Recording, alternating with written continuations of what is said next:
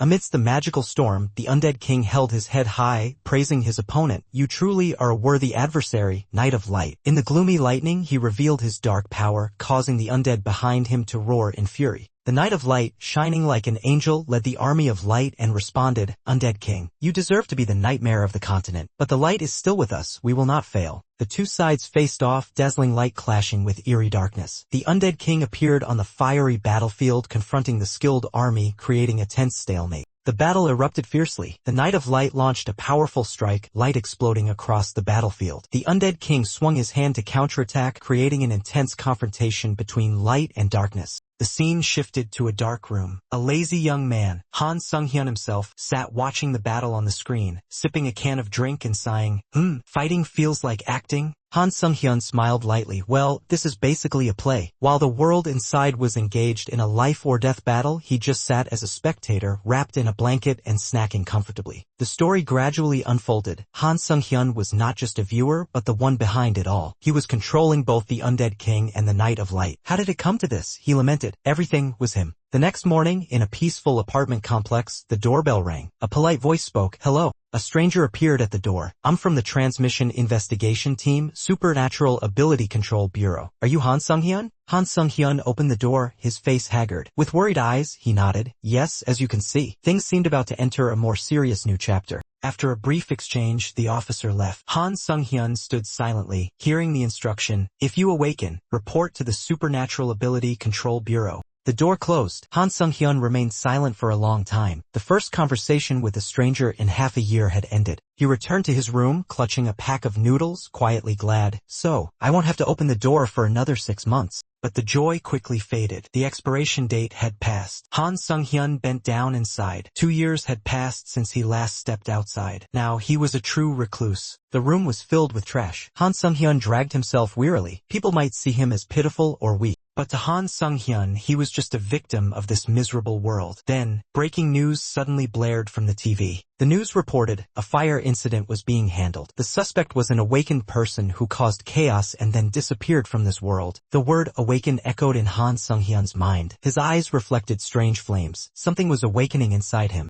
The world had changed long ago. One day, humans suddenly gained mysterious powers. People called them superpowers. But with superpowers came an unavoidable fate. Anyone awakened would be transported to another world within 24 hours. The awakened were pulled from Earth. Only if they met mysterious conditions could they return home. But only a few survived to come back. In a sea of fire, an awakened masked figure burned everything, spreading terror. Despair spread. Many awakened committed insane crimes before being transported, leaving marks of destruction. 2 years ago, a similar explosion took away Han Sung-hyun's family and his right leg, a wound deeply engraved in his heart. Now, Han Sung-hyun trains relentlessly. He regains courage to stand firm despite his body trembling in pain. The training frame pressed tightly against the stump scar, reminding him of the heavy price of the past. Sweating profusely, Han Sung-hyun breathed heavily. His will was strong, but exhaustion was clearly etched on his face. With dark eyes, he questioned himself. What's the point of training like this? It's pathetic. He slumped into the chair, blaming himself. Just one step outside the door made him panic. If he were braver, would things be different? Tears welling up, Han Sung-hyun longed. If only I could leave this room, go anywhere. A blue interface appeared, spatial displacement detected, connecting to Akasha system. Han Sung-hyun was startled, not yet understanding what was happening. Next notification, unique skill awakening in progress. He panicked and shouted, "What? I'm awakening right now." The system confirmed, unique skill, Avatar A has been unlocked. Simultaneously, the countdown timer for displacement activated. The screen displayed 2400 hours, exactly 24 hours left before being transported to another world. Han Sung-hyun was horrified. Suddenly it's me again. This must be a joke, right? Warning, if he does not enter the displacement field on time, he will be forcibly relocated. Han's limping body trembled with fear. Panicked, he rushed toward the door, trying to grasp reality before being pulled away. In his haste, he recalled the officer's words. It takes at least a year to return, and time in that world passes 10 times slower. That meant he had to survive 10 years. Han Sung-hyun's eyes flashed with doubt. Can I really survive? The clock jumped to 3 o'clock. His prosthetic leg trembled violently, only 3 minutes left to prepare for the one-way journey. Han Sung-hyun donned his backpack, light armor, and helmet. He gasped but stood within the shimmering blue displacement field. His left foot, prosthetic, shakily stepped to the edge of the force field. Fear surged. No. He clutched his head in despair. I don't even dare go outside, no strength or skills. The timer kept ticking down. Utter panic. How can I survive in another world like this? His voice cracked in the enclosed room. Suddenly his eyes lit up. Wait, a new thought sprang up. He looked at his gloved hand. Skills. I have avatar after all. Decisively he shouted, activate avatar skill, his last hope before displacement. A glowing version of Sunghyun appeared, standing opposite him like a vivid reflection. He was stunned. What? That is also me. Two versions faced each other, both leaning on crutches. Dizzy, Sunghyun gritted his teeth against the pain as energy coursed through him, signaling skill synchronization beginning. Sunghyun's vision blurred as his image and avatar overlapped, his sight splitting in two. The two copies stood back to back. He guessed what was happening. His eyes sparkled. I'm sharing vision with avatar. The room's scene appeared through the second pair of eyes. Sunghyun held his face, dizzy, controlling separately made his brain spin. Simultaneous movement was impossible. System warning, 1 minute until displacement. Failure to enter field will result in forced relocation. Both figures were enclosed in a countdown frame. He sighed bitterly, having avatar is useless, power is as pathetic as myself. A thought flashed, if only someone could go in my place. Eyes wide open, a bold plan gradually formed, to replace me and step in there. Avatar trembled upon realizing the unexpected decision about to be made. Despite hesitation, both prosthetic and real legs stepped into the blue field. System confirmed. Awakened received, initiating displacement. Light engulfed them both. Sunghyun trembled, clasping his hands in prayer, sweat pouring before the decisive moment. Avatar's shoes fully entered the displacement field, data nets enveloping around. Within the blue beam, Avatar stood still like a statue. System announced, transport is starting. Sunghyun collapsed to the floor, elated. It worked. He was amazed. The gate detected no fraud, treating Avatar as himself. The beam of light vanished. A confirmation message appeared, transported to Out Erica dimension. Sunghyun opened his eyes in a strange forest, sunlight filtering through the leaves, data flickering around him. He looked at his hands in confusion. Clearly, the one transported was himself. His inner voice screamed, I sent Avatar, so why am I still here? A notification popped up. He could return to Earth via the return option in the karma shop. The system instructed, players must accumulate karma throughout their journey if they want to return. The status board showed current karma, 0, making Sunghyun pale and whisper softly. His vision split, half the bedroom, half the forest. He realized he was only sharing sight with Avatar. Dizziness hit, Sunghyun shouted, dismiss Avatar. The command executed, he collapsed onto the apartment floor, shocked but safe. Nausea rose. Sunghyun covered his mouth and rushed to the bathroom, vomiting violently. Wiping his mouth, he sighed in relief, at least I avoided displacement. Summon Avatar. Data illusions condensed. Avatar appeared faintly in the bathroom, sighing in frustration. Facing the copy, Sunghyun grumbled, what can I do with this useless power? Despair flared up again. The system fireworks congratulated. Sunghyun achieved the feat of returning to Earth without the karma shop. He was stunned by the unexpected good news. A reward board appeared, dimensional transport field, daily displacement to previously visited locations. Sunghyun's eyes widened as he muttered, Another reminder appeared, reporting Sunghyun's karma spiked dramatically, causing him to open his eyes wide in astonishment. Sunset cast an orange hue over the apartment complex. The narrator concluded, Sunghyun became the fastest awakened to return to Earth in history, while he shouted in shock, what? Han Sunghyun was stunned when the system board displayed a huge karma balance of 1,910,213. He mentally calculated, just by disbanding the avatar, he gathered nearly 2 million karma, equivalent to 10 years of missions. System illustration. Karma rewards are based on influence in the other world, killing monsters, saving people, or committing crimes. The board continued to explain, merits, crimes, labor, every action accumulates karma, and karma can be used to enhance skills or pay for return trips back to Earth. Sitting in the messy room, Sunghyun worried if this was a system error. What if they recalled it? Thinking it over, he ignored it. If I didn't cheat intentionally, then whatever. His face shifted to an optimistic chibi style. Opening the karma shop, he immediately excluded the return option currently on Earth and focused on strengthened status. Sunghyun curiously asked the system, what does strengthened status include? The screen popped up with health recoverability enhancement 10,000. He reached out considering investing. Han Sunghyun pondered the recoverability enhancement option just appeared on the system board. He touched the line recoverability enhancement 10,000, confirming the karma cost. A blue energy line immediately wrapped around Sunghyun's weak legs, sending a tingling sensation.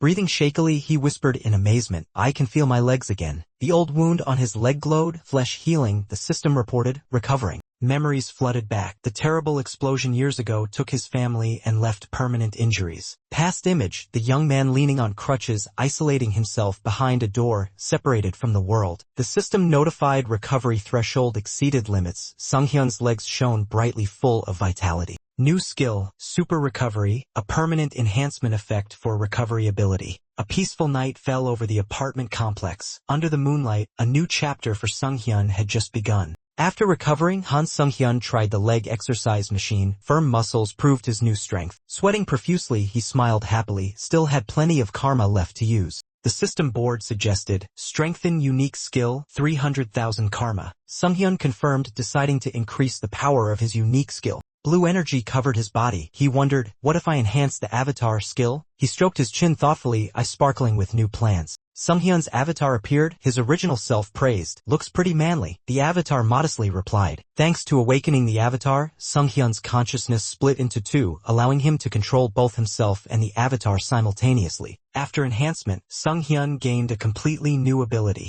The board announced the skill, Mind Hub filters emotions, only receives information he wants, a perfect tool for the next step. Sunghyun tried punching Avatar 1 to test. Thanks to Mind Hub, he didn't feel any pain. Realizing the advantage, he smiled, calculating the next move. An idea flashed, I can adventure in another world while staying warm in my room. His imagination turned, controlling the avatar into a fun 8-bit game. Avatar skill evolved, a third copy of Sunghyun appeared. He worried, the stronger I get, the more avatars there will be, so confusing. He decided to name his clone Army, but he was bad at naming. His gaze fell on a cup labeled Hans Coffee. An idea sparked. The armored avatar was named Hans. The other avatar was named Heinz. Trait, durability. Sunghyun's team officially had 3 members. Sunghyun thought Hans's magic affinity and Heinz's durability traits were okay but still quite ordinary. He decided to start the main mission with a determined look. From the sofa, Sunghyun gave orders. Hans and Heinz teleported out of the room. First objective, clean up a year's worth of accumulated trash and step outside into the world. The 2 avatars turned into blue light pillars and disappeared, leaving the room empty. Sunghyun carried a trash bag, opening the door for the first time after days of hiding. The dazzling light made him shield his eyes, a strange feeling after a long time. Surprisingly, he realized he no longer felt anxiety or fear at all. Thanks to Mind Hub, Sunghyun's mind remained absolutely stable despite facing the real world. A mental signal reported Hans had landed safely in the other world. The journey officially began. Hans's 2 feet touched down on the teleportation light circle. He stood in a silent forest under the moon, realizing it was already dark. Observing the peaceful scene, Hans silently hoped there would be no surprises. A black panther with yellow eyes quietly appeared, rushing straight at him. Claws raised, the black panther attacked. Hans quickly dodged and raised his sword. He swung his sword horizontally, blocking the beast's fierce strike. Sharp teeth bit tightly on the blade. Sparks flew under the pressure.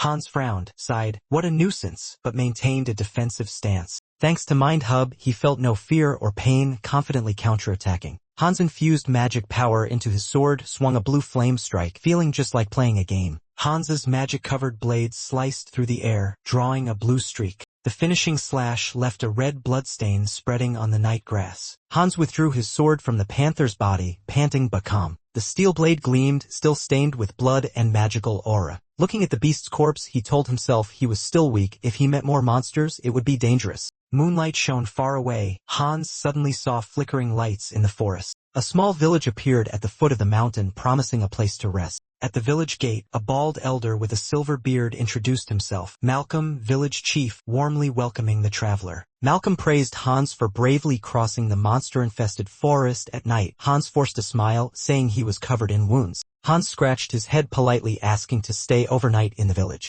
Village chief Malcolm happily agreed, and Hans gratefully thanked him. Walking around the village, Malcolm was curious about Hans's strange clothes. Hans vaguely said he was just wandering and picking up items. Malcolm was excited since it had been a long time since they had guests, inviting Hans to visit the tavern. Late at night, Hans knelt in the empty boarding room, exhausted. Lying on the clean bed, he murmured, given a room and wine, the village is truly kind. Yawning deeply, Hans concluded a fully joyful day before closing his eyes to sleep. A stranger's silhouette quietly stood by the bed in the darkness, unknown to Hans. In the real world, Sunghyun's original self gently raised a cold beer, enjoying it. He happily boasted, adventuring in another world while showering and eating fried chicken at home. Thinking of Heinz still fighting, Sung-hyun felt a bit guilty and put down his glass. Heinz, one of Han Sung-hyun's avatars, was diligently training his body to maximize the durability skill. He focused intensely with high determination, always ready for battle. While Heinz trained, Han Sung-hyun rested and enjoyed a meal. Proud that his clones were operating at full capacity, Han decided to learn more about how the world's mechanics and other worlds functioned. Han Sung-hyun seriously sat by his laptop, planning strategies. Confident in his command abilities, he aimed to become a perfect strategic commander. Suddenly, a feeling of unease arose. Han noticed a drop of yellow liquid falling, an abnormal sign making him sense something bad was happening. Han's face hardened. The bad premonition became clearer than ever. Rising anxiety forced him to stop all work to check. An urgent notification appeared. Avatar Hans had died. All traits and accumulated data were reset. Han Sung-hyun was stunned, unable to believe his eyes, losing a valuable avatar in an instant.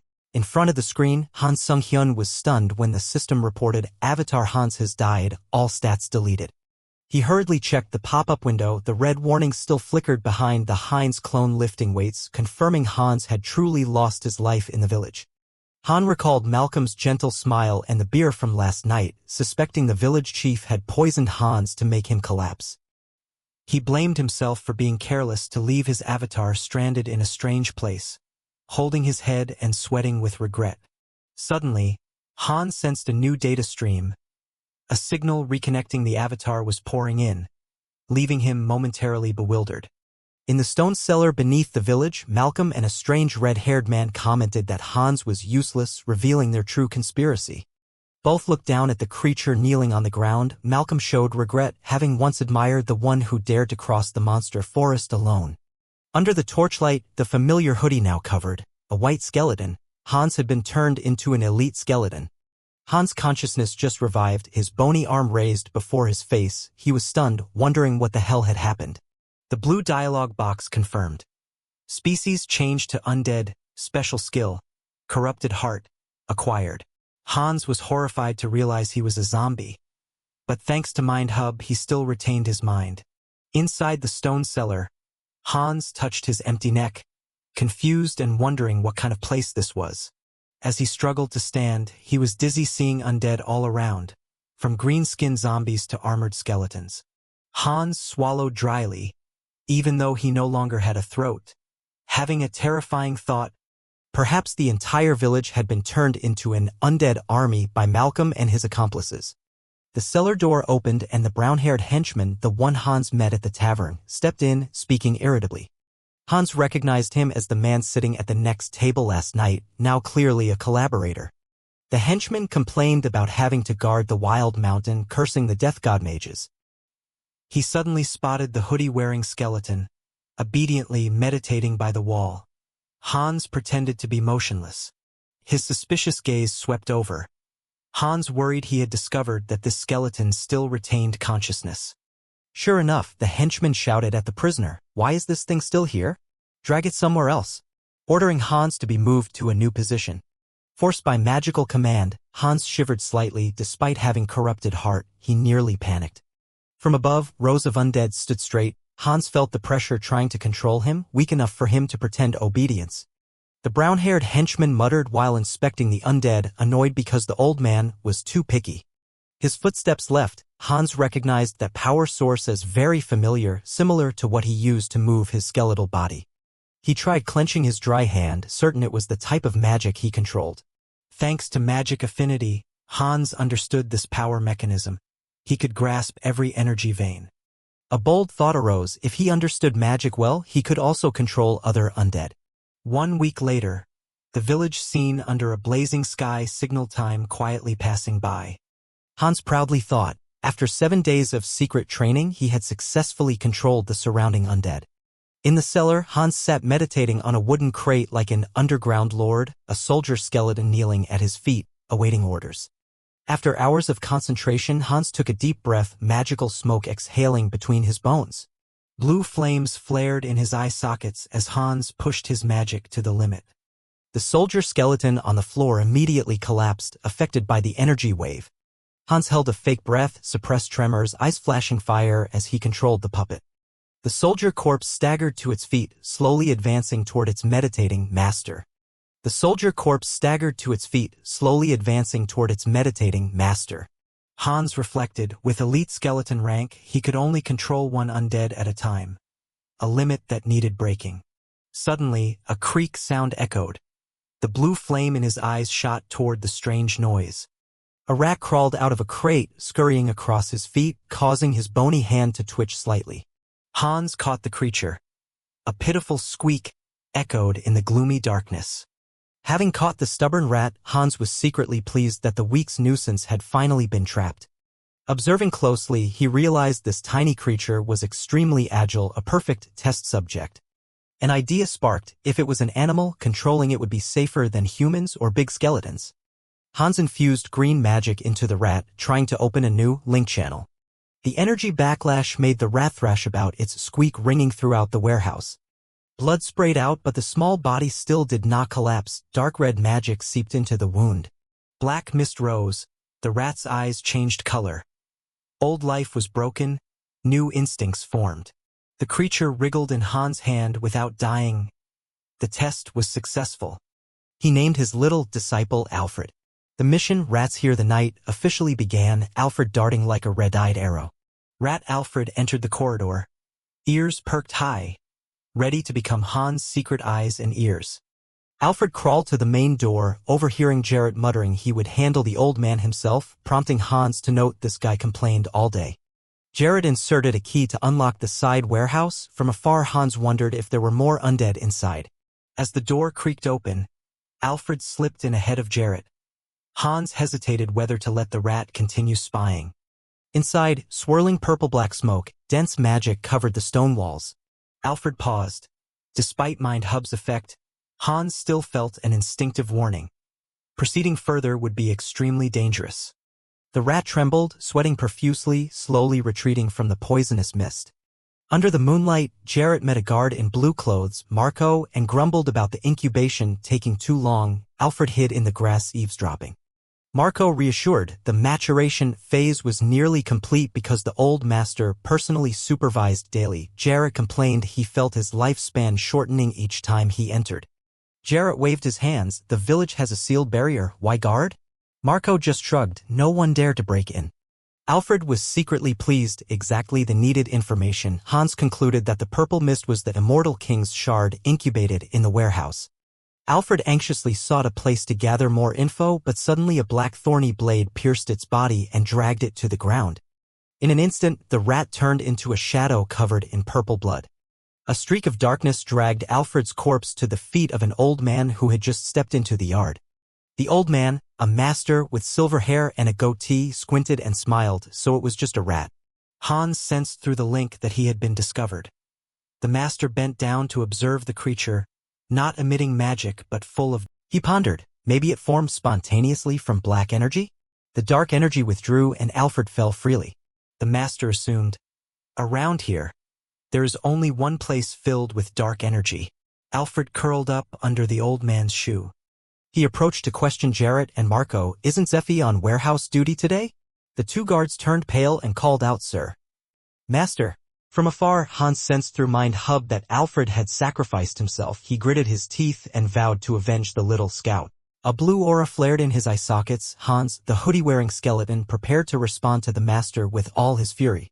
Dawn cast a rainbow hue over the village. Hans' vow echoed, Watch me. The gruff guard Zeffy kicked open the warehouse door, shouting at the skeletons about a rat escaping. He scowled and pointed, ordering the undead to line up neatly, shouting, There it is over there. Idiot. Zeffy stomped his foot and rushed into the middle of the warehouse yard. Black energy exploded as Zeffy struck the first blow, blood from the goblin prisoner's head splattering dark red. The guard crouched down, surprised that the prey lost consciousness so quickly. He grabbed the fallen one's hair, snarling, Look who we have here? Zeffy recognized the one who once dared to defy his orders, mocking his vow to protect his family. A cruel smile spread wide. Say that again. Oh, wait, I already pulled out your tongue. Bored, Zeffy casually stomped on the victim's head, continuing the torture without any enthusiasm. Zeffy leaned back relaxed on the goblin prisoner's body, gleefully boasting that hunting villagers was far more entertaining. The tongueless goblin gasped weakly, eyes filled with hatred glimmered beneath the cold floor. The guard kicked the line of hostages, taunting, "At least you got to be happy with your wife." The sarcastic remark ignited Lyra's fury, the long-haired goblin wife, who screamed hoarsely, her eyes turning pitch black. A chilling sound echoed. Zephy was splattered with blood, fell backward, clutching his neck in fear. The prisoners all stood up simultaneously, shouting "Stop!" throughout the warehouse, casting a threatening red hue over Zephy. Cornered, he drew a blazing red magic circle, hissing through clenched teeth, "You bastard." Lyra lunged forward to cover his mouth, squeezing the wound on his neck, instantly breaking the spell. Cold sweat poured out. Zephy's eyes widened in panic. In his distorted vision, he saw Lyra and the victims smiling wildly, dragging the brutal guard into a bloody revenge scene. Lyra and the prisoners frantically pinned Zephy to the floor, growls and biting tore flesh, echoing throughout the bloodstained warehouse. Outside, Ark silently stepped past the newly summoned Drybones, blue flames flaring in his eye sockets like a signal. Clad in a black cloak, Ark raised his head and declared, "This is only the beginning. The victim's revenge starts now." Dark energy spreading, officially igniting the retaliation.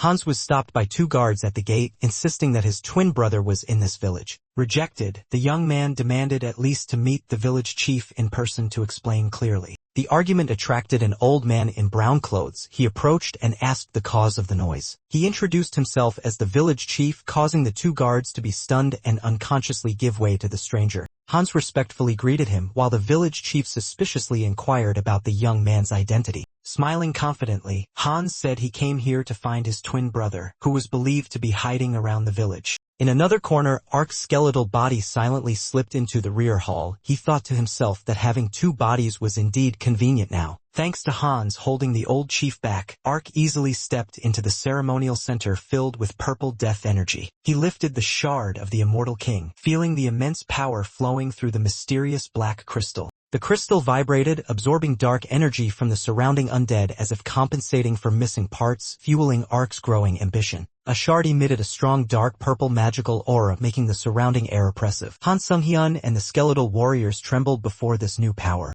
Han Sung-hyun realized these new skeletons seemed exceptionally strong. Compared to his old place, this was like a warehouse of defective goods. A feeling of discomfort came over Han Sung-hyun as he took the shard. However, a voice echoed in his mind reminding him, "You shouldn't be picky." Taking a bold risk, Han Sung-hyun pressed the shard to his chest and shouted loudly, "Time to taste this, defective goods." An energy explosion erupted, enveloping Han Sung-hyun's entire body in eerie purple light. The scene shifted to another place outside a building. A man said that because they were twins, they always knew each other's location. The old man confirmed, "We always sense each other." Han Sung-hyun heard this but remained doubtful. Suddenly, the old man showed horror. He sensed instability from the shard, something causing violent fluctuations. Immediately, the old man shouted, "Kill him." A fierce black-purple creature full of killing intent appeared from shattered energy, rushing straight at Han Sung-hyun. 2 guards charged to attack Han Sung-hyun. Anger was clear on their faces as they swung weapons with deadly force. The 2 guards froze when their target vanished, leaving only a swirling dust cloud where he had stood. In the purple mist, Han Sung-hyun absorbed the shards, whispering, "Kill, kill," with a flood of negative emotions pouring in. Despite using Mind Hub, the skeleton held his head trembling. The dark pressure was too intense. Magic exploded. Sung-hyun screamed hoarsely, his whole body blazing with chaotic purple flames.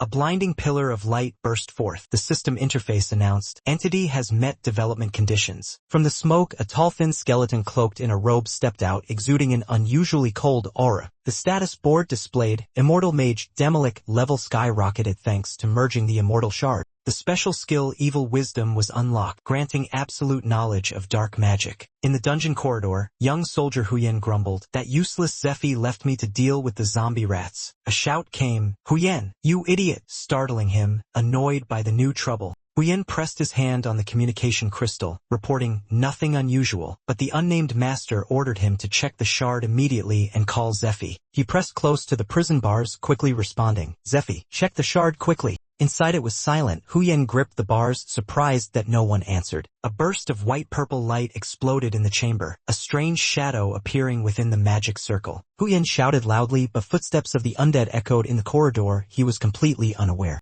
The door burst open, rotten hands grabbed him. Huyen panicked, unable to react in time. The zombies herded him inside, while Sung-hyun, in demolic form, leisurely approached, mocking with a greeting. The glowing green eyes of the demolic narrowed. "The weather is pleasant today, isn't it?" leaving Huyen stunned. In the soldier's mind only the scream remained, impossible. A skeleton can talk. Pulled by the undead, Huyen desperately struggled, get away. But the encirclement tightened. Cornered in the room, Huyen threw a violent shadow palm, shouting, go away, causing the zombies to explode into purple smoke. Smoke and fire flared up, the wooden beam collapsed. Huyen froze, seeing the escape route just destroyed. From the gate, Sunghyun, Demilik, stepped out, softly reproaching, ignoring my greeting is very hurtful. He glided past the wooden ceiling, observing the black flame in his hand, thinking silently thanks to the evil wisdom skill. Just by looking he grasped how to wield dark magic, power exploding under the blue flame. Outside, a thunderous explosion burned half the row of houses. Two twin guards panicked watching the huge fire. Sunghyun stomped his foot, ordering, come on, undead. In the pouring rain, he commanded to wipe out the villagers. The horde of undead screamed and surged like a tide. Suddenly, a series of platinum flashes descended, blasting apart the skeleton soldiers' formation. Sunghyun was stunned by the unexpected resistance. He hurriedly bent over a fallen subordinate skeleton, growling coldly, what the hell is going on, you? Elder Marcos Jokali appeared, immediately recognizing Sunghyun had upgraded into an elite skeleton. Purple magic surged as Marcos harshly questioned how Sunghyun obtained the Immortal King's shard. Amidst the burning village square, Sunghyun calmly greeted his former captain, his gaze cold as frost. He reminded that it was Marcos who once caused him to lose his heart, an unforgettable blood debt. Smirking arrogantly, Demilik lightly tapped his chest, showing off the crystal heart newly stolen from the Order's vault. Marcos roared angrily, considering merging the shard with a lowly body an unforgivable sin. He struck his staff, gathering dark magic, unleashing the ultimate skill, Deathfinger, to finish off the traitor. A dark lightning bolt tore along the ground, rushing fiercely toward the cloaked skeleton. Sunghyun flicked his hand slightly, purple evil energy exploded, deflecting the assassin's strike, uttering TCH. He sneered, old man, it's rude to attack before talking, arrogantly confronting Marcos. Elder Marcos Jokali roared, channeling all his hatred and purple magic into his palm, charging straight at Sunghyun. He angrily accused, the Order spent a whole year cultivating the Immortal King's shard to create unparalleled power, not just to raise a skeleton to Demilik. The dark energy transformed into tentacles whipping the ground. Marcos formed a seal, calling the ultimate skill Darkthorn. A giant black spike flashed, bursting from the earth. On the other side, Sunghyun raised his hand to form a hexagonal shield net, calmly muttering, just attaching a high-level enchantment to a newbie's staff. He stood amid the spikes, sneering, I can operate it, but you fail, that's what hurts, right? Marcos swung his staff, throwing a magic orb, broken ectoplasm. No matter how much you resist corrosion, I will tear you apart as a test subject. Sunghyun took a defensive stance, breaking the spell orb, annoyed as Marcos kept shouting the skill name and growling, it's time to pay for Alfred's death, murderer. Marcos was stunned. Alfred? Who do you know in this village? Have you been infiltrating from the start? While he was still puzzled, a black spike controlled by Sunghyun suddenly pierced Marcos's back, startling him. Wounded, Marcos erected a barrier to counterattack, gritting his teeth. TCH. The deadly battle between the Elder of the Order and Demilik intensified. The old mage, a user of dark magic, roared in anger. Ignoring questions, he realized the opponent was adapting too quickly to dark magic. He suspected that power came from the mysterious shard. Knowing he had no time left, he summoned a dark forbidden spell, Oath of Ruin. The battle expanded. Han Sunghyun and another necromancer fought while under attack pressure. The surprise caused one of them to lose vigilance.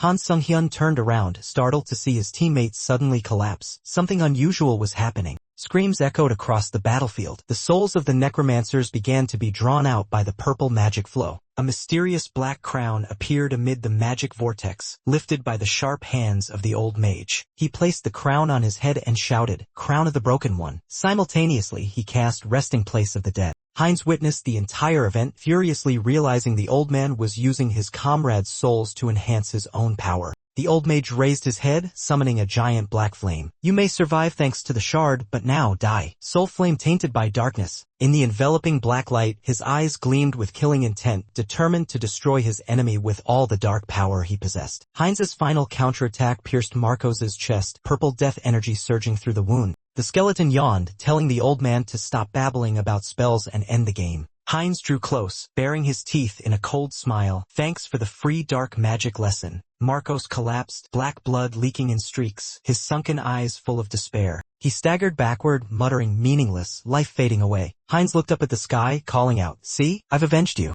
The soul of the rat Alfred shone brightly, flying into the night sky. Heinz bid farewell. Rest in peace, Alfred. Late at night, moonlight covered the majestic cathedral of the royal capital. Inside, a nun in blue knelt before a statue of a deity, silently praying. The silver-haired nun with golden eyes, Luna, suddenly opened her eyes wide, sensing the wave of magic just dissipated. Saint Riesta pushed open the council room door, urgently calling Bishop Martin. Martin appeared surprised, smiling kindly. "Ah, you finished praying?" Riesta clasped her hands over her cross. "Please alert everyone, Bishop." She spoke plainly. "Signs of the immortal king's resurrection have appeared in the west." Martin's face paled. He gasped softly. Immediately, the bishop hurried off to convene the council. Riesta silently watched, her heart heavy with that terrifying name. Old memories surged, the black armored shadow of the immortal king that once terrorized the continent. She stood by the doorway, moonlight shining on her determination. "Even if I must sacrifice everything, I will not let that tragedy happen again." Aaron strode across the battlefield, surprised by the number of shattered bones. Hundreds of corpses had turned to dust. He laughed. For a necromancer, losses in numbers were just recycled raw materials. First, he needed to restore the broken arm. He dug out an intact forearm and tried fitting it into the empty shoulder socket. "Quite perfect," Aaron remarked, snapping the joints into place.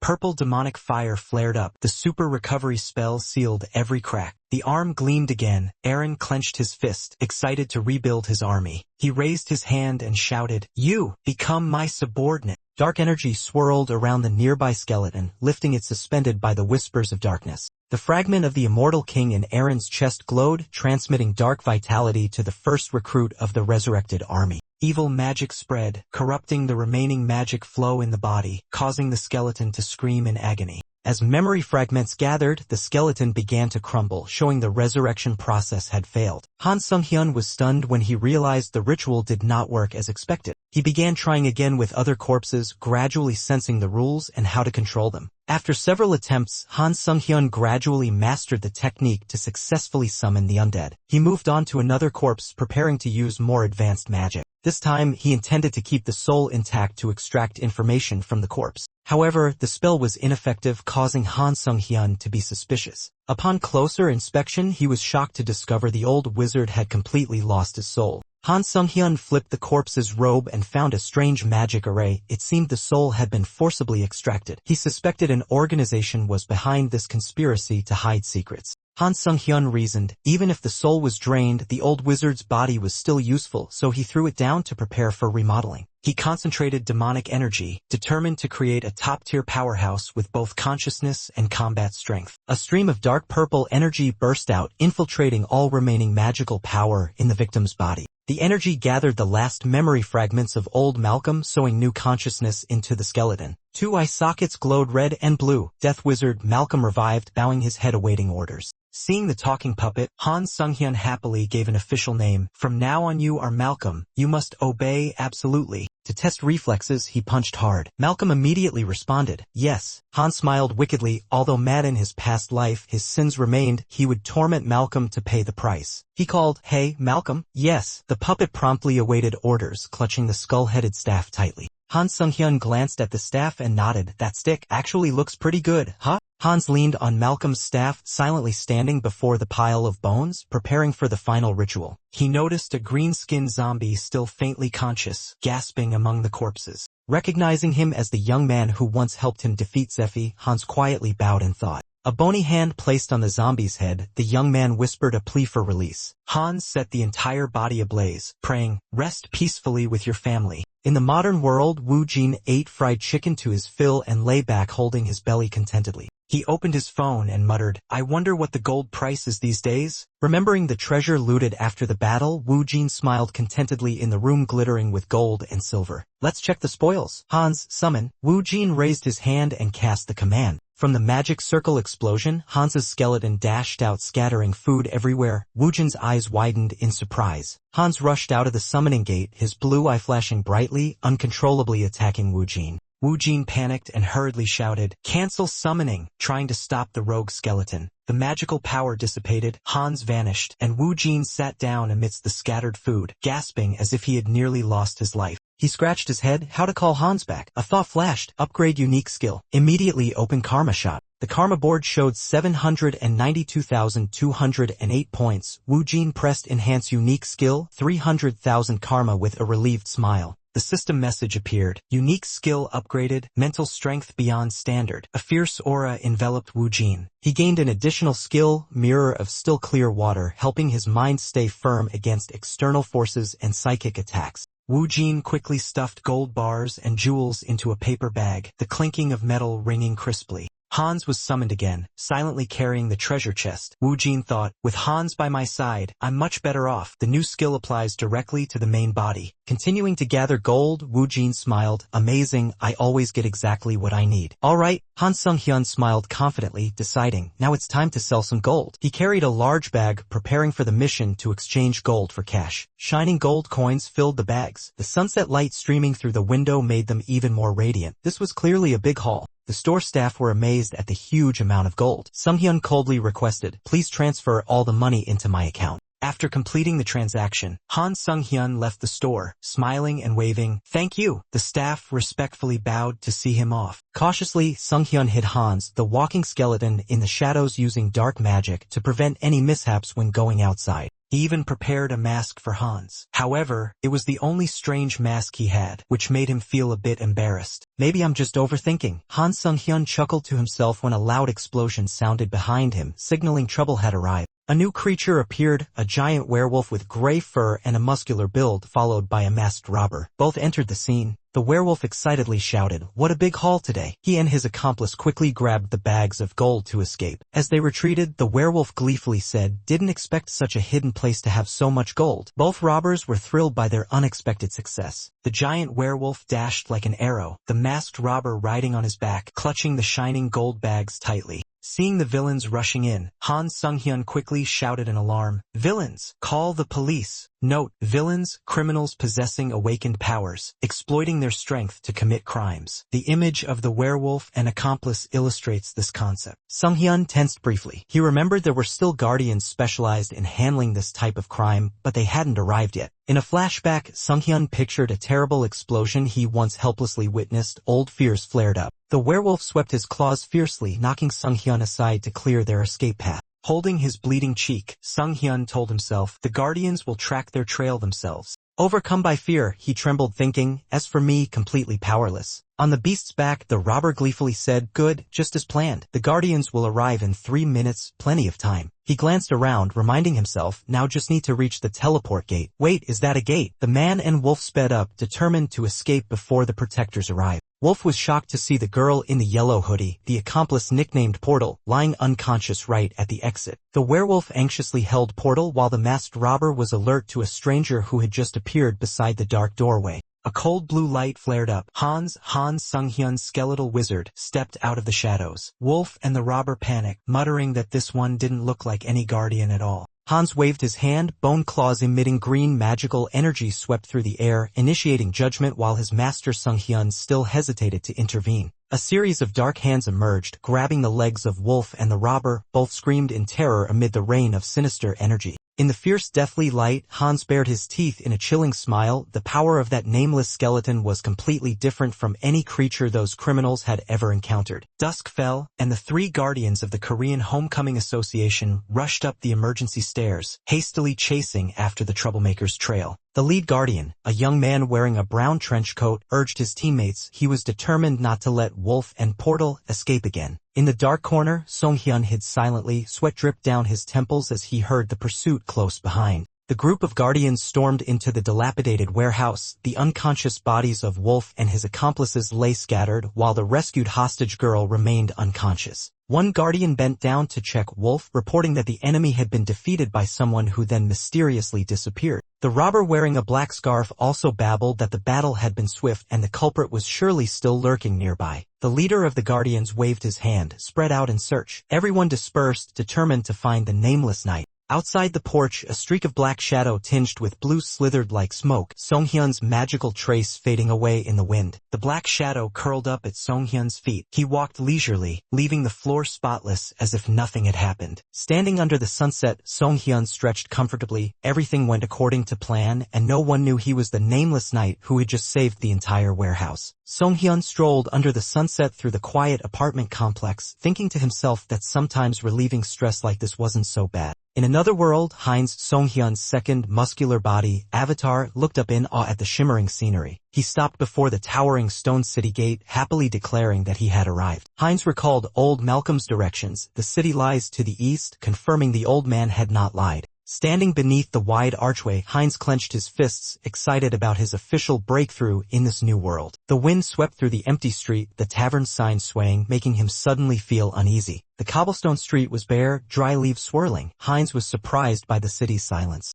No guards, no one paying attention to strangers. He grumbled irritably, "Are you kidding me?" In an alley, a tattooed bald man pressed a young blue-eyed girl against the wall. She trembled, begging for more time. She earnestly promised to pay 2 silver coins within 3 days, otherwise she couldn't help them, but the man only responded with a threatening glare. Han Sung-hyun witnessed a familiar scene, a thug exploiting a young girl in the city. He sighed, seeing it as commonplace. Immediately after, a little girl bumped into him. Forced to pay protection money, she was pushed hard and fell into him. The girl quickly bowed her head, apologizing repeatedly. Han Sung-hyun called her back, drawing attention with his calm voice. He asked if she was familiar with the city. In his mind, he thought he needed a guide. The girl asked back in surprise who he was. She was still worried and cautious. Han Sung-hyun smiled, held up a shiny coin, and replied, "The one about to hire you." The girl hugged the coin with bright eyes, quickly agreeing at the chance to change her life. That evening, Diana led Han Sung-hyun to an inn. She cheerfully introduced, "This place is comfortable enough for you."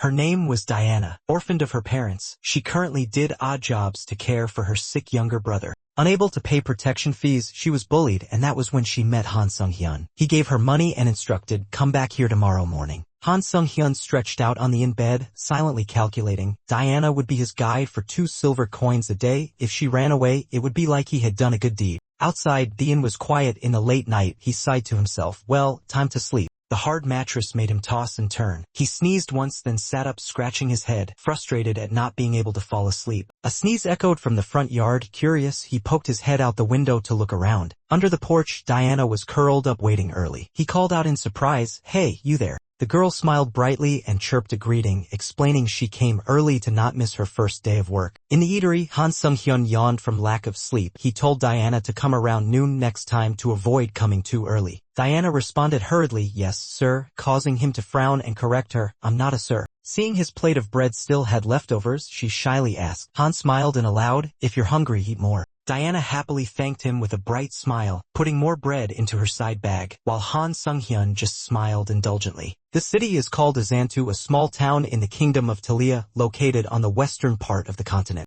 Outside, Azanta looked like a typical medieval city, but something strange was hidden within. Han Sung-hyun discovered a strange symbol painted in blood on the wall. The scary thing was it appeared everywhere in the city. He confirmed the substance was not paint, but real blood. Diana teased lightly, saying he had eaten stewed venison yesterday. She could smell it. She cheerfully boasted that she had an extremely sensitive sense of smell. Han thought to himself her ability was almost a special power. Han asked about the symbol. Diana revealed it was the mark of an organization called Barkolak, the group controlling this neighborhood. Just as she was about to say more, Diana suddenly stopped and reacted strangely. Han anxiously asked what had happened. Diana smelled a strange scent, strong enough to make her immediately alert. The brown-haired girl suddenly frowned, sensing a strange odor in the air. Her keen sense of smell made her pay immediate attention. She excitedly exclaimed to the main character, "Freshly baked bread. You must try it if you come to the city." Her enthusiasm embarrassed the main character. Although just finished eating, the girl quickly ran off following the scent, unable to hide her excitement. The main character was surprised and chased after her.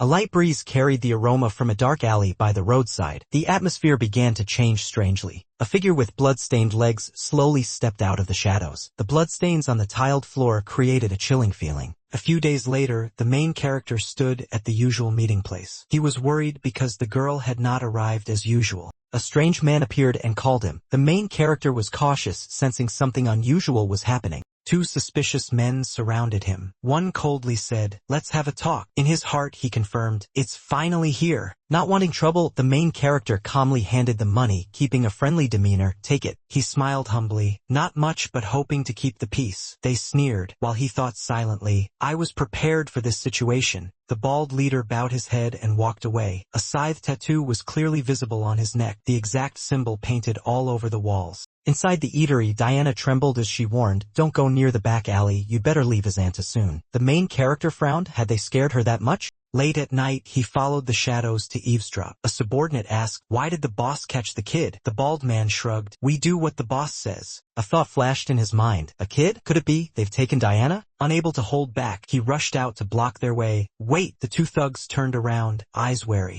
He clenched his sweaty fists tightly. "Just take a chance. If in danger, I'll cancel the summon immediately." He thought silently, betting on a bluff. With a fake fierce look, he growled, "I have a few questions for you." Just then, a weak voice called from behind, "Mister?" Diana suddenly appeared, making him turn around sharply. The two thugs crossed their arms, flashing dangerous smiles. "So, what exactly are you curious about, friend?" Sweat dripping from his temples, he forced a smile. I just wanted to check if the silver from before was enough, trying to buy time and find a way out for both of them." The empty silver pouch fell from his hand. He sighed, realizing the money was all gone. He threw the pouch up, scolding Diana for being late and declaring that she would have to go hungry today for causing him to spend so much searching. Diana whispered a confession. Her little brother Aaron had disappeared without a trace. She cried as she told him that thanks to the food he gave, Aaron had been healthier recently, but this morning, despite searching everywhere, he was nowhere to be found. Memories of the villain's conversation flashed in his mind, kidnapping the child, immediately connecting it to Aaron. He pressed, "Did the Barkolak organization kidnap your brother? I heard they demanded a child." Diana collapsed in panic. He reassured her he would arrange ransom money if needed. She sobbed, "No, Barkolak doesn't want money, they want blood. Aaron will die." He was stunned. "Blood? Why?" Diana trembled and replied, "This city."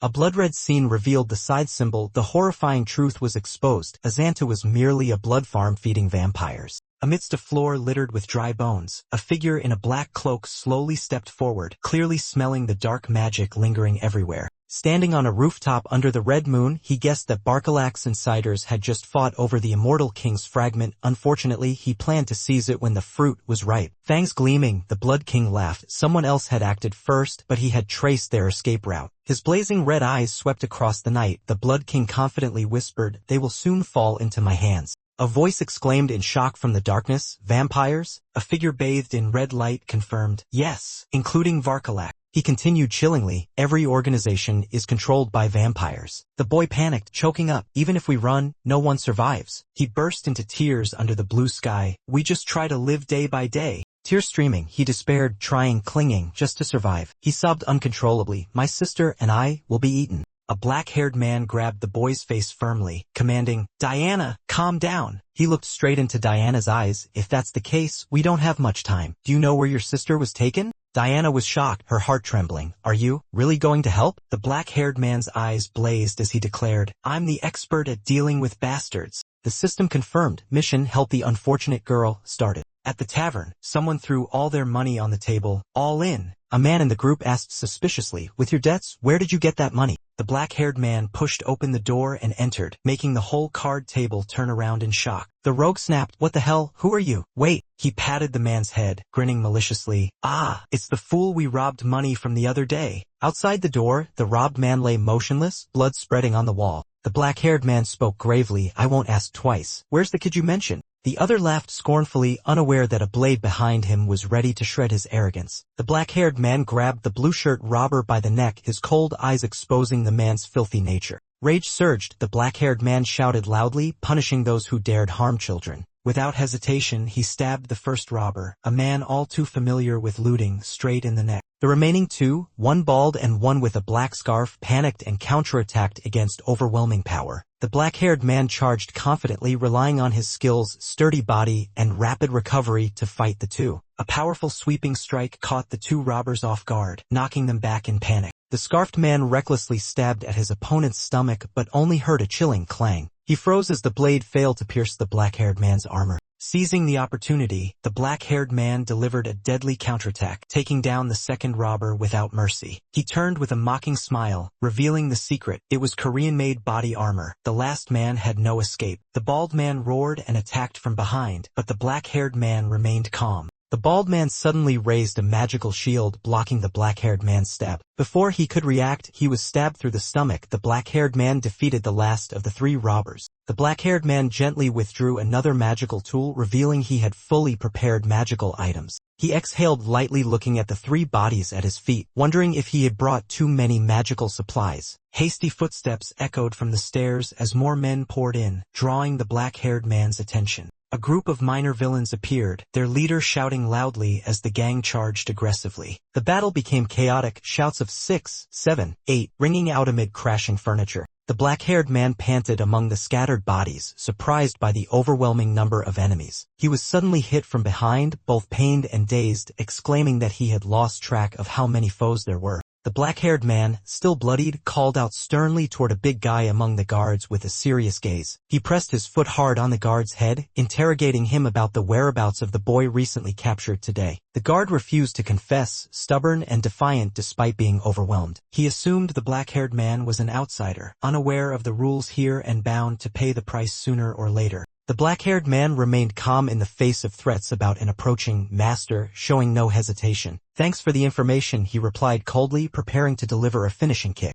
A painful scream echoed outside. The black-haired man warned his opponent to worry about his own life before threatening others. He moved to another room and asked the trembling boy in the corner, "You're Aaron, right?" Aaron was terrified, curling up and begging for mercy, not yet knowing who the stranger was. The black-haired man reassured Aaron, saying he came at the request of his sister, Diana, to rescue him from here. A bat suddenly flew to the window, signaling to the black-haired man and Aaron that danger was approaching. They needed to leave immediately. As they prepared to leave, a cold voice threatened them. The true master of this place had appeared and was furious. A pale hand with sharp claws emerged from the darkness, accompanied by a cold question cutting like a knife. "Are you touching my food?" From the black smoke, a vampire appeared. He inquired, "Are you from the Covenant of Destiny?" While the black-haired man stood frozen, shielding Aaron. The vampire continued sarcastically, "Or are you the boy's brother? You know what happens to those who oppose us, right?" The black-haired man calmly replied that he was just an outsider forced by those henchmen, who happened to meet and save Aaron, completely unrelated to any organization. The vampire looked bored. How dull. He created a glowing red blood orb, revealing his cruel preference. He liked to use boys like Aaron as meals. Immediately after the horrifying declaration, the vampire launched a blood magic attack toward Aaron and the black-haired man, blood splattering all over the room. The black-haired man quickly held Aaron tightly, shouting, "Watch out," striving to protect the boy from the deadly attack. The vampire's strike collapsed the floor behind them, debris flying amid blood, marking the start of a life-or-death battle between light and darkness. The black-haired man held Aaron close, using his body as a shield as both were thrown back by the powerful blow. He struggled to stand, pained by the strong smell of alcohol, anxiously checking on Aaron's condition. Seeing a chance to escape, he urged Aaron to run quickly outside while the vampire paused his attack. The vampire realized his strike was dodged, showing surprise and becoming more serious. He praised his opponent's agility beyond expectations and muttered about the upcoming meal, preparing to strike again. The vampire charged with a mad smile, treating this fight as a warm-up before the real feast. The black-haired man shouted for Aaron to run, instructing him not to look back no matter what happened. The confrontation erupted between the black-haired man and the vampire, both charging at each other with deadly intent. The vampire suddenly delivered a vicious hook, stabbing straight through the black-haired man's arm. Despite severe injury, he struggled to stand but realized the power gap was too great. The vampire sneered wickedly, likening the black-haired man to a surprisingly tasty meal. The man thought if this one wasn't toying with him, he would have died long ago. Although knowing victory was impossible, the black-haired man still resolved to fight back. He refused to die in vain. The vampire stabbed through his chest and mockingly said he would pick his bones before eating him. His eyes gleamed with delight. The man screamed in pain as the vampire stabbed deeper, hanging him suspended on his claws. He said resistance was useless. The vampire closed in, hissing threats. The man clearly understood the vast power gap between them, but he refused to give up. Biting hard on something hidden in his mouth, he shouted, "Die with me." A fierce flame erupted from the man's body, stunning the vampire. It was his final counterattack. The vampire howled in shock upon realizing it was a fire magical tool. He hadn't expected his opponent to hide such a dangerous weapon. The man revealed his plan. When knocked down, he saw spilled alcohol on the floor and came up with the idea to use fire. Despite being pierced by claws, he still gripped the magical tool tightly, the last chance to turn the desperate situation around. The vampire screamed madly as he realized he would also burn to death if the fire spread to the alcohol-soaked floor. Unfazed, the man summoned all his strength for a final strike, shouting to drive the enemy out of his life. The vampire sneered mockingly, calling him a weak, dying piece of meat. But suddenly, the man closed in, leaving the vampire stunned and confused about what was happening. He shouted, repeating his opponent's words, "Sturdy body and good recovery," preparing to launch a reckless attack. Shouting, "A delicious, thorny dish," the man turned himself into a living torch and charged straight at the enemy. The vampire panicked, screaming for him to stop, but it was too late to prevent the explosion. A terrible explosion rang out, engulfing the entire house in flames. The desperate determination had ignited a blazing tragedy. The house where the battle took place was engulfed in flames, casting a bright red glow against the dark night sky. Heinz lay amidst the fire, his eyes dazedly looking up at the burning ceiling, silently thinking, "What an impressive scene." Though burned, Heinz was still alive. His body was so resilient that he could not die immediately. In a daze, Heinz breathed out his last words, "Anyway." Heinz confirmed the mission help the unfortunate girl was finally completed amidst the sea of fire. Diana tightly hugged Aaron, her eyes red as she saw the flames consume everything, exclaiming completed. Little Diana burst into tears, shouting "Uncle," as she witnessed the house explode. The system announced, Avatar Heinz has died. Respawn time is 7 days. Elsewhere, a nobleman who had just had his shoes polished nodded in satisfaction. That's good enough. He left after telling the maid to leave money on the table. The woman happily thanked him without suspicion. The maid wiped sweat from her brow after finishing her work, surprised when a strange man offered her service. She smiled brightly, warmly welcoming the black-haired man, Heinz, to himself and invited him to sit down for service. Looking closely at the man's face, she was stunned as she recognized something very familiar that made her heart tighten. She emotionally embraced Heinz too, unable to hide her tears of joy upon seeing he was still alive. Heinz too gently returned the hug, reassuring her that he was fine, as if nothing serious had ever happened. But deep inside, Heinz knew the truth. His avatar, Heinz, had truly sacrificed himself in the fire. He worried because the avatar would take a week to respawn, while Diana might become anxious if he did not return. With no other choice, Han Sung-hyun decided to use the backup avatar he had created earlier. He officially named the new avatar Heinz 2 with a special personal ability, Acceleration. Holding Diana in his heart, Heinz 2 wondered if the girl would realize he was no longer the hero who once saved her. Diana looked at the man before her, her eyes shining brightly as she was certain. It's him! It must be him! The girl hugged Heinz too tightly, clearly feeling the familiar soul of the one who had saved her. Diana anxiously warned Heinz too not to return because the vampires were hunting him. Heinz too stroked Diana's head, reassuring her with a gentle smile he had plans for every situation. He trusted that with help from the immortal king Hans, vampires were no longer a threat. Heinz too checked the system and realized he needed to wait another 10 days before using the next Ice Sky teleportation. He accepted the waiting time, unaware that behind the window a bat was watching him. Just as he let his guard down, a masked vampire attacked Heinz 2 from behind with a violent chokehold. The vampire slammed Heinz 2 against the wall, suspecting he was the one who ruined their plan in the forest. The vampire confirmed the trail from the forest led here. Heinz 2 panicked. They have discovered me? The ruthless white-haired vampire realized Heinz was a stranger appearing exactly where his comrades were killed. Heinz was strangled, his whole body motionless, he silently admitted. This opponent was a true monster. The vampire scrutinized Heinz carefully, suspicious because he detected no dark aura or scent of fellow vampires on him. Heinz pretended to be confused, claiming he was attacked suddenly while sleeping, trying to buy time. The vampire smirked, disbelieving the excuse and clearly enjoying preparing to interrogate him. Suddenly, he bit into Heinz's neck, shouting loudly while torturing him to extreme pain. The vampire licked the blood, gave a gruesome smile, and declared he would ask again, this time in a slower way. Heinz was in pain, his body strangely transforming. The vampire confirmed. Now he would no longer be able to lie. Heinz began to lose control as the system notified him that he had been transformed into a vampire race. The dark vampire prepared to continue the interrogation. The system confirmed that Heinz had acquired the special skill Blood Clan, Blood Remnant. Heinz's rapid recovery skill evolved into regeneration as the pressure from Wyrick, a high-level vampire, began to weigh heavily on him.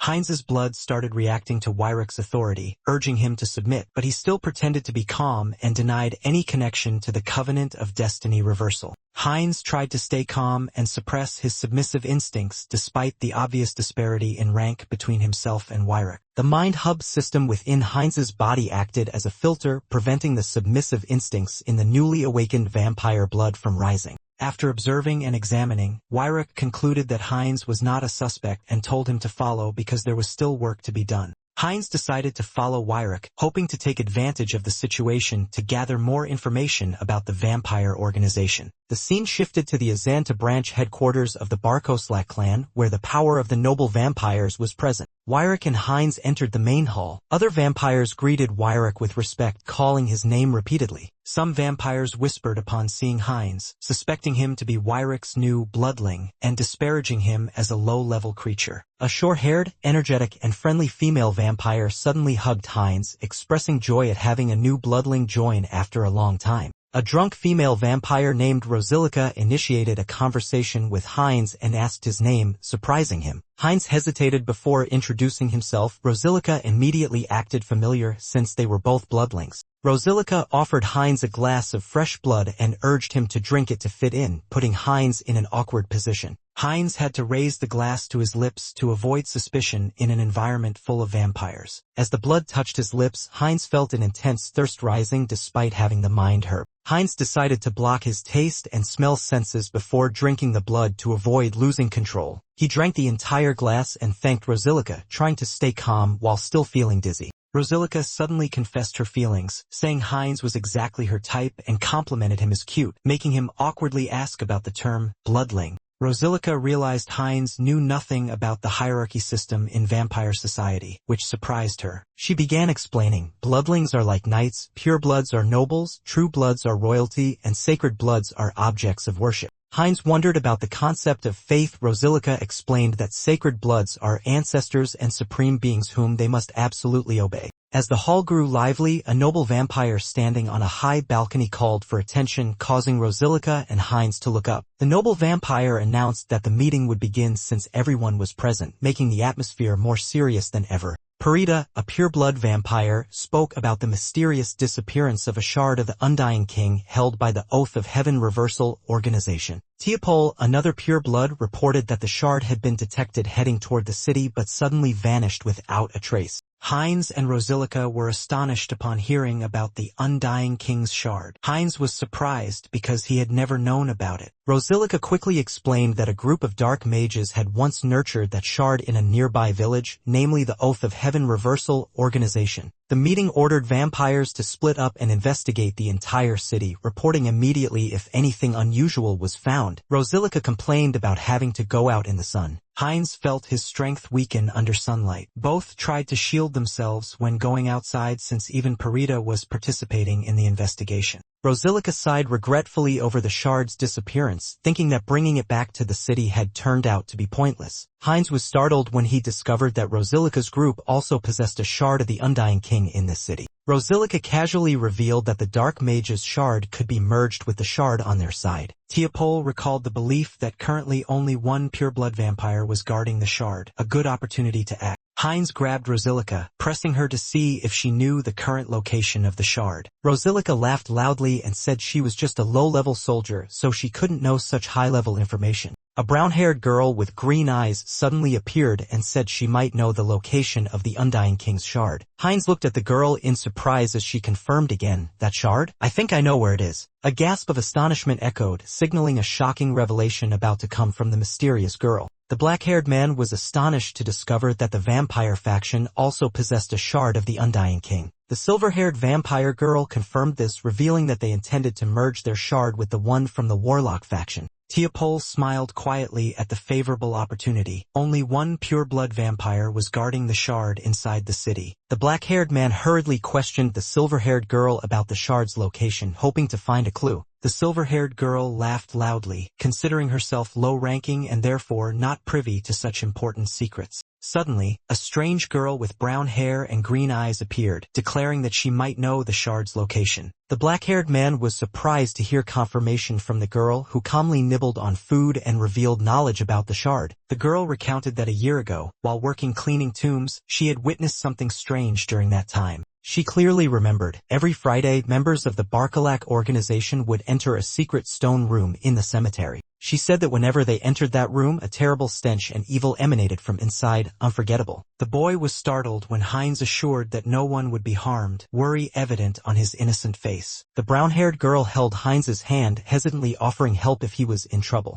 She unexpectedly offered that Heinz could suck her blood if needed to recover, a gesture both reckless and sincere. Trembling with embarrassment, she emphasized that he could only take a little, leaving Heinz completely confused. Hines angrily slapped the girl's head and shouted at her for her reckless boldness, causing her pain and tears. He interrupted her, demanding she clarify the location of the foul smell, a sign related to the undying king's shard. Night fell over the cemetery. Horrific screams echoed from within the tomb area, signaling something terrible was happening. In a blood-covered room, a cold voice ordered, "Stand up, stand straight," accompanied by desperate sobbing. The cold vampire threatened the wounded young man, "Want to die?" as he struggled to rise, hand trembling on his sword. The vampire bared his teeth in a sinister grin, challenging that if the young man could touch him once with his sword, he would spare his life. Despite pain and exhaustion, the young man tried to muster strength to grip his sword tightly. Shouting in despair, he charged to attack the vampire before him. The vampire easily dodged and insulted him with contemptuous words. Blood began to flow as magical blood strands bound the young man's body. His entire body was tightly bound by these eerie blood strands, unable to resist. He struggled desperately as the strands started piercing through his body. Another corpse, once human, had shriveled after its life force was drained. The corpse hung suspended like a puppet, blood splattered everywhere in the ritual chamber. The vampire showed disgust and ordered the corpse removed, demanding preparations for a more reliable sacrifice. The bald servant respectfully bowed, "At your command, Lord Teopole." The bald servant was startled upon discovering a stranger near the blood-soaked altar. Suddenly, a group of skeletons rose from the ground, screaming and making the atmosphere eerie. The brown-haired vampire was stunned to see the walking corpses flooding into the secret ritual site. He angrily ordered his attendants to eliminate all the disgusting skeletons.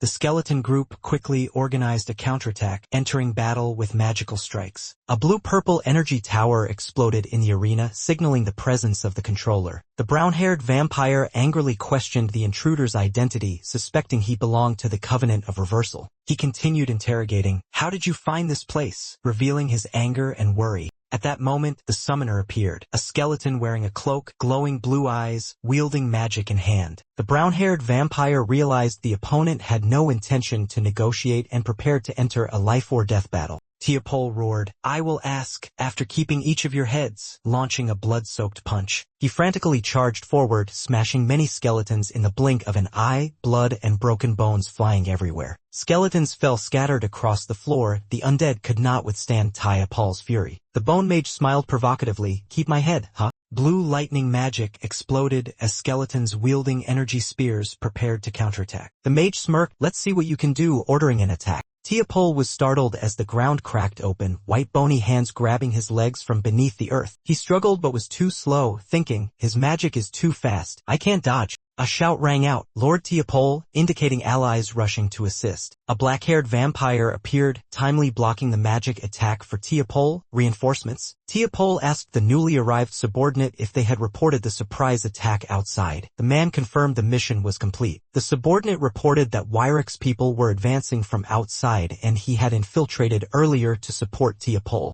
Teopole ordered his subordinate to focus on supporting him because the Demilich was an extremely dangerous opponent. Teopole admitted they could not win and should only try to hold off the enemy until reinforcements arrived. Suddenly, Yahello, the one who just saved Teopole, unexpectedly bit his neck, causing Teopole to panic, not understanding what was happening. Teopole shouted in rage, unable to believe that Yahello, a comrade, would betray and attack him. Teopole's arm was covered in dark energy. He realized dark magic was spreading through his body. Teopole was shocked to discover Yahello was casting dark magic, suspecting he was allied with the Bone Mage. The Bone Mage advanced with black energy in hand, causing Teopole to scream in horror, thinking they were colluding. Teopole panicked as he was drained of blood by a fellow vampire, a taboo act among vampires because it leads to mental corruption. A bald vampire screamed in pain, his spirit collapsing upon witnessing the truth about Yahello. Yahello stepped forward in blazing red light, declaring that mental corruption could not affect him. Yahello absorbed the vampire's blood, gaining a new skill, blood magic, a sign of a remarkable evolution. He realized he could break the blood barrier, but time did not allow it. He needed a faster solution. With no other choice, Yahello decided to break the blood barrier with brute force. With a powerful strike, the blood barrier exploded, creating a massive shock that drew everyone's attention. Yahello and the Bone Mage found the hidden shard's location and proceeded to examine it together. They both confirmed before them was the second shard of the Undying King, a dark purple glowing object. The Bone Mage prepared a ritual to contact the shard, focusing all his magical power into his hand. Upon touching it, a strong consciousness burst from the shard, staggering the Bone Mage due to overwhelming mental pressure. Despite using the Mind Hub skill to filter emotions, the Bone Mage was still stunned by the shard's tremendous negative power. He summoned all mental strength from his clones, then concentrated it on Heinz to help him receive the shard. The massive spiritual energy converged, creating a cataclysmic impact that stunned everyone. From afar, Tiapol sensed black smoke and was horrified, realizing it might be too late to intervene.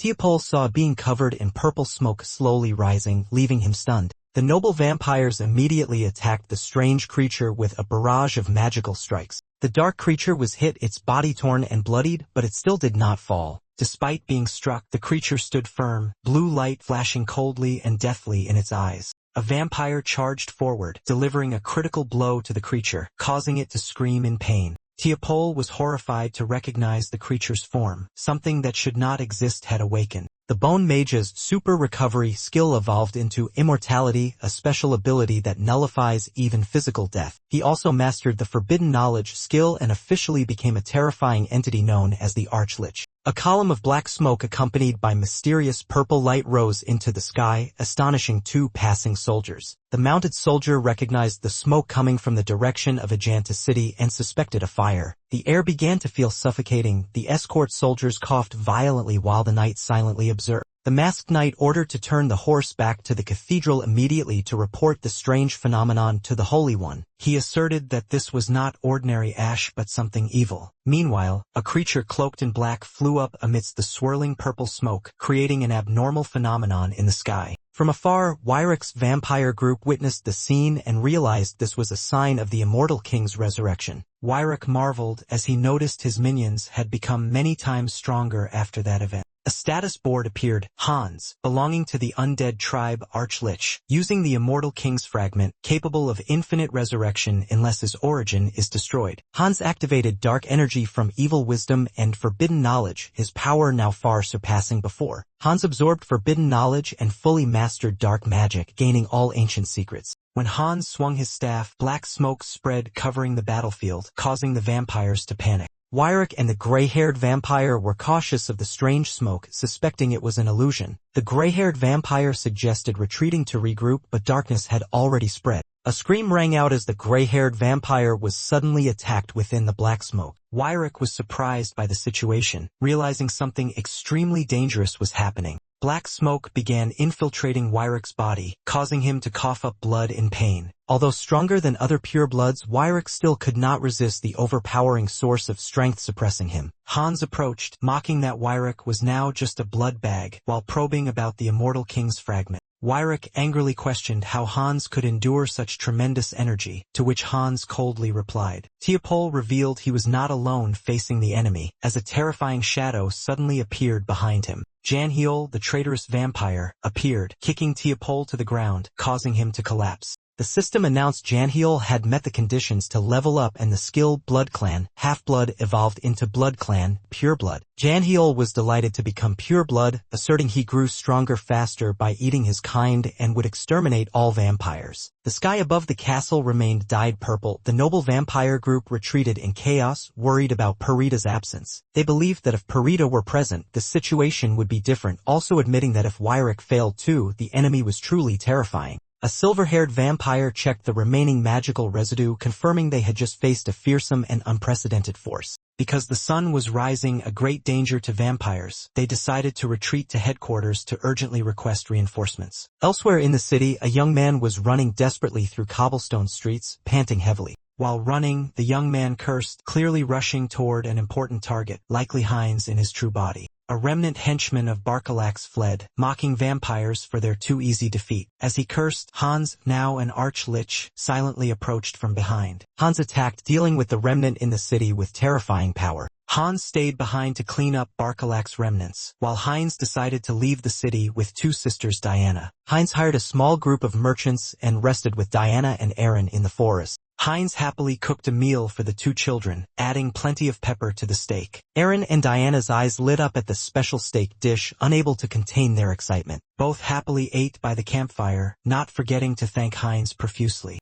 Heinz thought silently. After leaving the dangerous city, the two children had brightened up again. Heinz asked Aaron about his uncle in Repellicy. Aaron confirmed but worried they might not be welcomed. Heinz reassured, "Don't worry about that." Heinz sat alone, reflecting on parting with the children, unexpectedly feeling attached and a bit sad. Heinz realized he had changed since coming to this world. Emotions once lost now surged back. Diana and Aaron approached, calling Heinz when they saw him seemingly deep in thought. Diana anxiously asked if Heinz was anemic, her eyes full of concern and worry. Heinz smiled reassuringly, saying he was full actually after eating all the vampires in the village. At night, Hans collected the vampire corpses that Heinz had killed to turn them into undead. Hans controlled a spatial gate filled with dark energy to transport the undead. Hans sensed a strong resonance between the skills, forbidden knowledge, and evil wisdom, planning to open spatial gates on Earth as well. A red blood gate suddenly appeared above, signaling that another party was intervening. A bloody attack from the red gate pierced straight into Hans, seriously wounding him right before the spatial gate. Over Brokeslag, a pure-blood vampire, showed anger upon discovering the intruder brazenly appearing in his city. He suspected the opponent's identity and questioned whether they were truly a member of the Covenant of Heaven's Reversal.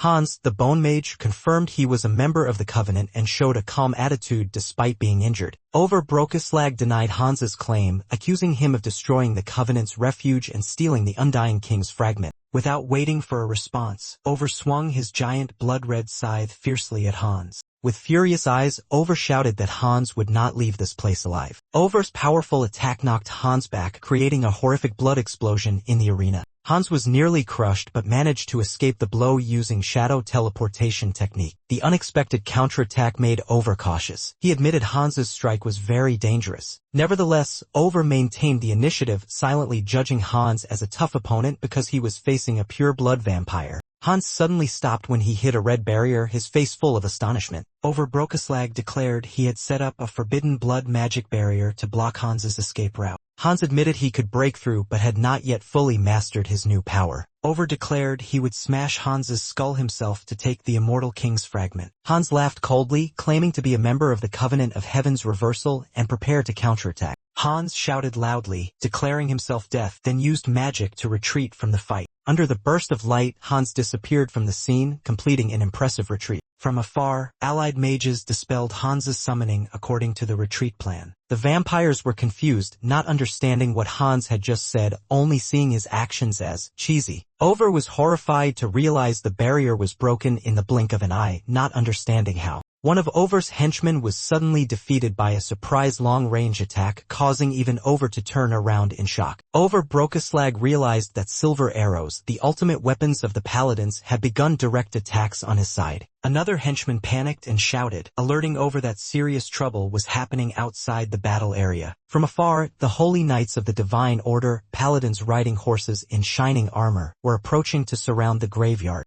Over roared angrily, cursing Hans for deceiving him and throwing the entire plan into chaos. He clenched his fist tightly, bitterly realizing that Hans deliberately prolonged the time just to lure the paladins to besiege Over from two sides. The scene shifted to the real world, the building where the boy controlling Hans was living, and the sky had brightened clearly. The male lead smiled smugly in his room, marveling that the skill Summon Release was truly the perfect escape for the recent situation. Hans, the Bone Mage, shouted his new title Hans of Oath of Defiance, while retreating, leaving a threatening declaration. In the real world, the protagonist woke up in panic, screaming in embarrassment over his overly dramatic line. He tossed and turned in bed, holding his head in shame, feeling like he was dying from how cheesy the line was. While holding his head and blaming himself for sounding like a villain, he wondered if he was really crazy. Then reflecting again, Hans admitted he felt quite proud of his impressive retreat just now. Hans listed his achievements, defeating the vampires, saving a poor girl, and the entire city. The protagonist smiled smugly, admitting he sounded like a true hero.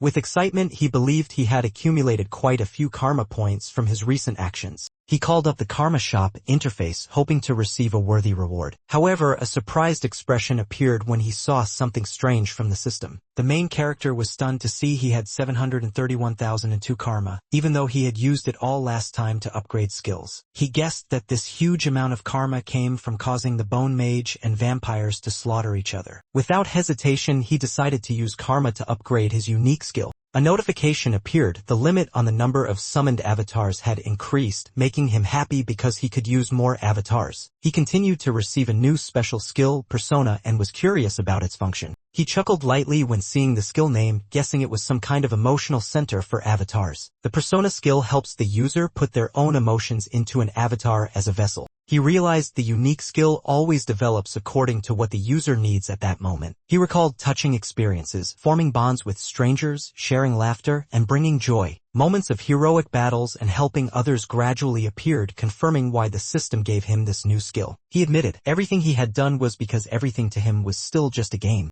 To him, nothing was real, everything was as distant as a game screen and discarded soda cans. His reality was a closed room where he had been trapped all this time, living socially isolated. Now, the reality he always avoided was gradually becoming clear, forcing him to face it. All the loneliness, anger, and sadness that had been suppressed for so long now surged strongly within him. The masked figure, a mysterious character, called him Hans, revealing a deep connection between them. He instructed him to pour all that pent-up negative emotion into the vessel, which was Hans himself. The stream of emotions turned into blue smoke, drifting toward the ceiling. The transfer process began. The protagonist felt an unexpected relief, as if the emotions were not lost but neatly stored in his mind. He worried whether Hans could endure all those feelings, but the masked figure reassured him, "Don't worry." The bone mage stood amid purple-black energy, saying that pain and despair now meant nothing to him. Heinz was shocked to realize he had just uttered those words unconsciously. The masked figure laughed, discovering that when filled with emotions, an avatar could develop its own consciousness.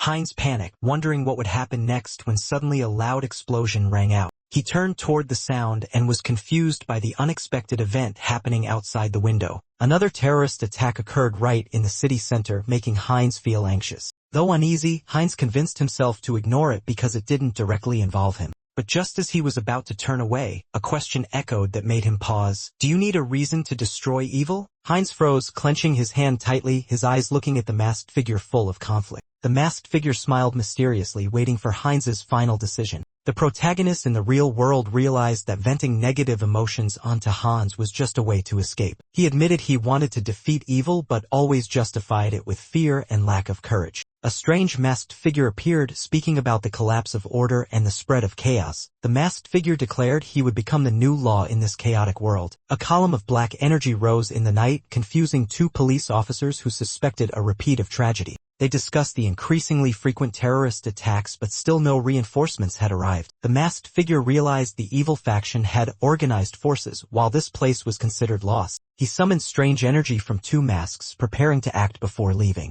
A giant eye opened amid the purple-black light, as if summoning a surveillance creature. He released two eye-shaped creatures, commanding them to monitor and gather information in the shadows. The blue burning eyes flew across the city under orders to search for criminals hiding in the dark. In a hidden corner, a man smoking ordered to bring the sacrificial object, starting a brutal ritual. Three thugs escorted a Tide boy, calling him Ashtray Kid, laughing as they prepared to torture him. One raised a cigarette ash toward the boy's face, mocking him, unaware that an eye was watching. Pleading sounds echoed from a small house. Someone threatened inside as night fell. A woman hugged her child tightly in a corner while a man with a leather whip threatened them with a contemptuous voice. As anger surged, the man cracked his whip fiercely in the air, but burning blue eyes witnessed it all. At a convenience store, a hooded man broke in, carrying a crowbar and cold eyes. He quickly rummaged through items, preparing to steal, unaware he had entered the gaze of the surveillance creature. He announced he had taken enough, while the fiery blue eye continued recording every action. The masked figure declared he saw everything, judging these people not villains but trash who would face punishment. The store robber was strangled by an invisible force, the first punishment delivered.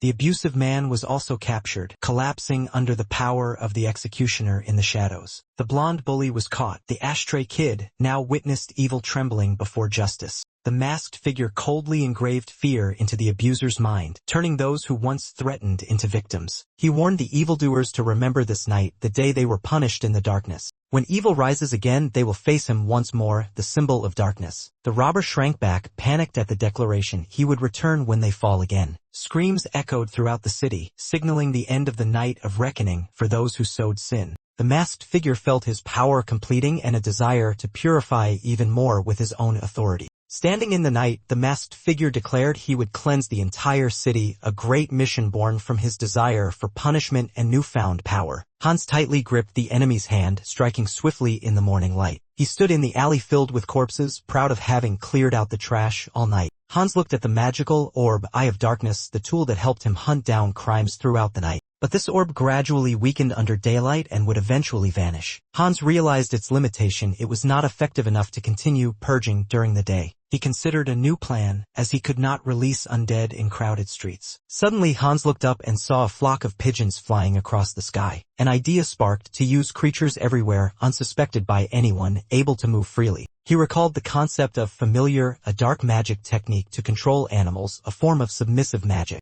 A new character, a black-robed mage wearing a white mask, controlling white pigeons with dark magic. Hans shouted in frustration before the old goblin den because the magic did not work as intended. He lamented balancing a normal appearance with strong infectious power in the magic. Hans compared the effort to adjust magic to debugging software, then tried a new version again. After casting a spell on the cage, Hans anxiously waited to see if the magic would work. A mutated cat with 4 eyes and glowing red eyes jumped out of the cage, terrifying Hans. 3 weeks of research passed and Hans still had no real progress with the test animals. Hans looked at the last bird and was determined to succeed this time. He struggled to hold the stubborn bird to begin the magic transfer ritual. Hans focused on adjusting magical energy, initiating the final spell with the complete version. Finally, Hans breathed a sigh of relief as he completed the controlled magic casting. The pigeon flew away in a cloud of blue magical smoke, making Hans anxious about whether the experiment succeeded. Hans followed the pigeon carrying the magic, hoping it maintained a normal appearance for easy spreading. One bird began to glow with red eyes after contact, a sign that the magic might have become infectious.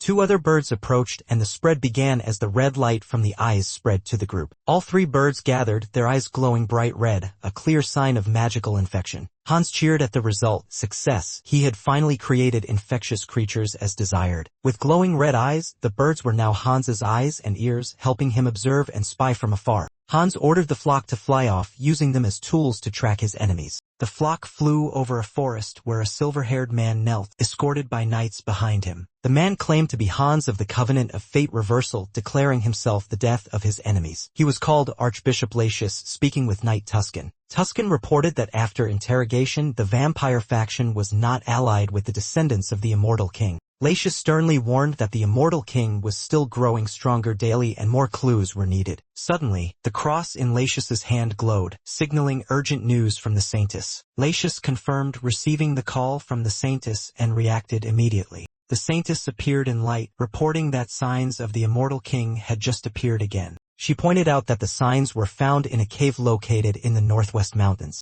Lacius thanked the Saintess, promising not to disappoint her in the upcoming mission. A mysterious cave appeared among dry trees, the place where signs of the Immortal King emerged. Inside the cave, Hans smiled quietly as his eyes and ears system began transmitting signals. However, he started to suspect because the monsters behaved strangely, as if scared and fleeing. Hans was startled to see his rats frightened but not transmitting signals, something that only happened when encountering humans. As predicted, the night squad led by Tuscan arrived at the cave entrance. Hans suspected an ambush upon seeing humans appear in this remote area. Hans was shocked to realize a large army might be hiding without his knowledge. One of his reconnaissance pigeons was immediately shot down by the shooter. A soldier shouted Hans's name, calling him a traitor, asserting that he could no longer fool them. Tuscan stepped forward, declaring that no evil can escape the judgment of God. With a sword glowing with holy light, Tuscan demanded Hans surrender to face divine judgment. Hans recognized the emblem on Tuscan's armor, a holy knight of Brokoslak, where he had once been trained.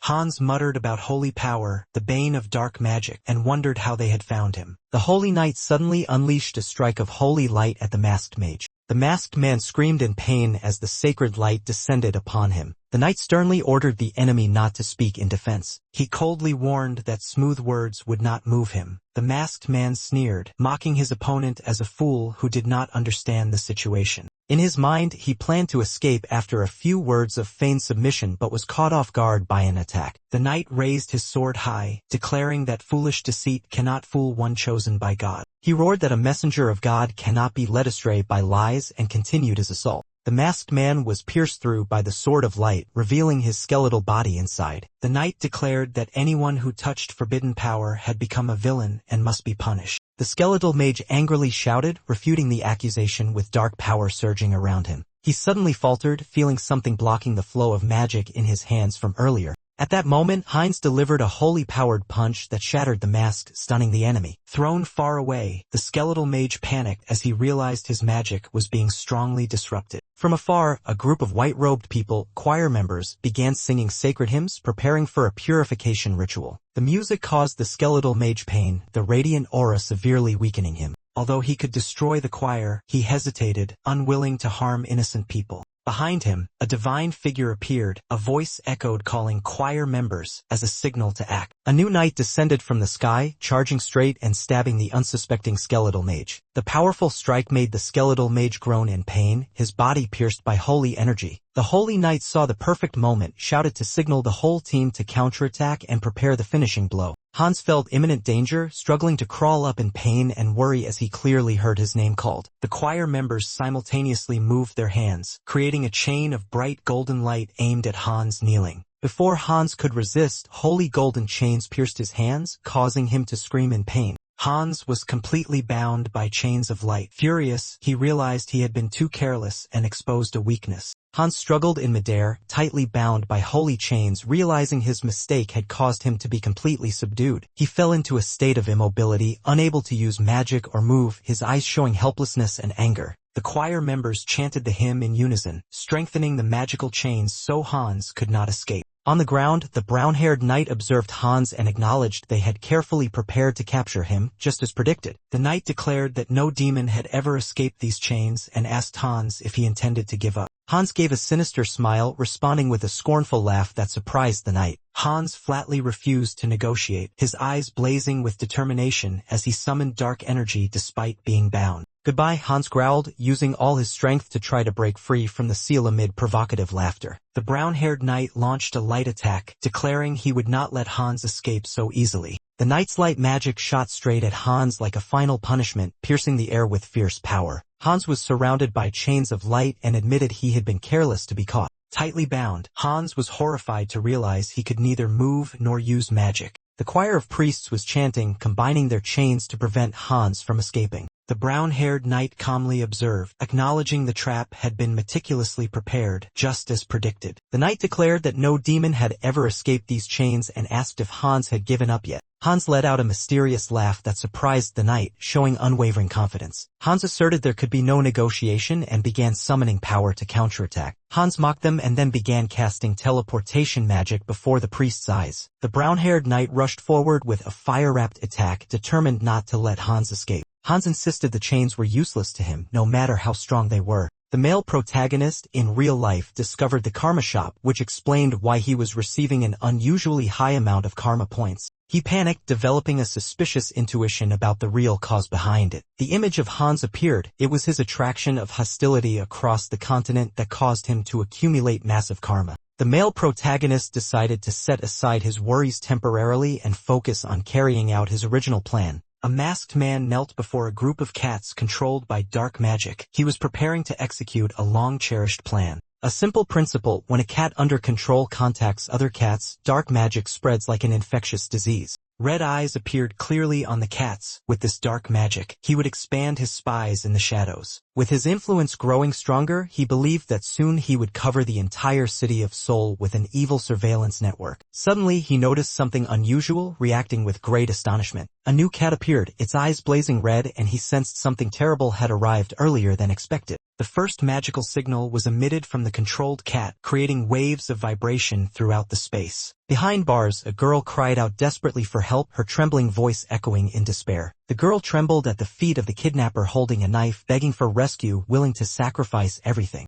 As she looked up, a mysterious figure appeared above the railing, surprising her. The girl called out loudly to the man with glasses, hoping to be freed from imprisonment and suffering. However, the man coldly turned away, leaving the girl panicked and begging in vain. A heart-wrenching scream rang out as the girl was attacked by the kidnapper while trying to call for help one last time. The bald man smiled sickly, pressing a knife to the girl's neck, silently extinguishing her hope. He revealed a special ability. Only he could see and hear the victim's painful screams. In the room resembling a recording studio, he forced the girl to scream because her voice was very good, satisfying his perverse desires. A loud explosion shattered the silence, interrupting the killer's actions. Both the bald man and the girl were startled. A strange figure appeared right before them. The man wearing a white mask slowly entered the room, negating the enemy's special ability. He quickly realized they were using powers to conceal sound and images. The masked man declared that ability useless against him and affirmed that this disgusting act would end here. The bald man horrifiedly asked if the intruder was the guardian and how he had gotten in. He panicked, declaring that if the masked man took another step forward, he would kill the girl. The masked man remained unshaken, easily took the girl from him, and asked, "Now what do you plan to do?" The bald man angrily trembled and shouted because his prey was taken, vowing to kill the interloper. In a rage, he lunged forward with the knife, yelling like a wild beast, intending to attack both of them.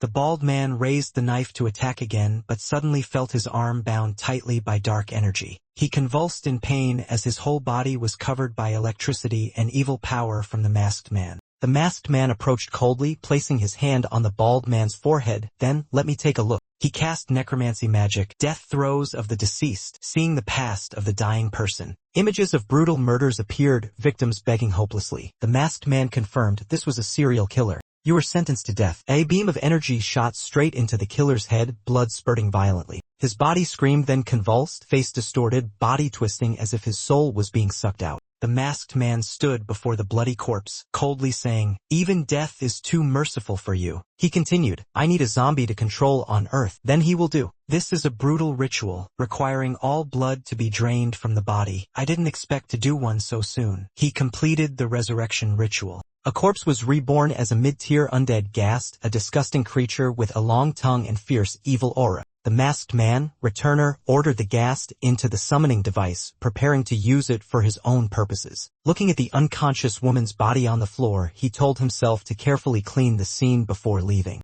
Outside the apartment complex, chaos erupted, people gathered to discuss, and police appeared to seal off the scene. Police forces maintained order among the crowd. Camera and phone flashes continuously flickered nonstop. Introducing Park Han-cheol, captain of the Criminal Investigation Team, Ability Management Bureau responsible for investigating this strange case. A subordinate reported having checked camera data. The killer just eliminated was the serial murderer they were hunting. Park Han-cheol confirmed the culprit was killed by a returner, one who returned from another world with dark magical powers. Although he felt no regret for the killer's death, Park showed dissatisfaction that the case was resolved outside the law. He criticized returners for acting like heroes and considered them as dangerous as criminals when standing before a blood-stained wall marked by the masked man symbol. The masked man lamented, "Taking execution into your own hands is really over the top." He jumped onto the rooftop amid the astonished eyes of the crowd below, leaving behind a mysterious scene. In the morning light, he held a white cat and smiled, whispered, "I wish I could see his real face just once." The headquarters of the Korean Returner Association's Southern Seoul branch starts a new day with an urgent call. A serious female assistant wearing glasses enters the director's office hurriedly, carrying important documents. She is astonished to find Director Yoon Ji-yoon dozing off amid piles of papers, surrounded by faint energy. She immediately calls out loudly, waking Yoon Ji-yoon due to an urgent issue from the Capacity Management Bureau.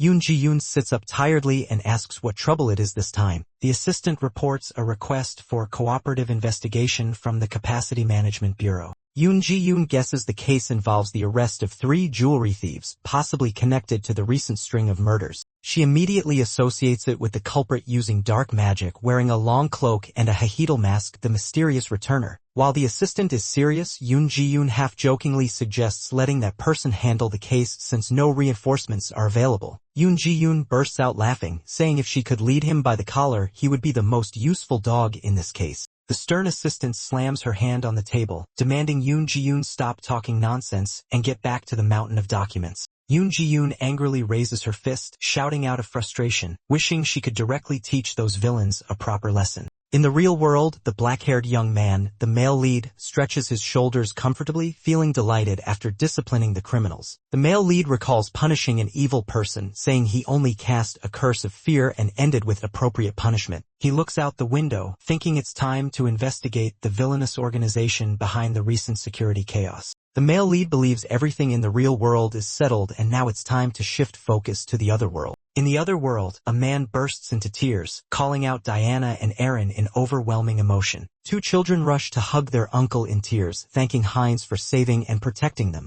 Heinz stands silently watching the reunion, smiling gently knowing the man is good and trustworthy. He thinks to himself that he was prepared to intimidate if the man was suspicious, but now that's unnecessary. The man gratefully holds Heinz's hand, expressing thanks for bringing the two children home safely. Heinz simply replies that he just did what needed to be done. Diana, tearful, calls Heinz's name, trying to hold back emotions to say something important. Unable to contain herself, Diana rushes to hug Heinz tightly, thanking him through tears. Heinz gently pats her head, reassuring her they will meet again and advising her to stay healthy and well-behaved. Diana chokes up admitting she once worried Heinz had changed, but now she's very happy to know he is still a good person. Hearing Diana's words, Heinz feels embarrassed. He wonders if his personality change is due to the persona skill's influence. Hans, the first avatar, was infused with negative emotions and a desire for recognition, causing him to seek attention. Meanwhile, Heinz 2, an avatar focused on infiltration and deception, has a much calmer and colder personality. Diana looks up and asks where Heinz will go next, still reluctant to part from her benefactor. Heinz turns to look at the distant cathedral, smiling as he says he will take this opportunity to embark on a pilgrimage. Heinz arrives at Talaria's capital, the center of the Talia kingdom and stronghold of the Holy Church. Heinz reveals his reason for coming here is a single goal related to the church. Talaria is home to the continent's largest temple, a supreme center of religious power. Heinz finds a quiet corner to avoid prying eyes and begins preparing the summoning ritual. In magical light, Heinz's fourth avatar is officially summoned. Heinrich, the new avatar, appears with a strong and determined demeanor. Heinrich possesses the special skill Martial Spirit, which increases experience and skills from training and combat. Heinz handed the travel bag back to Heinrich, deciding to withdraw because his vampire body was not suitable for this sacred place. Heinrich entered the temple where the faithful were registering for the ceremony. The bearded priest was stunned when Heinrich filled the table with gold, a gift offered to the church. Heinrich submitted all his assets to the holy sanctuary, astonishing the clergy. He solemnly declared his wish to dedicate everything to the divine and become a holy knight to carry out the divine will. Until now, all his avatars belonged to darkness, undead, dark mage, vampire. But this time he would use his new avatar to become a righteous holy knight, wielding a holy sword and earning respect from everyone. Heinrich silently vowed to become a holy knight of light, a true hero in the eyes of the world. Priest Marco enthusiastically slammed his hand on the table, agreeing with Heinrich's strong determination. Marco warmly spread his arms, promising to train Heinrich to become an outstanding holy knight. However, the bearded priest beside him showed concern since this young man was completely unknown. Marco laughed loudly, reassuring his colleague that the evil would reveal itself during training, no need to worry. Heinrich smiled confidently, firmly affirming he was ready to show his true self. Heinrich was exhausted, drenched in sweat, tormented by thirst after a brutal training session. He panicked when he saw a giant iron ball rolling straight toward him. With no escape, Heinrich gritted his teeth and used his whole body to resist the ball. A month had passed since Heinrich began the harsh Holy Knight training course. He realized that Holy Knights were not as noble as imagined, but rather a group of muscle-crazed fanatics. Heinrich tensed up and shouted loudly as his strength waned. The strict Holy Knight trainer yelled at rookie number 12 for losing focus and forgetting to pray.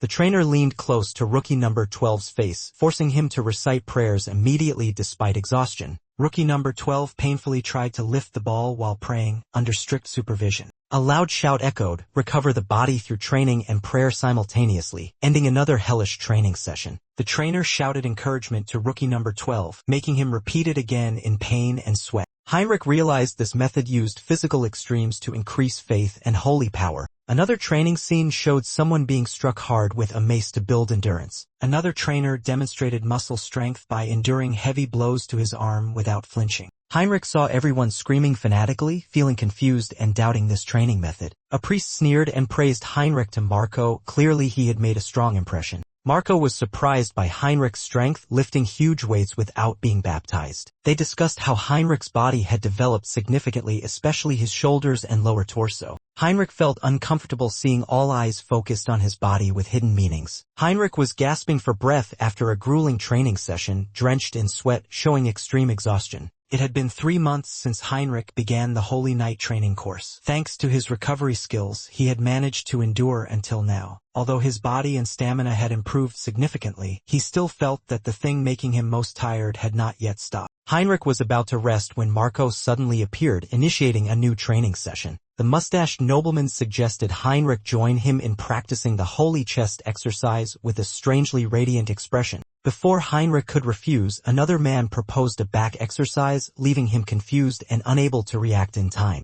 Heinrich forced himself to agree, but inside he was screaming to escape from this group of training fanatics. The scene shifted outside the church. The air was fresh, but Heinrich still sighed deeply in frustration. Heinrich complained to his blonde-haired friend about being called to train every day, while his friend just smiled sympathetically. The group of townspeople and believers buzzed excitedly upon seeing Heinrich approach, all showing admiration and excitement. In the square, Archbishop Latius and Knight Tuscan appeared solemnly before the gathered crowd. Heinrich and his companion were surprised to learn that the two had just returned from an expedition with the paladins. Heinrich realized that Tuscan was the one who had once pointed a sword at Hans, another avatar of himself. He worried that Tuscan might have been tracking Hans's whereabouts all this time. Tuscan's sharp gaze swept across the crowd, making Heinrich even more cautious. Inside the cathedral, trainees were summoned to attend a baptism ceremony for those who passed the standards. The cleric announced that the ceremony was held earlier than usual for a special reason. He requested the named trainees to step forward to begin the ritual.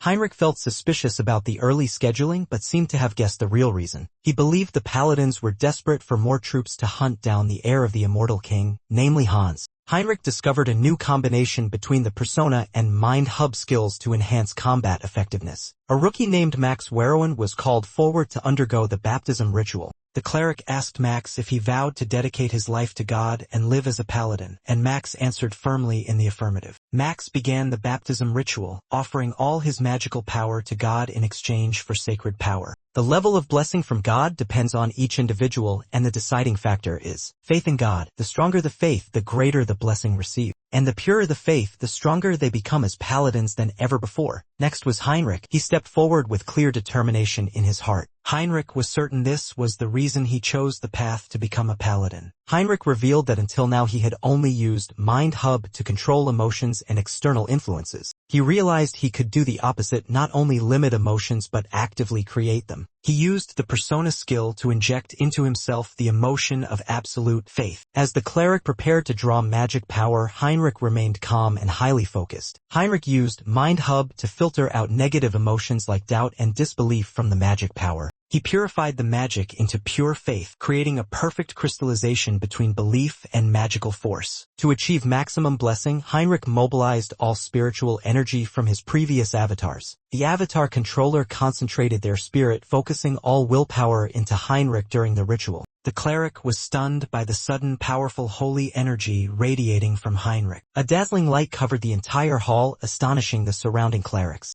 The knights and rookies were shocked to witness a phenomenon beyond all imagination. The bearded cleric confirmed that the holy power had reached the top of the deity statue, an unprecedented sign. The cleric addressed Heinrich with a respectful title, expressing admiration and acknowledging his new status. He acknowledged that Heinrich possessed abilities equivalent to a high priest, despite just completing the baptism ritual. Heinrich bowed his head in thanks and officially received the new skill, Holy Baptism. The Holy Baptism skill helps increase avatar potential and share spiritual energy more effectively. Heinrich pondered whether this was the limit of his current power and sighed in relief as the plan proved effective. However, he realized that the plan to feign piety was not entirely successful as intended. Heinrich believed the deity statue did not possess a divine personality, but resembled an automatic system. Yet, when opening his mind, Heinrich sensed a vague response as if someone was watching. The feeling was like a whisper, "I will watch you," causing Heinrich to consider using his power only for righteous purposes. A loud knock echoed by the window frame. Someone sighed heavily, expressing frustration over the deadlock situation. Two men discussed over a map table. They complained about not finding any clues about the immortal king's heir for months. The brown-haired knight worried that the kingdom of Talia had withdrawn support. He suspected that vampire forces had infiltrated Talia's internal ranks. They concluded that pursuing Hans had caused conflicts with the Covenant of Reversed Heaven organization and the vampire clan to become too tense. The man in clerical robes deduced that political pressure from Talia was increasing because the Purge team was ineffective. The man, Latius, ordered Sir Tuscan to disband the Purge team and summon all members back to headquarters. Sir Tuscan left the room with worry in his heart. They were surrounded on all sides, but their forces were too weak. Alone in the stone corridor, Tuscan sighed, despairingly asking himself, "What must we do now?" A shout startled Tuscan to turn around, sensing something wrong happening nearby. Looking down at the training ground, Tuscan saw rookies practicing. He was shocked to recognize a familiar face. A blonde rookie charged forward with determined eyes, spotting an opening in the opponent and swinging a spear to attack. Heinrich was startled when stabbed, blood flowing from his side, but he still held his sword. Immediately after the stab, Heinrich delivered a powerful punch to the opponent's face, reversing the situation. Heinrich knocked down the blonde rookie, achieving a resounding victory. He acquired the combat skill Holy Warrior Combat Technique. Heinrich focused holy energy and the rapid recovery skill to heal his recent wound. The wound on his side glowed and gradually healed thanks to the combination of holy power and rapid recovery. The blonde rookie admired Heinrich and asked if he had deliberately taken the hit. Heinrich smiled, confirming the sacrifice flesh, keep the bone tactic. Heinrich reflected, although he had improved, he was still not strong enough. He needed a profound change to surpass his limits. The blonde rookie was amazed by Heinrich's holy power, comparing him to a trainer or a senior holy knight. Sir Tuscan approached, confirming Heinrich's potential but emphasizing he still lacked experience to become a true holy knight. Sir Tuscan looked at Heinrich seriously, saying he was sure Heinrich felt the clear shortcomings more than anyone else, leaving Heinrich stunned. Sir Tuscan extended his hand, offering to help Heinrich become stronger by training together at Rosalia's Grand Cathedral. Heinrich asked the group of guards for directions to the Rosalia Grand Cathedral, leaving everyone stunned by this unexpected request. He confirmed his desire to be guided, causing everyone to simultaneously turn their gaze toward Tuscan. Although slightly displeased, Heinrich hurriedly followed when Tuscan declared they would depart immediately. Heinrich asked if he could arrange his luggage, but Tuscan coldly refused, telling him to let others handle it later. As they stepped into the teleportation formation, Tuscan reassured Heinrich that he would explain everything upon arrival. Under the light of the teleportation magic, Heinrich nodded in agreement, still feeling quite confused. The two appeared in a magnificent square before the Rosalia Grand Cathedral, prompting Heinrich to exclaim in amazement. Heinrich was shocked to realize this place was the largest religious center on the continent, the sanctuary of the Supreme Being. Inside the Grand Cathedral, they knelt before a giant statue bathed in radiant light, the residence of the Pope and the Saintess. A woman with white hair and golden eyes welcomed them with a gentle smile and a sacred bow. Heinrich recognized this as the ideal place for rapid development, determined to become a holy knight acknowledged by all. He bowed his head in the sacred light, vowing to continue growing steadily under divine guidance. In the real world, the masked man Yahello appeared at night, reflecting on the dirty work he was doing. At a site filled with corpses, he coldly declared he would continue acting in the shadows to eliminate evil. Looking at the MeTube screen, he discovered he was becoming famous through news about dismantling a human trafficking organization. Sitting high up late at night, Yahello quietly realized he had become unintentionally famous for his acts of punishing crime. He sensed something strange about the recent incident, an intuition that there was more behind what the media reported. The criminals, before dying, repeatedly mentioned Bunchenho, a mysterious organization behind many notorious gangs. Looking up under the bright moon, Yahello decided to learn more about Bunchenho by continuing to eliminate their henchmen. He returned to the night street, quietly blending into the crowd, preparing to reach the payment point after completing his mission. While Yahello was being hunted, his real body took advantage of the opportunity to trade rare goods. He entered an old game shop which was used as a front base for discreet transactions. Inside, the shop owner greeted him calmly without any suspicion. The masked man calmly presented a bag of items and requested to sell some special goods. The shop owner examined them and coldly refused, saying this place did not accept that type of merchandise. He smiled challengingly, dumping a pile of gold medals on the table, leaving the other party stunned.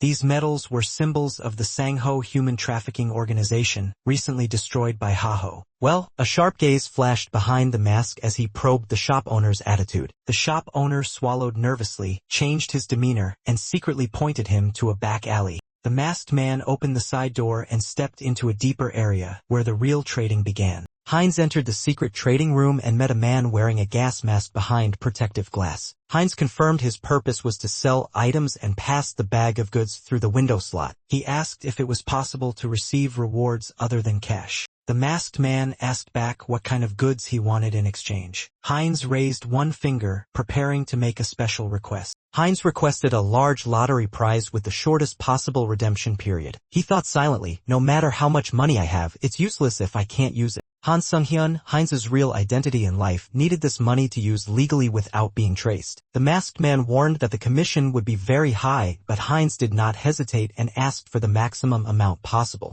A lottery ticket worth 6.1 billion was offered. Heinz requested 2 more tickets. Although not enough current value, he reassured, don't worry. Heinz affirmed that the items he brought were sufficient and ready for the transaction. He pulled out a pile of gold bars from his personal space and asked if it was enough for the deal. The masked man was astonished to recognize this as a type of spatial tool, an extremely rare item. The employee tried to inquire further, but Heinz immediately warned him in a cold tone. Heinz emphasized that he was not here to chat but only wanted to complete the transaction quickly. Under the pressure of Heinz's killing intent, the masked man hurriedly apologized and proceeded to finalize the deal. The employee began sweating, confirming that the strange blood scent he had sensed from the start was real. Heinz issued a mild threat, reminding that transactions would continue regularly from now on. After leaving, Heinz looked up at the sky, holding 3 winning lottery tickets in his hand. Heinz happily sat on the sidewalk, pondering what to spend this enormous sum of money on first. The masked man sat down to rest, complaining about having no subordinates to command and feeling annoyed by constant travel. He decided to comfort himself by viewing these trips as opportunities to breathe the fresh night air. Recalling the past, he remembered this area used to be dangerous due to human trafficking but had recently revived thanks to rumors.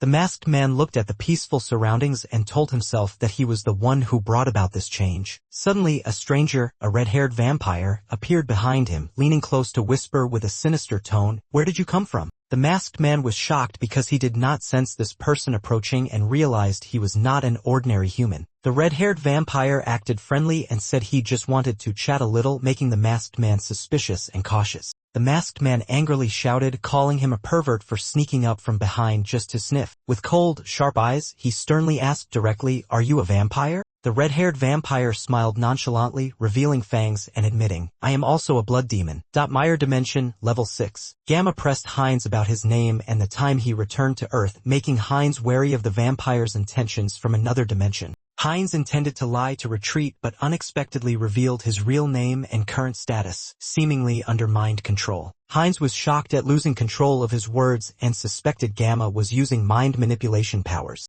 Gamma confirmed Heinz was a rookie newly returned to Earth and began introducing himself politely. Gamma handed over a business card, revealing he was a member of the vampire organization on Earth called Blood Alliance. Heinz had never heard of this organization, while Gamma stressed that rookies needed to cooperate to survive. Heinz curiously asked about the concept of level that Gamma mentioned earlier, and Gamma appeared pleased with this interest. Gamma ended the conversation, signaling to open the car and inviting Heinz to leave to learn more directly rather than talk further. Gamma invited Heinz into the car, proposing they go together to the organization's headquarters for clearer explanations. Heinz agreed to get in the car with Gamma, but from afar, a mysterious long-haired girl silently observed the two. The girl touched her ear as if adjusting an earpiece and briefly reported one word, "Headquarters." She continued reporting. The target had moved as predicted and confirmed that the pursuit would begin. A sports car was parked in front of the mysterious graffiti door. A voice from inside called out, "Come in." The male lead and the red-haired boy entered the underground area. He asked suspiciously, "What is this place?" The red-haired boy began to explain, "Every vampire has a blood demon factor that determines their strength. The Blood Clan Alliance uses technology to quantify this factor into specific levels." In the room full of glass jars, red crystals symbolizing power indices were glowing. Both entered a ritual room. A magic circle was prepared to measure the blood demon factor.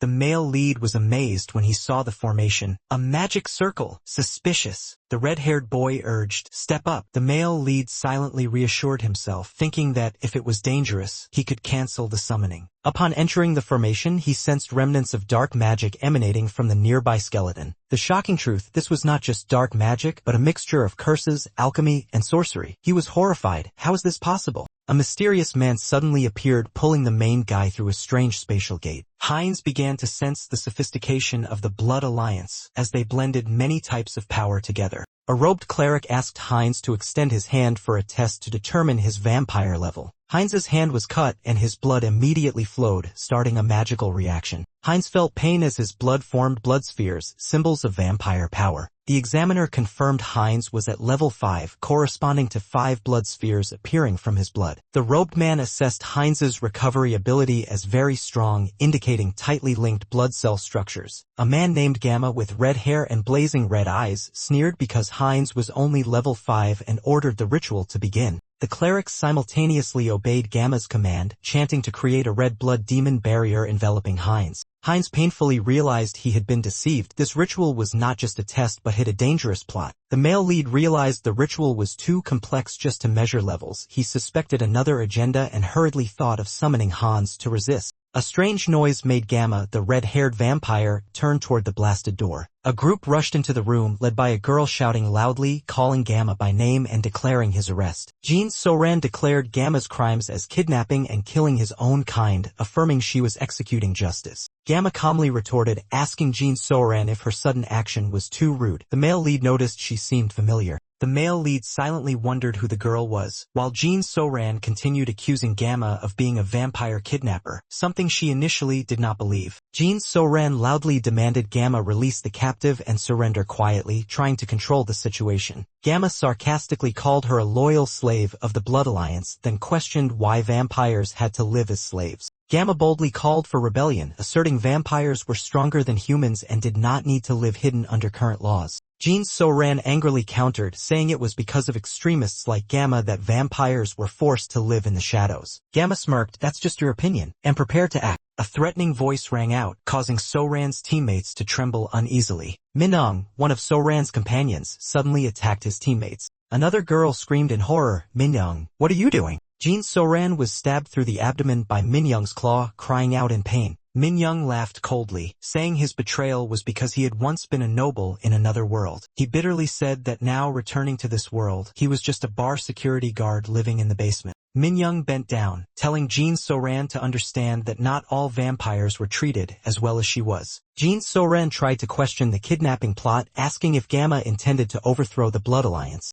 Gamma sneered wickedly, revealing that they couldn't increase their power due to a lack of karma points, but had found a new method. A quick and certain way to increase power was discovered, but it came with a bloody price. Jin Soran was horrified to realize they were using forbidden magic to increase power by sacrificing their own kind. The red-haired young man casually revealed that the kidnapped vampires were the raw materials for his experiments. Jin Soran angrily questioned whether they were recreating the mad vampires, the cause of her clan's past depression. Heinz began to understand that madness might stem from vampires eating their own kind from another dimension. The genes of two vampires from different dimensions mixed, creating superior power but leading to severe mental deterioration. If the predator could not overcome the mental chaos, he would become a bloodthirsty mad vampire, losing control. Since the first mad vampire appeared, all vampires have been viewed by humanity as a global threat. Nevertheless, the red-haired man calmly asserted they had found a way to remove lingering emotions in the blood, paving the way for a perfect experiment. He declared Jin Soran to be the perfect specimen for the next experiment, marking cruelty at its peak. He wondered, could they be creating a booster drug without side effects for vampires? The white-haired accomplice silently prepared the drug from blood, as if perfecting a breakthrough pharmaceutical. The muscular man demanded the promise be fulfilled. He had risked everything to bring the prey. The red-haired man casually handed over the drug, keeping the deal to continue exploiting this man. Without hesitation, the muscular man swallowed the pill containing dangerous pure blood energy. His eyes suddenly glowed red, an abnormal sign beginning to appear that made the girl step back. He screamed violently, his body swelling and claws lengthening, proving a terrifying mutation process. He laughed madly, amazed at the growth speed far beyond imagination, just as promised about rapid power. In his frenzy, he strangled the girl, an impulsive act of a bloodthirsty creature out of control. The mad ant screamed for more drugs, declaring he had fulfilled the deal and wanted to continue transforming to become stronger. The red-haired man in a black coat reminded the white-clad vampire that there was still a first guest waiting, glancing at the main character struggling. He gently comforted the frightened black-haired girl, telling her to wait her turn, while his smile was full of cruelty. The black-haired girl trembled, shedding tears, begging him to stop as her body was exhausted from torture and blood-sucking. The male lead analyzed the bloodline components in the group and was amazed to realize that cannibalism from another dimension was so effective at increasing power. With glowing red eyes and a cold smile, the male lead thought about how strong he would become if he devoured them all. He threatened back, if he ate them all, how far would his power surpass? A bone-masked sorcerer suddenly appeared in the twisted space, praising the opponent's stealth but mocking their weak protection. The sorcerer declared that from now on, no one would leave without his permission, while summoning an army of skeletons from the dark space. The vampire group panicked seeing the skeleton army attack. The white-clad man shouted and the red-haired man tried to stay calm and ordered them to stick together. The white-clad vampire braced himself and charged forward, starting a counterattack with a powerful strike amid blazing red light. The muscular man threw a powerful punch, knocking down a skeleton. He displayed superior physical strength, his body covered with sharp spikes. He rushed at the sorcerer shouting die, but was regarded by the opponent as an interesting mutation of the vampire species. The masked sorcerer suspected, do vampires in each dimension mutate differently like this? The muscular man was knocked back by a magical strike. The sorcerer's staff plunged into the ground, creating a wave of energy. Hit by the attack, the white-clad muscular man coughed up blood, his whole body pierced by a violet-blue energy pillar. The sorcerer sighed, unwilling to spill blood, but seeing no other choice. He decided to let Yahello handle it. Yahello grabbed the traitor, coldly mocking, "Is this the weakness of an organic organization?" With ruthless eyes, Yahello bit into his comrade's neck, sucking blood and declaring from now on, there will be no shortage of food. Outside the barrier, the red-haired man and another vampire were stunned. Is he really cannibalizing his own kind? The one being drained by Yahello panicked. Why am I still alive? Why did I betray them? Gamma continued to suck blood, feeling the strong energy flow and mental corruption rising within the prey's body. With glowing red eyes and changing body, Gamma was surprised to realize the absorption process was truly effective. The vampire elements in his body began to merge and evolve into a new form. Gamma gained a special skill, hybrid evolution, absorbing the bloodline of the consumed and greatly increasing power. Though pleased, Gamma also worried that losing control of this power would have catastrophic consequences. The red-haired man trembled as Gamma revealed sharp claws and intimidation, showing the aura of a new leader.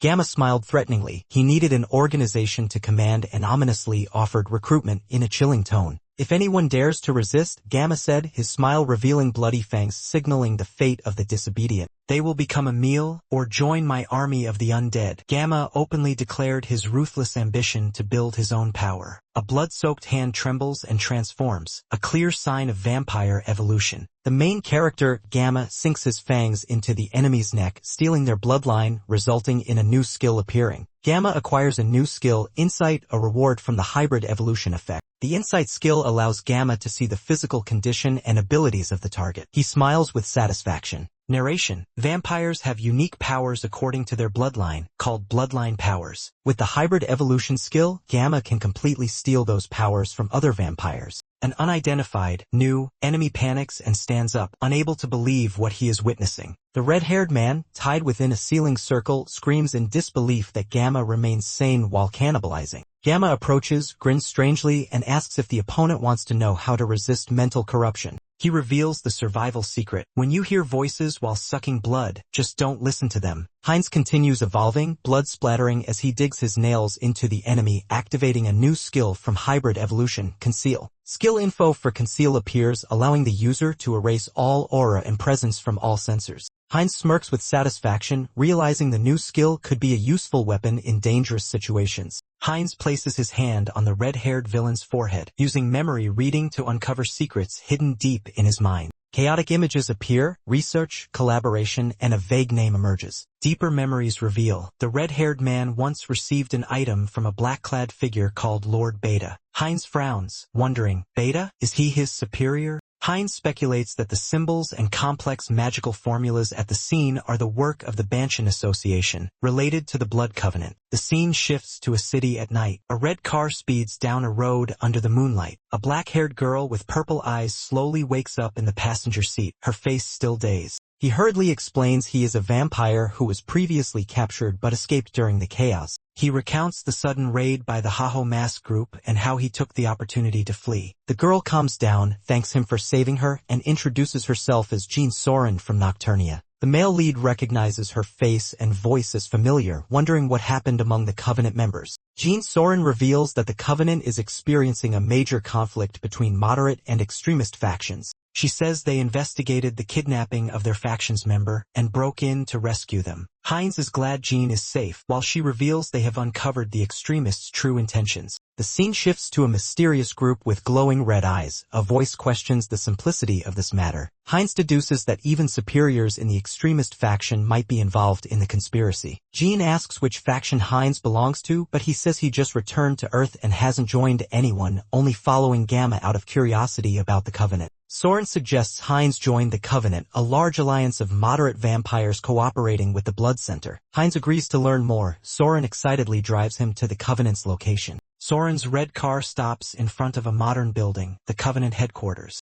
Upon entering the gate, Soren happily runs up calling Soren Uni, causing a little girl to turn around. The little girl, Nahue, runs to hug Soren, both show closeness and joy at reuniting. Soren introduces Heinz to Nahue as a new member about to join the Covenant. Soren reminds Nahue to behave so she can take Heinz upstairs to check in. The girl obediently tells her to come back quickly. Heinz is curious about Nahue, thinking she looks too young compared to typical vampires. Heinz asks if her appearance hides her true age. Soren corrects him that Nahue is not a returnee. Soren further explains, not all vampires are returnees. Nahue is a vampire born and raised on Earth. BJ Orchid introduces the Covenant organization, where most vampires participate, providing stable blood supply through cooperation with the Blood Center. Heinz shows interest and agrees to learn about the Covenant. BJ Orchid happily drives him to the headquarters. They arrive at a modern house, the headquarters of the moderate vampire group. BJ Orchid leads Heinz inside. A little girl runs out calling Soren Uni. It's Nahue happily reunited with BJ Orchid. BJ Orchid affectionately hugs Nahue, asks about her situation, and introduces Heinz as a new member joining the Covenant. BJ Orchid tells Nahue to stay and play, then takes Heinz to see the resting room. Heinz is surprised to see Nahue looks very young and asks if she is a returnee. BJ Orchid reveals Nahue was born and raised on Earth, not a returnee, which is rare for vampires. She explains Nahue's father, a returnee, turned his daughter into a vampire to save her from illness and tried to help her live under sunlight. BJ Orchid wishes Heinz good night, but a familiar gesture makes him realize she is the famous streamer BJ Orchid he once watched. The girl live streaming unexpectedly blurts out her usual closing phrase, then asks if the person opposite is a subscribed fan. The boy, Heinz, quickly denies, saying it was just the algorithm suggesting her a few times. The girl breathes a sigh of relief, feeling less embarrassed thinking the other person isn't a regular fan. She shares that she was once an idol trainee but became disappointed after returning and switched to streaming. Heinz curiously asks her current age after hearing about her trainee days. She replies, she is currently 22 years old and awakened her powers at 18. She eagerly asks Heinz at what age he awakened. Heinz awkwardly avoids answering by running off and promising to tell later. The girl worries she said something wrong, causing Heinz to leave so hastily. Heinz calms down, surprised to discover the girl is older than him, muttering, "She is Nuna." The male lead finds a notice of a 1-week stream break from Orchid before she was captured. He realizes if he doesn't intervene, that might have been her last post. A sudden scream from the house catches the male lead's attention. He wonders why it's so noisy early in the morning in such a large place. Hearing an angry voice, he goes downstairs and sees the girl complaining on the phone about evidence being burned. The girl says they cannot accuse the hardliners because nothing was found at the scene. The male lead suspects this is a deliberate act to erase Han's traces, then asks the girl something. He shows his phone, asking her to point out the hardliners' base location, surprising her. Misunderstanding his intent, she worries he's criticizing the blood bags and is about to do something reckless. The male lead quickly waves his hand to explain and asks her to calm down. Heinz thinks about evolving into a true pure blood by devouring enemies at the marked bases. Orchid hands Heinz a phone with a map, advising him to avoid the marked locations for safety.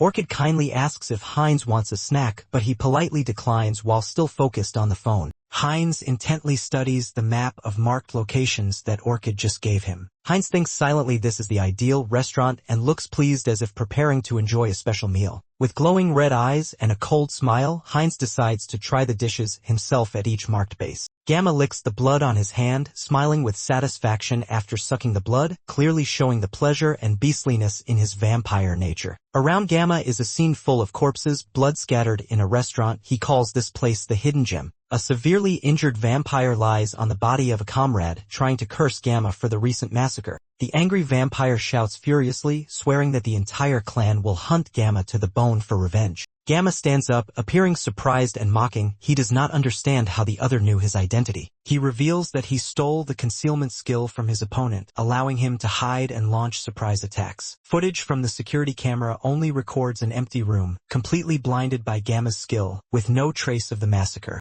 Gamma steps on the last surviving person, triumphantly declaring that all troubles have been erased without a trace. He bends down, draws blood from the victim, and gently asks for information about where the remaining comrades are. A memory scene appears, a meeting among members of Gamma's organization, with a masked commander ordering the entire group to gather at the villa tomorrow. Gamma places his hand on the vampire's head, reading his memory about an upcoming secret meeting of the villain faction leaders. He smiles wickedly, realizing this is the perfect opportunity to eliminate all the organization's leaders in a single action. Gamma decides to leave immediately, but first needs to erase all traces at this blood-soaked restaurant. He summons a new skill, Blood Bloom. A blazing blood flower ignites on his hand. Information about the Blood Bloom skill is displayed. The blood flower burns endlessly unless the user wishes to extinguish it and only incinerates targets. Gamma activates Blood Bloom, causing the fiery red petals to spread, burning all corpses and bloodstains. He also uses the concealment skill to completely hide magical traces, ensuring no one can track him down. Gamma clenches his fist, confidently affirming, now no one can trace him anymore. Suddenly his heart beats strongly, glowing intensely. An abnormal phenomenon is occurring inside his body.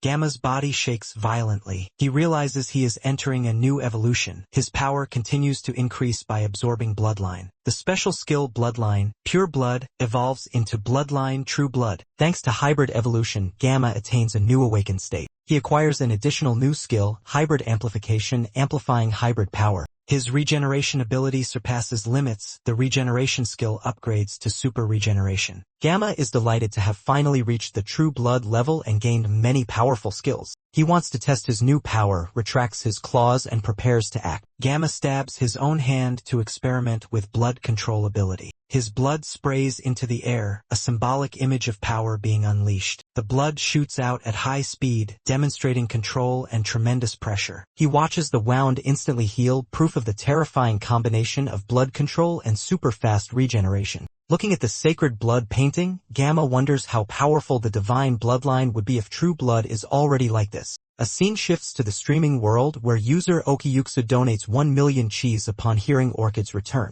Orchid, the vampire girl streamer, happily thanks fans for their generous support, not forgetting to send cute messages. She is excited because she no longer has to worry about buying packaged blood for the whole month thanks to the recent donation. Gamma opens the door and is amazed to see Orchid live streaming in a cheerful, lively mood. She turns around, embarrassed when realizing she was caught, mumbling that making money from others is not easy. Embarrassment clearly shows on Orchid's face as Gamma unexpectedly walks in while she is performing. A shout from the room echoes throughout the building as the girl yells, "Knock" before entering. Blushing with embarrassment, Orchid tries to stay calm after the unforgettable situation just now. She stammers as she begins to explain, trying to hide her confusion in front of Gamma's gaze. The long-haired girl asks Heinz what is going on while he forces a smile, hesitating as if preparing to say something. Heinz hands her a mysterious letter, saying it was sent directly to her. She opens the letter and discovers documents accusing the hardcore faction of crimes, sent by an anonymous person. She suspects the sender acts very much like Yahello, the one who once acted alone against crime.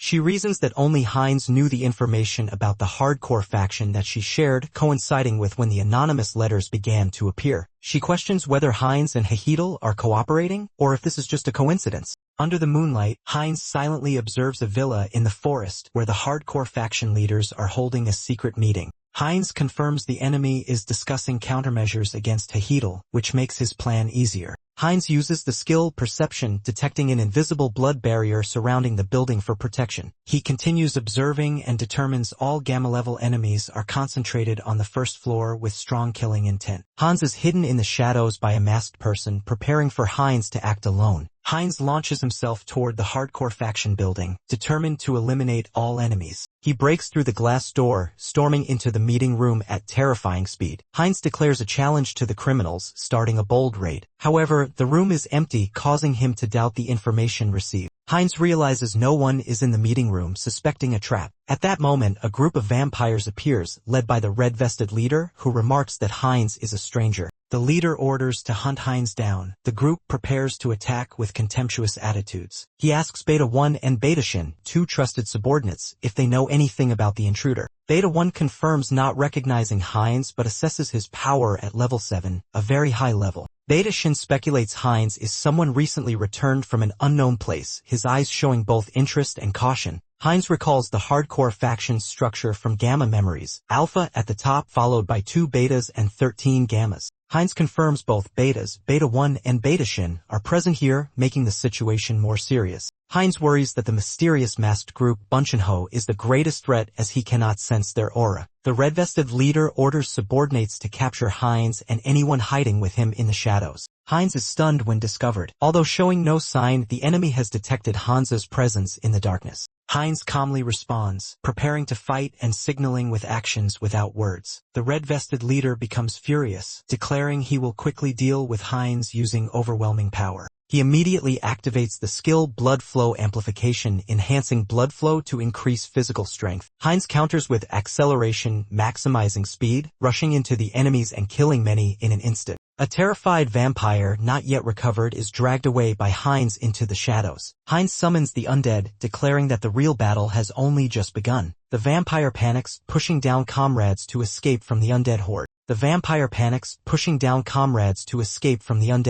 His body is swept away in chaotic energy, screaming in terror. From a dark spatial door, a mysterious figure appears, one who has also created a personal barrier. A white-masked person wrapped in white cloth emerges from the darkness. It is Returner. Gamma recognizes him and understands there is no escape. The deadly battle begins. The white-masked figure appears from the shadows, smiling darkly and uttering, "From now on, there will be no escape." He declares war on the vampires, proclaiming, "It's time for the deathmatch." Gamma ruthlessly crushed the head of a vampire on the same side, blood splattering amidst the horror of those around. A young silver-haired vampire, later the main rival, turned pale, shocked by the brutal act, unable to believe his eyes. He realized the dire situation and shouted loudly to warn his comrades. The real battle was just beginning. The young vampire panicked and fled, disregarding the punishment for abandoning his position, just hoping to survive this nightmare. But immediately, Gamma appeared and grabbed him, pulling him back with tremendous strength. The vampire screamed in terror and despair as Gamma threw him away like a lifeless corpse. From the darkness, a masked figure appeared, revealing that they were not the only ones who had set up the barrier. The masked man declared coldly, "From now on," creating a feeling as if preparing to launch a bloody purge. The masked man and Gamma declared in unison, "There's no escape. This is a life or death battle."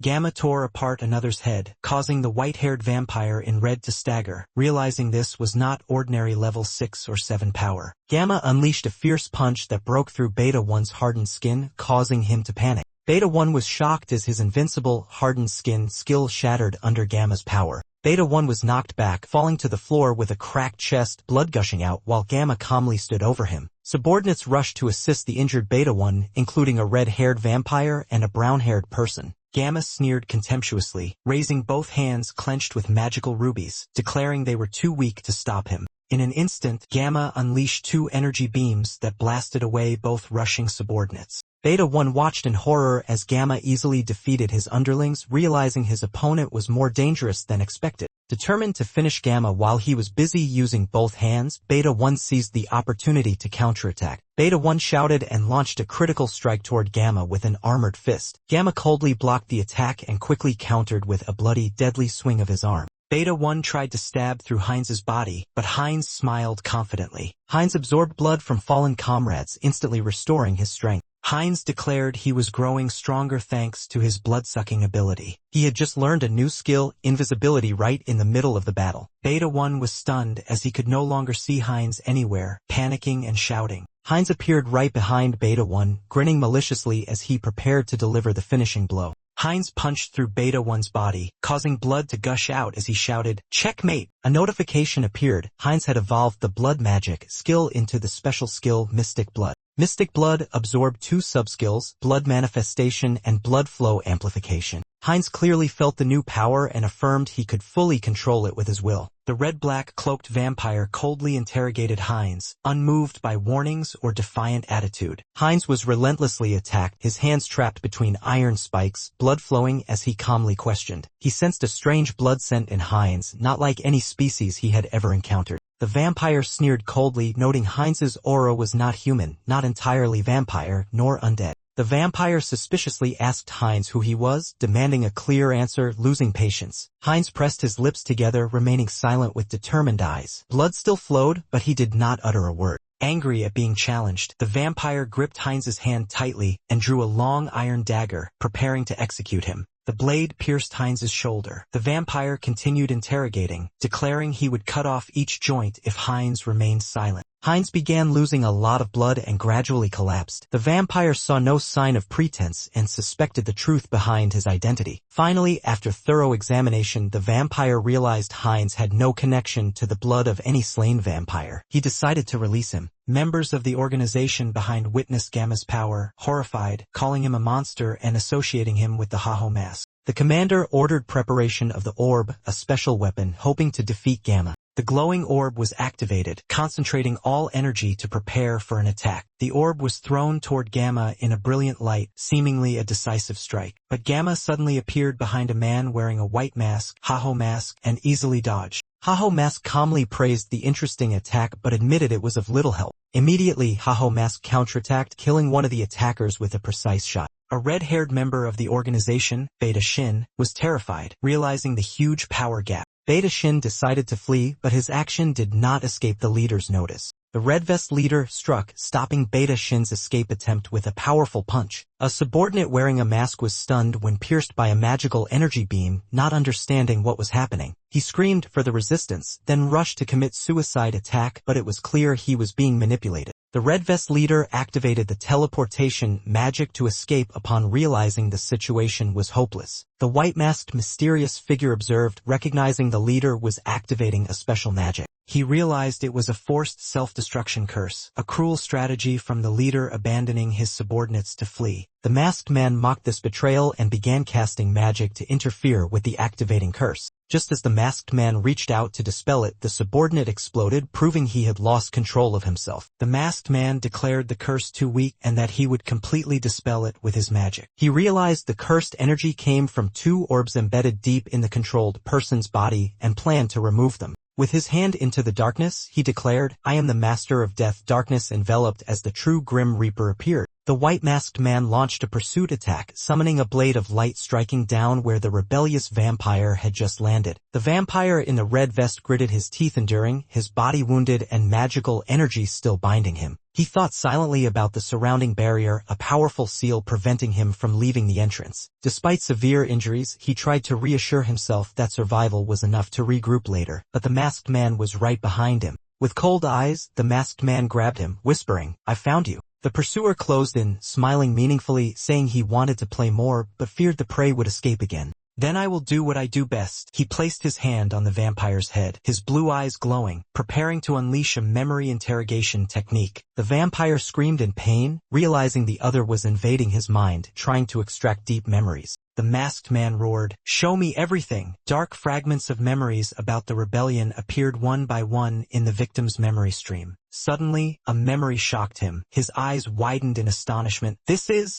Haho Mask was suddenly repelled by an automatic memory protection system installed in the opponent's mind. He realized he had entered the spirit world, the target's mental space. Inside, a stranger resembling the subject stood facing him, admiring Haho Mask for penetrating this far. The stranger smiled maliciously, discovering that Haho Mask had been silently watching him from within his mind all along, then concluded, "You are the leader of the rebellion." The blue figure confirmed he was indeed the leader of the rebellion, then invited Haho Mask to join their side. Haho Mask showed interest in the offer and asked about the true purpose of the rebellion organization. The rebellion leader smiled and replied, "It's simple. Freedom for the awakened. A world ruled by the returnees." Haho Mask doubted such a grand goal could come from a newly emerged organization, but the leader responded, "Newly emerged?" The leader affirmed, "We have existed for a very long time, and have fought for freedom from the beginning." Haho Mask was shocked to realize that all the terrorist attacks that had occurred so far were carried out by the rebellion. Facing the threat of memory intrusion, the mind's protective system inside the enemy's body suddenly activated. In the spirit world, the masked man realized Haho Mask had penetrated deep into his mind. He was astonished by Haho Mask's infiltration ability and admitted this one was truly formidable. The masked man realized he had been monitored for a long time and suspected Haho Mask was the leader of the rebel faction. The blue light being admitted to being the rebel leader and invited Haho Mask to join their ranks. Haho Mask responded to the offer with a question: what was the true goal of the rebel faction? The rebel leader declared a simple goal: freedom for the awakened, a world led by the returnees. Haho Mask was skeptical of the ambition of a newly emerged organization, but the enemy insisted they had existed for a long time. Haho Mask angrily said, "So you have been causing terrorism all this time?" In the real world, the black-haired young man in blue armor began to pray, boosting his spiritual strength. From the real world, a whisper echoed into Heinrich's mind, "You are the chosen one." The rebel leader shouted, his whole body radiating with evil energy, "No one can defeat us!" Heinrich realized that the masked opponent was the mental intruder, the one who had tormented his teammate's mind. The masked man screamed wildly, confident that no one could defeat him in the spiritual world. A chained stone beast roared, counting its 1,021st pull during harsh training. Heinrich, drenched in sweat, gritted his teeth and held the chain, trying to complete the next pull. Heinrich shouted, 1,022, and pulled with all his strength, causing the giant statue to topple. He placed his hand on the stone pedestal, gasping for breath, finally completing the hellish training. Heinrich gained the special skill, Blessing, Iron Body, and unlocked saint-level magic power. He walked through the cathedral corridor, thinking to himself that he never expected to surpass his limits just through physical training. Now he was qualified to become a holy knight, ready to advance to the next stage. Suddenly Heinrich heard a cheerful humming and recognized it as the voice of the Saintess. The Saintess happily greeted Heinrich with a radiant smile, a pure holy aura emanating around her. Heinrich sensed the divine power from the small girl, politely responded while slightly smiling. He asked why she was sitting alone as they chatted in a friendly manner. The Saintess confessed that she was so absorbed watching ladybugs crawl on flower petals that she lost track of time. Heinrich was surprised that what fascinated her was not the flowers, but the bugs. The Saintess suddenly called his name with sparkling eyes, as if she had just realized something important. She immediately congratulated him for receiving the blessing, surprising him by how quickly she noticed. Heinrich silently affirmed in his heart she truly was the Saintess, able to recognize it at a glance. She emphasized that the Iron Body blessing could not be achieved with help. He must be proud of his own accomplishment. Hearing the church bell ring, the Saintess invited Heinrich to join the ceremony, and he agreed without hesitation. Hearing the church bell ring, the Saintess invited Heinrich to join the ceremony, and he agreed without hesitation. In ancient times, the world fell into chaos under a dark force ruling the continent. That being was the first immortal king who plunged half the continent into endless death and ruin. Although allied nations destroyed him, the battlefield remained filled with corpses and hope seemed lost. His immortal heart was taken by the dark sorcerer, his closest ally, becoming the next source of disaster. Through a dark ritual, the second immortal king was reborn, devastating the entire Western Empire. In darkness, he summoned legions of undead, wiping out all opposing forces in his immortal rage. A holy knight of the church finally pierced his heart with a sword of divine light.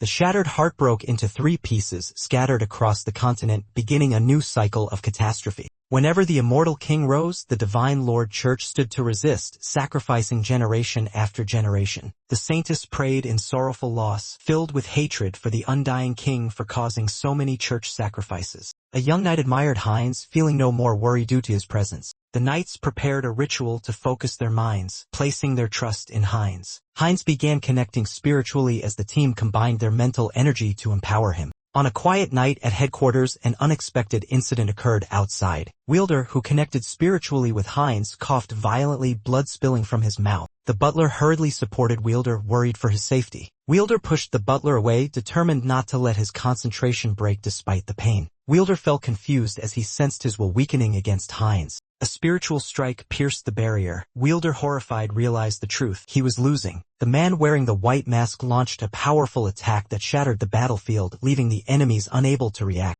The enemy, glowing green all over, struggled to stand up, admitting that he initially had the advantage. He was confused as he saw his opponent growing stronger by the minute, far beyond his initial expectations. A stream of purple-blue power pierced straight into him, sending him flying backward. The man with the white mask realized that the increasing power was due to the combined effort of many people at once. The enemy was stunned, suspecting that the cause of his defeat was due to a difference in skill levels. A man with a bloody nose and tears asserted that he could not lose in spiritual strength. He stood up and urgently ordered his subordinates to send a priority message to the Soul Branch. He panicked, demanding to erase all traces, stop all activities, and immediately go into hiding. He gritted his teeth and warned, "Tell the leader, a monster has appeared in Korea." At the end of the battle, the masked mage bowed before the opponent who had shattered into blue fragments. The mage admitted that the opponent was very strong despite having used both Mind Hub and Clear Mirror Serenity skills. The system announced that the mage's Dark Magic skill had evolved into the special skill, Path of Sorcery.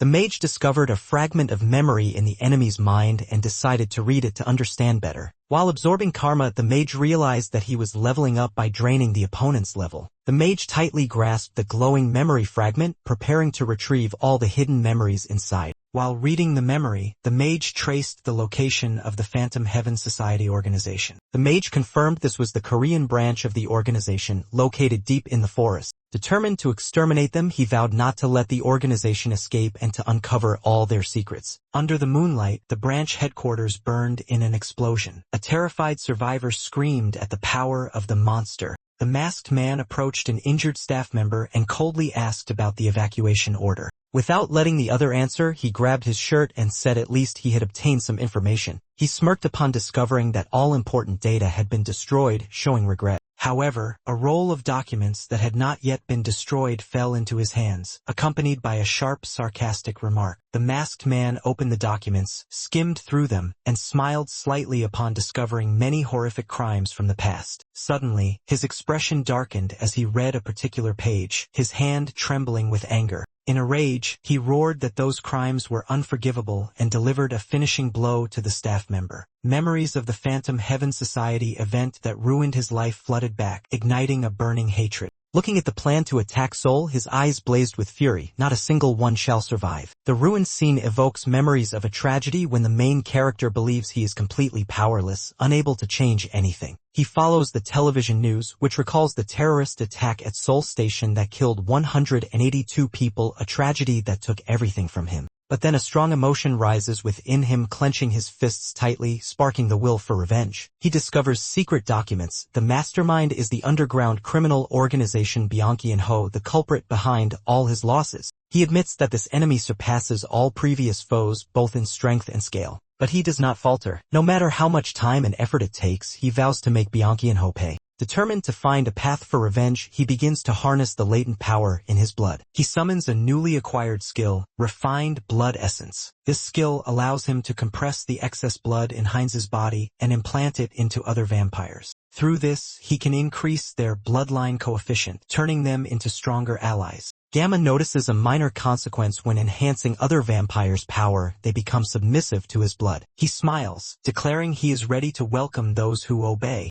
and crush those who dare resist with relentless power. A new day begins peacefully, opening the scene transitioning to the real world. Someone suddenly asks, has Heinz really dealt with all the extremists? Orchid sits on a chair, surprised to hear the request to meet the leader of the moderate faction. Gamma confirms he has eliminated nearly all, only a few alphas remain, and needs to meet the leader to discuss matters. Orchid is confused by the overwhelming amount of information and needs time to verify the truth. Gamma reveals a blazing red power, asking directly, is this evidence enough? Orchid is stunned, sensing a power level of at least 7, beyond her ability to assess. The cat-eared girl, Jean Soren, immediately agrees to contact the moderate faction leader upon hearing Heinz's unexpected proposal. Heinz is led to meet the moderate faction leader. They express surprise upon learning he has eliminated the extremists and wants to take over the remainder. A glass of red wine is poured, symbolizing hospitality and the formal nature of the negotiation between the two factions. The female leader of the moderate faction admits that Heinz's proposal exceeds expectations and makes her feel pressured. Heinz emphasizes that he does not give unreasonable orders. His goal is to restore order and peace. He seriously declares he will destroy everyone involved with the underground organization Bunchenho. The moderate faction leader gently counters, the desire for peace and acts of purge may conflict with each other. Heinz replies that everything depends on perspective. Deep down, he realizes persuading them will not be easy. Heinz quietly considers using force if the other side refuses cooperation. His gaze becomes resolute. Upon hearing their agreement, Heinz calmly accepts, beginning a tense negotiation. The black-haired woman confidently declares she will help Heinz absorb all remnants of the hardline faction. She appoints Soren to accompany Heinz and act as a bridge between the two sides, surprising Soren. Heinz is satisfied with the decision but still doubts Soren's ability for this role. The woman suggests starting detailed discussions on the plan to unify the hardline faction's remnants. Heinz listens attentively as the discussion moves to the next step in the power strategy. She reveals that the ultimate goal is to establish a new centrist faction within the vampire community. Heinz silently vows, first absorb the hardline factions, then become leader of the neutral faction. They raise their glasses to celebrate the first step on the path to controlling the entire vampire clan. Elsewhere in the night, a strange voice warns someone not to move if they don't want to get hurt. An unidentified character swallows nervously, quietly preparing for an imminent action. Pain spreads throughout the body, but Soren gradually senses a new energy rising. The refined blood essence blended into her body, heating her from the inside and spreading throughout. Her blood circulated faster, enhancing metabolism and transforming her body. Soren's muscles and bones began to expand in intense pain. She clearly felt a metamorphosis, as if she had just been completely reborn. Heinz assessed that the effect of the blood essence had reached a 30% enhancement limit. Soren was excited about her new power, calling Heinz Lord with respect and cheerfulness. Heinz was confused when called Lord, but Soren insisted it was well-deserved. Soren declared that Heinz had created a new clan, of which she was the first member. She confirmed that Heinz had created a new bloodline, a clan of which she was the first member. Soren suggested naming the new lineage since this was a bloodline never before seen on Earth. Heinz pondered, wanting a name that reflected the superior characteristics of this clan. Soren realized the key point. Everyone who received Heinz's blood carried his dominant genes. Heinz smiled, confirming the truth. A hybrid like me has created a new generation. Heinz named the new bloodline Heterosis, representing superior hybrid strength. The entire organization was officially named Heterosis, with Heinz leading the new members. Heinz vowed to make Heterosis the strongest force among the Blood Clan, surpassing the conservative remnants. Back in the real world, the young man in a gray hoodie finished controlling Heinz, but knew he was still not strong enough to face Bianchianho. He realized that Bianchianho had withdrawn from Korea but remained a formidable global organization. He was determined to accumulate karma and influence so that one day he could destroy them in a single blow, even through war or terrorism. The young man snapped out of his dark thoughts when he noticed something odd in his newly formed plan. He was horrified by the idea of starting a war to attract attention, something that could harm innocent people. He wondered if there was a way to create an incident without hurting anyone, then mocked himself for such an unrealistic idea.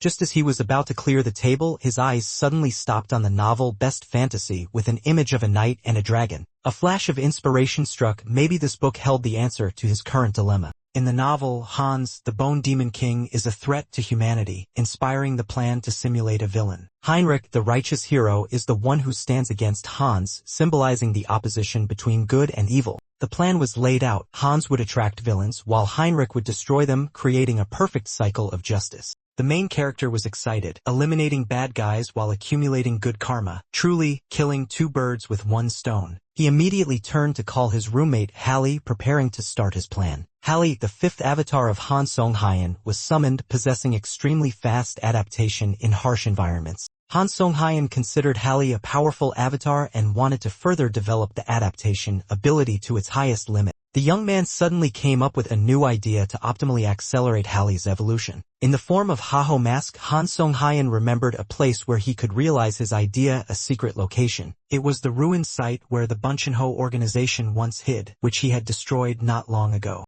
Beneath those ruins, he discovered a secret laboratory with numerous creatures locked in incubation tanks. Here, the organization had conducted experiments grafting main race bodies onto humans, like creating hybrid monsters. Among many specimens, he was especially drawn to a creature with an unusual form, floating in a tank. That creature was an evolved specimen, able to acquire the strongest traits, a perfect experimental subject. It was dragon blood, a being with dragon blood containing extraordinary evolutionary potential that he was seeking. He held a vial containing a special essence, planning to combine Hallie's adaptability with his accumulated knowledge. With the ambition to create the perfect living weapon, he believes that Hallie will become the strongest creature if she can endure this process. Heavy rain poured down, raindrops pattering on the leaves, beginning a gloomy and ominous scene. The holy maiden stood silently in the rain, facing the hall, taking a deep breath as if bearing an indescribable unease. A knight approached, asking with concern about the holy maiden's pensive expression. Heinrich stepped forward to shield the holy maiden with an umbrella, surprised that she stood in the rain without seeking shelter. The holy maiden avoided eye contact, saying it was just the gloomy weather weighing on her heart, trying to hide the unease inside. She clenched her hand on the cross on her chest, admitting that something was pressing heavily on her heart, though she did not know why. Heinrich gently advised her to go inside to avoid catching a cold. The holy maiden nodded in agreement and walked away with him. Deep in the forest, where thunder roared, a strange voice echoed, praising the holy maiden's sensing ability. The stranger admitted that even in a sanctuary protected by barriers, she could still vaguely sense it. In the underground laboratory, Hallie was strapped with numerous devices. The masked figure said the holy maiden had not yet located this place, a temporary luck. The masked sorcerer excitedly declared it was time to begin the real experiments. He prepared to inject the blood dragon, a blood type capable of evolving by absorbing traits from other creatures. He combined forbidden knowledge with research data from the Vanshan organization to create a complete magical formula. Finally, with a perfect test subject body weighting, everything was ready for a breakthrough. The young man tied to the experiment table suddenly opened his eyes, smiled madly, and was ready to begin. The flashback shifted to a sunlit church where Heinrich was called the Sword and Shield of Justice. Heinrich knelt before the archbishop, swearing to become a holy knight and protect the weak. The church officially granted the title, recognizing Heinrich Landgard as God's holy knight. Upon receiving the relic, Heinrich activated a latent condition and awakened a special skill, Blessing. Leap. Everyone at the ceremony was amazed. Receiving a blessing at the moment of investiture was a sign that the divine was watching over him. Heinrich felt once again the will of God touch him, sacred and genuine. Heinrich recalled his first baptism and realized the deity was watching him unusually closely. He decided to test the newly acquired skill to understand its power. The skill Blessing, Leap allowed spatial traversal, an extremely rare form of instant teleportation. Heinrich was moved to be granted extraordinary power and prayed with deep reverence. Monks and believers admired Heinrich's devotion, anticipating the future choices he would make. Heinrich was officially recognized as a holy knight and informed he would rotate among the knight orders. Representatives from various orders came to invite Heinrich, each with distinct training and combat styles. The Sky Shield Order representative introduced expertise in spear techniques and perimeter defense. The Sun Wolf Order representative presented specialization in heavy sword dueling and frontline assault. The Sun Wolf Order representative introduced great sword skills and battlefield leadership abilities. The Thunderclaw Order representative introduced expertise in offensive and defensive swordsmanship and internal security. The three representatives eagerly awaited Heinrich's choice of which knight order to train with. Heinrich smiled confidently, saying he had made a decision, without any hesitation. Heinrich declared he would train with all the knight orders, astonishing everyone. With the skills Boneless and Growth Acceleration, Heinrich believed nothing could limit him. He was determined to absorb all techniques of the Holy Knights to become unparalleled. Yet, Heinrich's gaze turned to a person silently standing apart from the group. Heinrich realized that person belonged to another knight order but had never spoken up. The mysterious girl revealed her order only accepted those who were the best of the best. Heinrich was stunned when assessed that his divine power was strong enough to participate in the rare examination. He wondered about the strict selection criteria of the Knight Order while the female knight ordered him to follow her. She explained that the Knight Order was responsible for protecting the most important place in the Grand Cathedral, an extremely significant duty. When Heinrich asked about that mysterious location, she only briefly replied and opened a door leading to a ritual. They both entered a strange room where a magistrate in a cloak sat beneath a statue of the Grim Reaper holding a scythe. Heinrich was amazed to recognize the person as an inquisitor, the supreme investigator of the church. The female knight requested Heinrich to read aloud the text on the table, emphasizing he must read clearly so that God could hear. Heinrich broke out in sweat, suspecting this was a device to detect disguised spies. He feared his true identity might be exposed and tried to divert suspicion by reacting fiercely. The female knight calmly replied that this was just a mandatory procedure not meant to offend. Heinrich grew tense when asked why he could not read the holy text. He cursed the situation unfolding in his mind. Finally, Heinrich managed to read the oath, proclaiming himself as God's messenger and sword, vowing silence under all circumstances. A giant glowing skeleton declared it would sacrifice itself to protect the sacred oath of the one who swore it. A mark of light was engraved on Heinrich's tongue, a symbol of loyalty and unbreakable faith. Heinrich felt pain from the burning engraving, but the examiner calmly confirmed he had passed and allowed him inside. Heinrich asked in surprise about the ritual's effect, thinking it was a binding measure, but was told it was a blessing. The purple-haired female knight explained it was the blessing of silence, preventing the recipient from revealing secrets intentionally or unintentionally. She continued guiding him and said, "It was time to explain everything." A mysterious knight was waiting in the sacred room. She introduced themselves as the Radiant Guardians, protectors of the light, guarding the underground of the Grand Cathedral with their lives. A red-cloaked knight warned Heinrich that this would be the first and last time he saw this place, to observe carefully. Two guards simultaneously planted their swords, activating the gate leading to the sacred Forbidden Zone. Heinrich stepped in, stunned by the terrible secret the church had always protected. At the deepest level, he saw layers of seals, spells, and holy spirits protecting something. Imprisoned in chains and darkness was the final fragment of the immortal king. At the door deep inside the great hall, two knights declared they were guarding a crucial secret. Heinz discovered the hidden place was heavily guarded, explaining why the church concentrated a large force here. Layers upon layers of seals and protective magic were placed in the deepest level of the great hall. Before Heinz lay the final piece of the immortal king, chained by ancient magic. He was stunned to realize that the last piece was hidden beneath Rosalia Cathedral. Heinz silently acknowledged, with the immense power of the church, such concealment was entirely feasible. He doubted, an organization this large could not have failed to find the fragment over hundreds of years. Although wanting to seize the fragment, Heinz restrained himself because the current situation did not allow it. For night orders were guarding the temple, making it impossible even for Heinz to approach the fragment now. Heinz decided to find another way, a long-term plan to overcome all defenses and obtain the goal. The Bone Mage grew worried as he noticed Harley's surgery becoming unstable beyond expectations. On the operating table, Harley coughed up blood, his body full of injuries, causing the Bone Mage to doubt the perfection of the initial theory. Harley groaned in pain, feeling something boiling inside his body. The Bone Mage confirmed the dragon blood had fused but was not as stable as expected. He considered increasing the energy transmission intensity to stimulate the transformation. Severe pain erupted. Harley screamed as his body was electrocuted and energy surged back. The Bone Mage panicked, calling Harley's name, wondering if his recovery ability could exceed the threshold. Fearing to lose both Harley and the research, the mage decided to take a gamble. With no other choice, he pumped all remaining dragon blood into Harley, hoping for a breakthrough result. Extreme pain made Harley roar, his eyes blazing red, veins bulging like dragon thorns spreading across his body. He exclaimed in disappointment, fearing this experiment was a disastrous failure. The mage looked at Harley in despair, believing everything was over, and turned to leave. At that moment, a scream rang out along with a sudden blue light effect. A skill system was activated, announcing Harley had gained the growth skill, unlocking potential.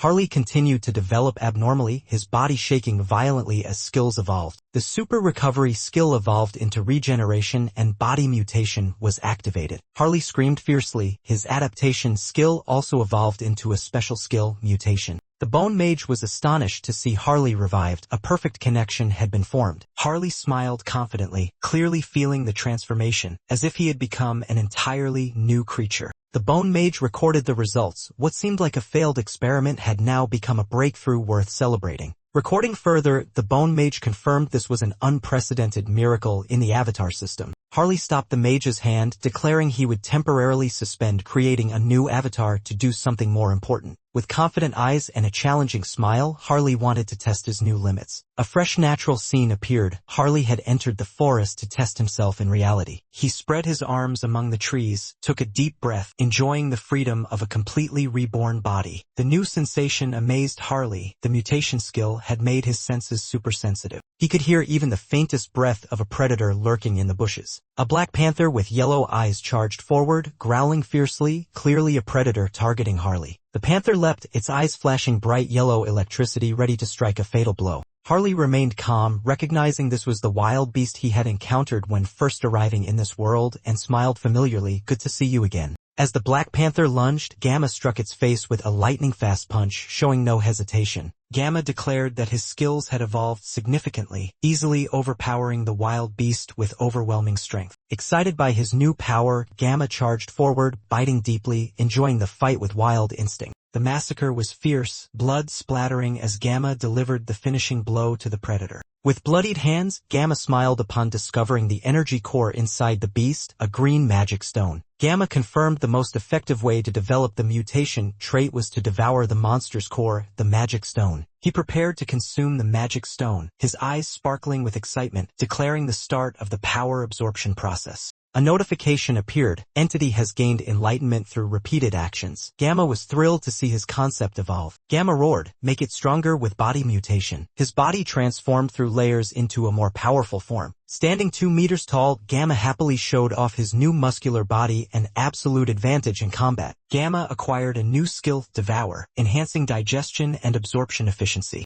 Using the body mutation skill made Gamma extremely hungry. However, thanks to the Devour skill, he could eat quickly without any issues. He bit into raw meat strongly, savoring the sweetness and freshness of the blood. Gamma realized he had difficulty controlling his laughter and desires, possibly due to mutation. He worried that his behavior was increasingly resembling a wild mad-ant. The thought of savagery reminded Gamma of the barbarian tribe in the southern continent. He decided it was time to change his career path toward the wild side. The scene shifted to a port city in the Kingdom of Turk where Gamma arrived to change his profession. The locals were surprised and cautious upon seeing a large stranger appear at the Sailors Guild. A restaurant staff awkwardly welcomed Hallie, while everyone else was intimidated by his imposing appearance and aura. Hallie felt confident with his muscular physique but admitted he might look a bit over the top. Hallie's goal was to become a great hero, influential across the continent and leaving an unforgettable impression. When asked about his purpose, Hallie confidently answered without hesitation, making the staff even more tense.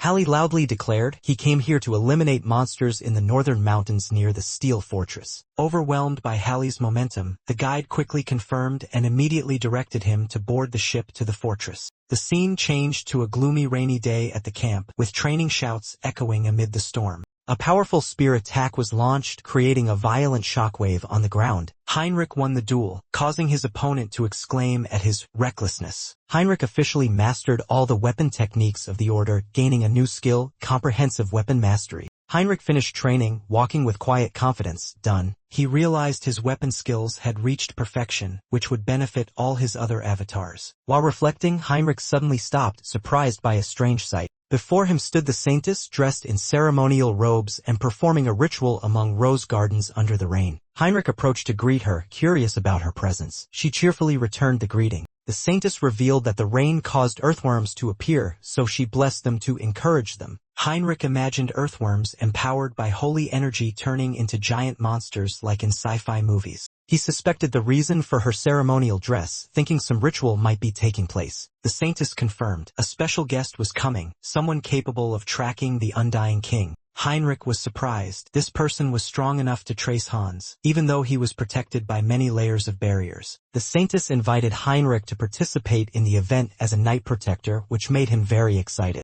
At the cathedral, the cleric announced the arrival of the noble guest Granwood. Heinrich stood among the knights, feeling unfamiliar with the solemn ceremony. Before such a grand event, Heinrich was determined to witness Granwood's appearance himself. The guest appeared with 2 escorts, leaving Heinrich stunned. Granwood greeted the Saintess, while Heinrich could only stand in shock. Heinrich was stunned to see pointed ears, characteristic of a noble race. Heinrich realized this was no ordinary elf but a powerful high elf. A small shop named Draw Shop appeared under the early sunlight with a copper sign that made passers-by curious. Inside the shop, the elderly owner was looking at the customer thoughtfully, waiting for an answer. After 2 hours, the owner lost patience and exclaimed, asking the stranger if he intended to buy anything. With a polite demeanor, the customer apologized to the owner, gently placing his hand on his chest with a smile. Hubert, Han Sung-hyun's 6th avatar, was trying to learn in the role of an item appraiser. Hubert is the result of Harley's development, a new evolutionary stage in Han Sung-hyun's avatar system. Hubert's initial ability is appraisal, the skill to appraise items, although currently only basic information is known. If he continues to improve, Hubert could become a great merchant, dominating the continent through knowledge. However, to achieve that, he needs to overcome resistance from old merchants who currently dominate the market. And to consolidate that position, the heroic influence of Harley, the foundation creator of Hubert, must also be enhanced. Amidst the snowy mountains, the howling wind echoed, opening a wild and treacherous scene. A burly man appeared, holding a heavy weapon, smiling as he spotted a familiar target. Harley, the mountain warrior, summoned the fierce black bear, a notorious troublemaker in this area. The giant bear roared challengingly, raising its claws to launch a fierce attack on its opponent. Harley remained unflinching, counterattacking powerfully with his sharp weapon. The black bear moved as fast as lightning, swinging its claws repeatedly, but Harley stood firm to block the blows. After a series of clashes, the bear began to feel the hits, its body stained with blood, roaring in pain. Noticing an opening, Harley smiled coldly, preparing to finish off the troublemaker. He leapt high like a war god, raising his hammer ready to deliver the decisive blow from midair. With determined eyes, Harley shouted loudly, striking supreme power down on the fierce beast in a killing blow. The powerful strike stunned the black bear but still could not completely defeat it. The warrior gritted his teeth angrily, realizing his weapon was not effective enough. The beast suddenly counterattacked fiercely, causing him to lose ground. Thrown hard into the snow, the warrior held his head, gasping and realizing his axe lacked sufficient damage. The black bear charged again, as if wanting to finish him off with one final strike. In this case, he thought silently, preparing to use his secret move. Body mutation. His hands suddenly transformed, growing red dragon-like scales. With a powerful bare-handed punch, he defeated the beast in a single strike. The explosion echoed throughout the snowy forest, proof of the devastating blow just delivered. The warrior sat quietly, realizing that bare hands brought more power than any weapon and also made him fear his own strength. He wondered if it was possible to harness monster vitality without body transformation. He decided to experiment with the idea, beginning to focus energy on his mutated arm. The warrior concentrated, telling himself to guide the power rather than activate transformation. A blazing red energy flowed, signaling conditions met and a form of enlightenment activated.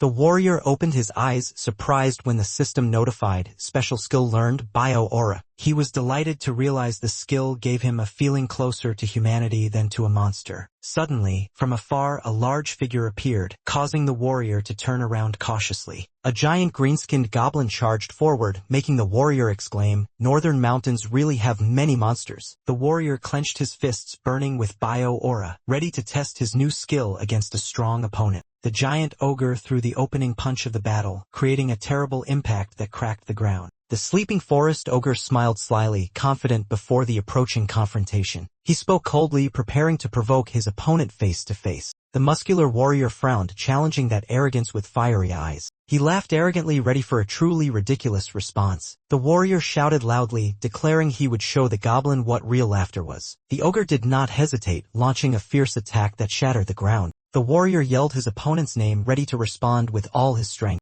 The sleeping forest ogre was in pain, surprised by the powerful counterattack. The warrior swung his axe forcefully, creating a sharp attack trajectory cutting through the air. He dashed across the battlefield, fully confident in the finishing blow about to be delivered. His hand gripped the blood-stained axe handle tightly, his gaze unwavering and determined. He raised the axe high, proclaiming heroically, "I will rise as a hero." His smile suddenly faded, a strange aura making him alert. A strange smell wafted in, familiar yet disgusting, like the scent of a navel. Footsteps echoed through the snowy forest. A stranger whispered, "So it's you." Before him was a massive black figure with the oath declared, "Oath of Rebellion." He calmly faced the dark force, not stepping back at all. With fierce eyes, he vowed to uproot all rotten seeds. Someone suddenly struck, the power exploding the ground in an instant. Elsewhere, a silver-haired elf calmly sipped tea as if everything was going according to plan. Raporn Granwood, an elegant high elf, gently thanked the saintess for the warm reception at the diplomatic banquet. The saintess smiled in response, emphasizing the church's appreciation for the presence of the high elves. The male knight silently observed, realizing the church had just formed a new alliance with the elite of the elf race. Background information revealed, the elf kingdom lies on the enamel continent, worshipping the world tree as a sacred belief. Although worshipping different gods, the two powers, the church and the elves, accepted each other and maintained stable diplomatic relations. The handshake between the two representatives symbolized trust and cross-race cooperation between elves and humans. The knight analyzed the situation. If a senior high elf like Raporn personally came, it was surely to seek Hans, using the power of the world tree. He observed Raporn closely and was surprised to notice Raporn's eyes truly had a strange star shape. Raporn noticed that gaze, smiled, and gently remarked, "It seems my eyes have caught your attention." Embarrassed and blushing, the knight hurriedly apologized, while the saintess laughed shyly, lightening the atmosphere. Raporn Granwood smiled and explained that star-shaped eyes are a distinctive sign of a high elf. High elves born with those eyes become priests connecting the world tree with the elf people. Because high elves are extremely rare, only 2 or 3 per generation, the birth of a new one is very precious. The saintess wondered if the urgent plea was related to this situation. Raporn confirmed he had received a vision of a qualified child recently born on the Ion continent. However, that child was captured by slave hunters and sold to a dark sorcerer as a sacrificial offering. Raporn pleaded for the church's help to find that child. The saintess anxiously asked if they had any clues. Raporn revealed they had traced the trail to the northern mountains, a dangerous and icy place. The scene shifted to the cold and isolated snowy northern mountains where darkness loomed. The sleeping forest ogre suddenly appeared in a stone cave, looking alert upon hearing the child's description. Cecily had not awakened her special eyes yet, so currently looked no different from an ordinary elf. By human standards, Cecily was a teenager with pale blue hair and distinctive orange eyes. Hans suddenly recognized something familiar in the description. A suspicious thought flashed through his mind. The warrior asked the name of the chained girl, hoping to learn the true identity of the person he suspected. The young elf bowed her head, softly uttering her name, Cecily, for the first time claiming herself in the cold prison. Cecily, trembling but full of hope, looked straight at the warrior and repeated her name as a self-affirmation amid the darkness. A scream echoed through the snow-covered mountains, followed by the rumbling sound of earth and rocks. The chase had begun. The muscular warrior carrying Cecily charged into the cave, leaving behind fallen enemies in chaos. The black-clad men panicked and shouted orders to stop the warrior from reaching the warehouse. One of them exclaimed in fear, "How could they stop such a monster?" The muscular warrior broke through the enemy lines, carrying Cecily on his back as he charged forward, causing them to scream in terror. Stopping in front of the storage, the warrior asked Cecily if this was the place she mentioned. Cecily could only weakly whisper, "Hee-hee," from dizziness. The warrior called Cecily to wake up, reminding her of the important thing to find before leaving. Cecily pointed, her eyes lighting up. The branch of the world tree, the sacred relic of the elf tribe, was lying in the corner of the room. The warrior carefully handed the branch to Cecily, reminding her to hold it tightly because danger still lay ahead. On the warrior's back, Cecily hugged the world tree branch, hesitated, then whispered, "Actually, I have a request." Cecily, worried and dizzy, begged to slow down while being carried on the muscular warrior's back. The muscular warrior dashed like thunder. Cecily screamed in panic as they rushed straight into the dark tunnel. Elsewhere, a dark-skinned knight raised his hand to speak, hesitantly making a proposal. The elf in a blue cloak turned back and replied, "Go ahead," while the young knight mentioned the name Cecily, drawing attention at the dining table. The elf in the blue cloak calmly announced that he knew where Cecily was, attracting suspicious glances from everyone. The dark-skinned knight pressed, "Is it the blessing of the seeker?" But the elf just shook his head in denial. The elf in the blue cloak explained that he could sense Cecily's presence, surprising Sir Heinrich. Sir Heinrich immediately objected, saying relying on intuition now was too risky and uncertain. The silver-haired nun calmly intervened, asking Sir Heinrich to explain more clearly instead of dismissing feelings outright. At the same time, the muscular warrior carried Cecily rushing toward the bright light. The final escape was right before their eyes. The black-robed sorcerer ordered to summon that thing to stop the two fugitives. Another man immediately blew a magical flute, beginning the summoning ritual. The muscular warrior and Cecily suddenly sensed danger approaching from behind. A giant earthworm emerged from the snow, blocking their escape right in front of them. With no other choice, the warrior decided to break through the siege by force. He charged forward, unleashing his muscular strength, ready to face the blocking monster. Get lost. The warrior threw a fiery punch directly into the giant worm's mouth. The punch hit the monster's throat, and the warrior noticed something unusual inside. Inside the worm's mouth was a magic array. It turned out it was being controlled by magic. The warrior realized the strangeness of a desert creature appearing in the cold snow and prepared to strike again.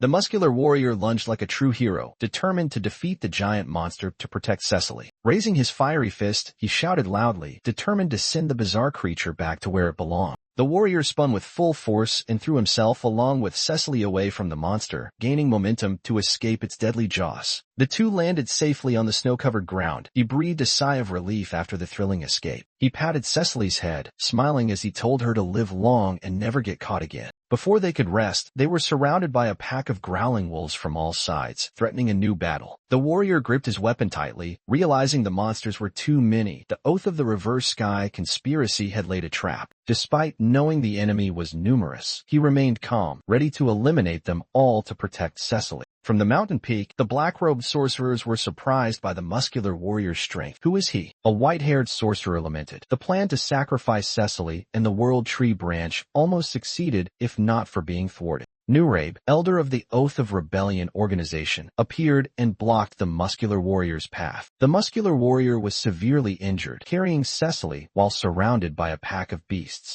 A wolf lunged to attack, believing the warrior's end had come. The wolf attacked fiercely but unexpectedly bit into a body as hard as steel, startling it. Despite the overwhelming number of enemies, the muscular warrior kept a smile, ready to counterattack. He delivered an extremely powerful blow to the enemy, causing blood to splatter everywhere. A glowing mana stone was raised by a bloodied hand. A wolf pressed the mana stone into Cecily's mouth. The warrior immediately reacted. The warrior swallowed the mana stone, his body transformed, filled with energy and limitless power. Under the white snow, Cecily thought silently, truly extraordinary, witnessing the warrior sweep away the wolf pack. After absorbing the mana stone, the muscular warrior lost control. His body acted on instinct, attacking like a true beast. In his frenzy, his body reflexively blocked attacks and absorbed energy from enemies without conscious command. He roared among the monsters, generating a powerful aura so intense that the system confirmed he had achieved enlightenment. The system announced he had learned a new skill, Wild Instinct, his eyes glowing fierce blue like a predator's.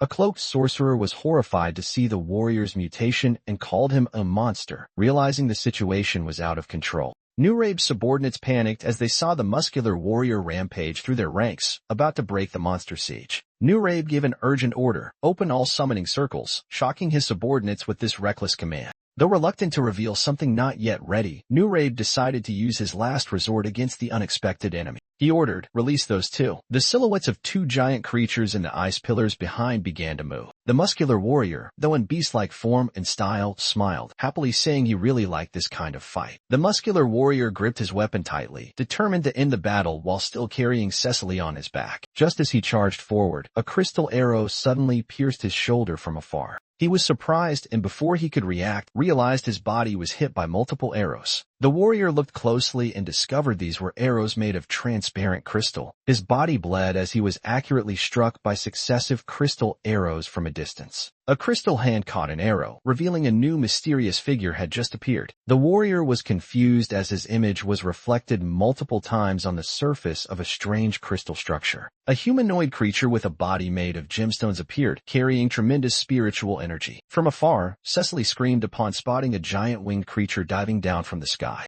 A violent explosion struck the ground right above the warrior and Cecily following the warning "above you." The red demon bared its teeth in a wicked grin, declaring it would not let them advance any further. It shouted loudly, throwing a giant punch, while the warrior was bewildered by the demon's appearance. The muscular warrior calmly faced it, believing raw power alone could not defeat him. However, in a moment, he roared as he saw something unusual happening. Once again, a crystal arrow pierced his chest during the fight. The gem-like human remained silent, controlling everything with a gentle hand gesture. Taking advantage of the opening, the red demon delivered a hammer-like punch to the warrior's face. The warrior fell. Cecily desperately called out, "Uncle," amid the red demon's arrogant laughter. The demon launched the decisive blow, believing it had won. The muscular warrior smiled faintly, whispering, "Yes, it's all over now." A holy light shone down from above, startling the demon. "What is that?" In the distance, the black-robed sorcerers panicked at the sudden burst of holy energy from the battlefield. The muscular warrior smiled softly upon seeing a knight appear, golden light flashing from the holy sword. Sir Heinrich appeared with full dignity in silver armor, carrying the holy sword, just as the decisive moment unfolded.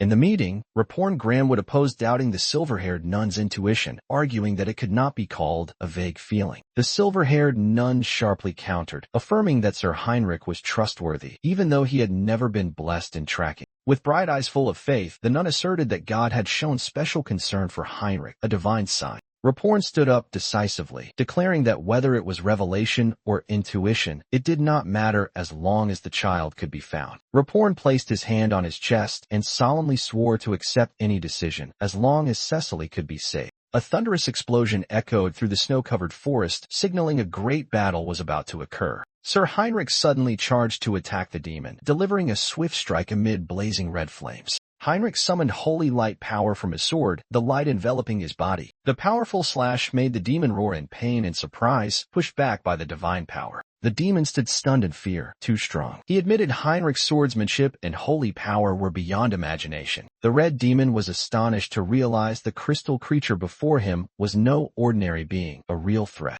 While the gem-like human was still distracted, the muscular warrior suddenly lunged forward, delivering a direct punch to his face. The gem-like human closed his eyes, focusing power from the gem on his forehead, preparing to counterattack with crystal abilities. The strike from the gem-like human hit the muscular warrior's chest, causing him to cough up blood and stagger back in pain. Despite severe injuries, the muscular warrior tightly grabbed his opponent's head, exhaling provocatively. "Not bad at all." Blood flowed from his right eye. The warrior growled, "In exchange for this eye, I will seek justice from you." With a bloodied smile, he declared he would reclaim the price with the body of the gem-like human. The warrior gritted his teeth, gripping the crystal creature's head with both hands, preparing to finish him off with all remaining strength. In the decisive clash, the muscular warrior crushed the gem-like human's head, scattering fragments everywhere. The muscular warrior stood amid the rubble, exhaling heavily, his body covered in blood and wounds after the brutal fight. The muscular warrior pulled the gem from his eye socket, shouting in anger over losing his sight. He raised the gem-like human's crystal, deciding to use it as a replacement. The gem was implanted into the empty eye socket, and the system announced the body had been successfully grafted. A new skill activated, Jewel Eye, telekinesis, allowing remote object manipulation.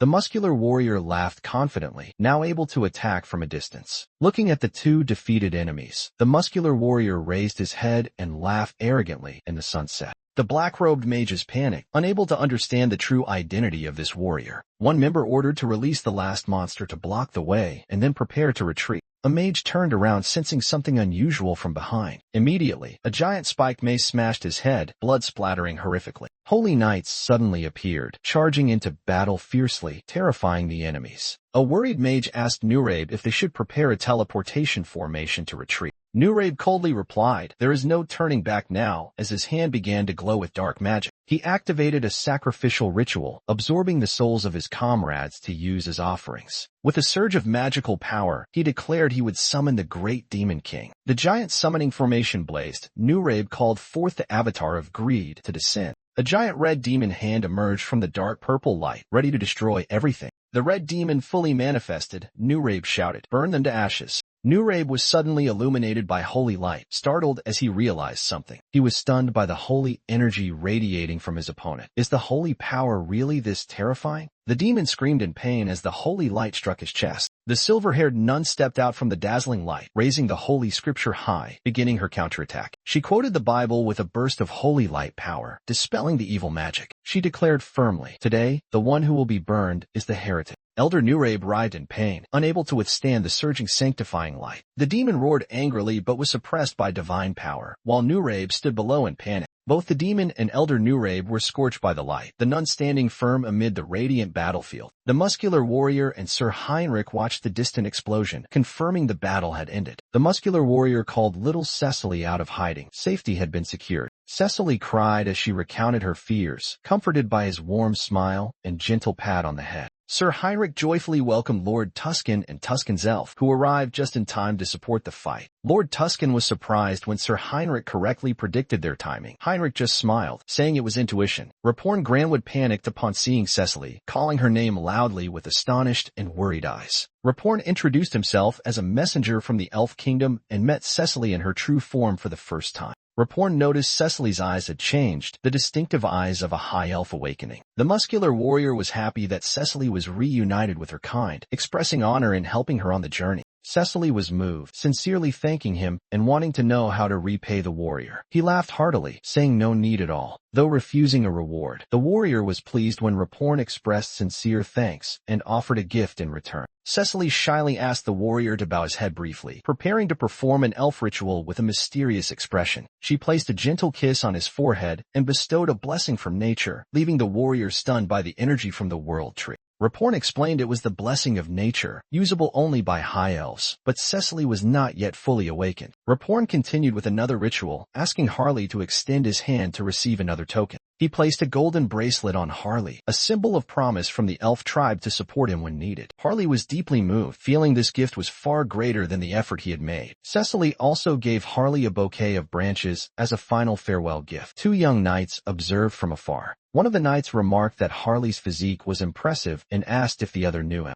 The other confirmed it was their first meeting with Harley but believed a good connection would form. They agreed that the church should proactively show gratitude for receiving goodwill from the elf tribe. The young knight believed that if Harley supported Hubert, he could become an unparalleled merchant. Raporn thanked the church for quickly resolving the issue and promised future support. At the church, Raporn was amazed by the scale and tremendous energy of the sacred barrier there. They were led through winding tunnels. The church was always cautious when outsiders infiltrated. Hans remarked that the barrier was so strong that even with his power, it would be difficult to break. The guide reported they had reached the necessary place after a long journey through the church's labyrinth. Even if the barrier was broken, intruders would still be surrounded by paladins and high-ranking clerics. The gem-like human appeared with radiant light from the gem on his forehead, the soul of this room. The red demon suddenly charged to attack, causing the muscular warrior to immediately react defensively. The muscular warrior tried to protect Cecily amid the fierce clash with the giant demon. Light radiating from the warrior's wrist, an elf token, began reacting to the approaching demon. Without hesitation, the muscular warrior charged forward with determination to fight and protect everyone.